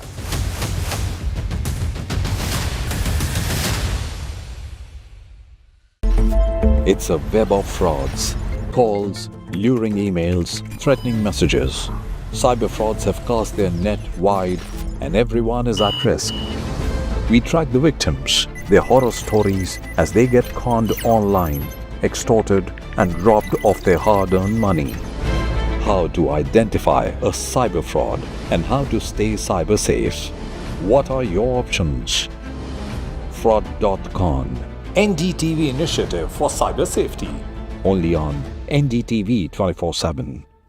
I've been reporting on all issues big and small from Andhra Pradesh, Telangana, rest of South India, bringing you all the action, all that you need to know, all that you want to know. The energy of Maximum City is infectious. I bring in that energy in our news coverage from financial capital Mumbai. India's IT capital is always buzz. It's literally a city that never sleeps. And I keep you ahead on all the Bengaluru buzz. Covering from the southernmost part of India over the last 23 years.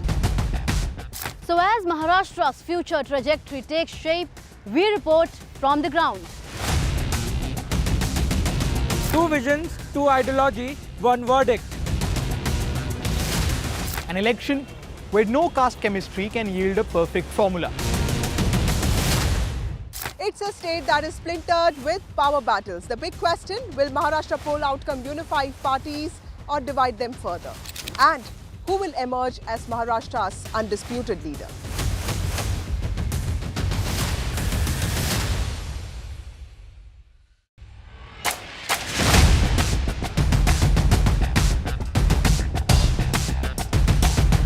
The last elections of 2024, it's the battle for India's economic heart.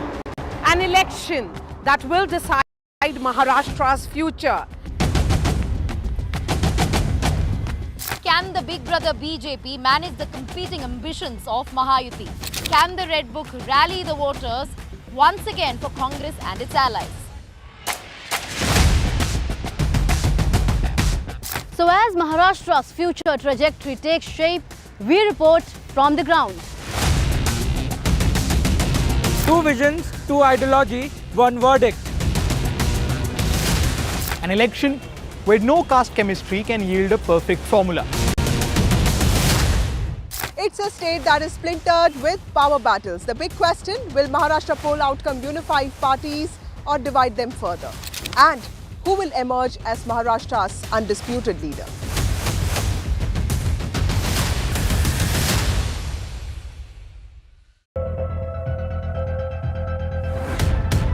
We reached an agreement on patrolling.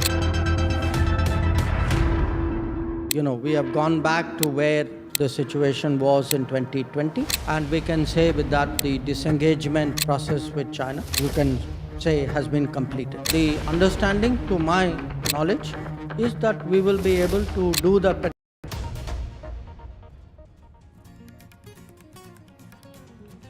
The battle for Maharashtra and Jharkhand finally ends. Both the states now await for the results. 58.4% turnout recorded in Maharashtra, while 67.8% recorded in Jharkhand. Mumbai records a 49.80% voter turnout, a better turnout than the previous elections. Most exit polls predict a Mahayuthi alliance victory in Maharashtra, while it's a split verdict as far as Jharkhand goes.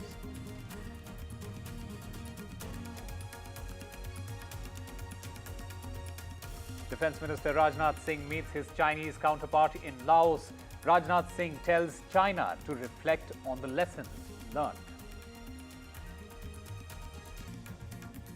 In Tamil Nadu's Krishnagiri district, a lawyer was hacked by a man with a sickle in the middle of the road, with hundreds watching him slash his head with the weapon. The victim was rushed to hospital.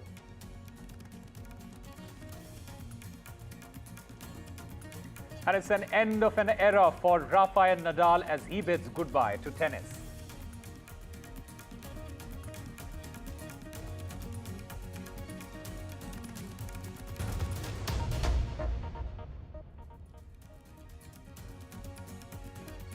Hello and welcome. You're watching NDTV 24/7. I'm Osama Shab. It has been a stellar end to the Battle of Maharashtra.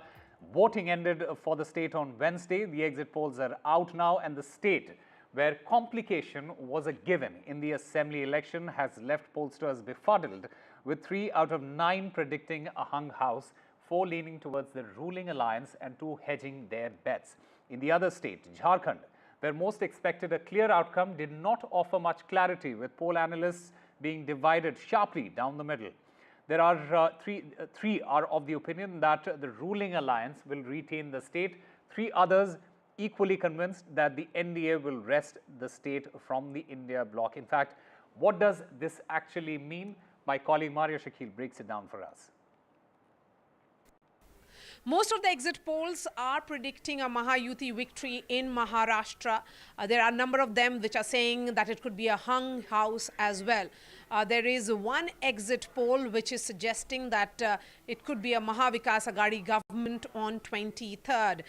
Looking at the big picture in Jharkhand, it's a mixed bag again there, but advantage NDA is what exit polls are suggesting. NDTV hasn't done any exit poll of its own, and no poll of polls that we have done either, because the credibility of these exit polls, we really do not want to send that message that it is ours.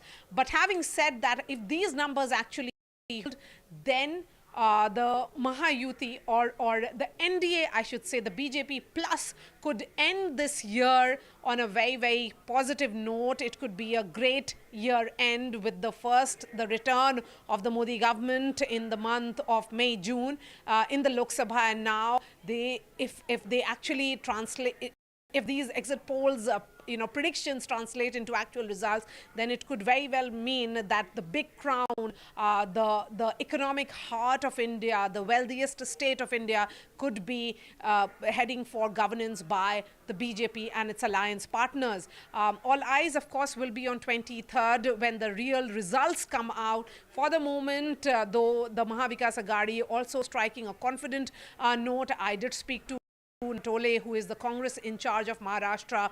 His view was that MVA is going to win the state, and they will be having a swearing-in ceremony on 25th. So that's a lot of confidence talk that is happening on the other side. If the BJP actually manages to form the government in the state of Jharkhand, it would mean that all that reach out which has happened by the BJP and Prime Minister in particular with regards to the tribal votes has yielded political dividends.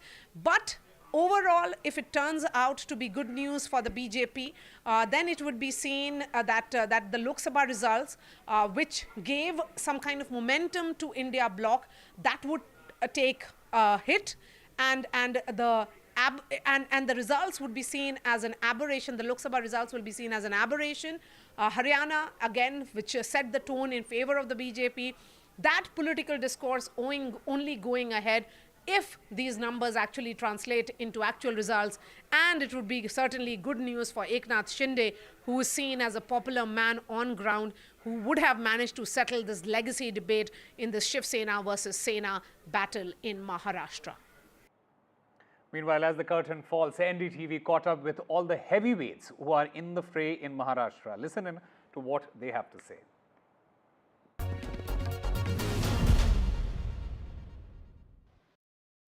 Anna Patole, thank you so much. Exit polls do not have good news for you, sir. Exit polls के number आप जो देख रहे होंगे, उनके आंकड़े ये बता रहे हैं कि महायुति की क्लियर विक्ट्री हो सकती है. आप इन नंबर्स को कैसे देखते हैं? रियलिटी जो है 170 के ऊपर महाविकास आघाड़ी की सीटें आएंगी महाराष्ट्र में, और महाविकास आघाड़ी की ही सरकार महाराष्ट्र में बनेगी. नहीं, लेकिन चुनाव में आपने क्या देखा जो एग्जिट पोलस्टर्स जो सर्वे करने के लिए गए थे जमीन पर, उन्होंने नहीं देखा? देखो, एकदम क्लियर है ग्रास रूट का. अभी आपको याद होगा कि अभी हमारी सब टीम हर महाराष्ट्र में हर कोने में लगी हुई है.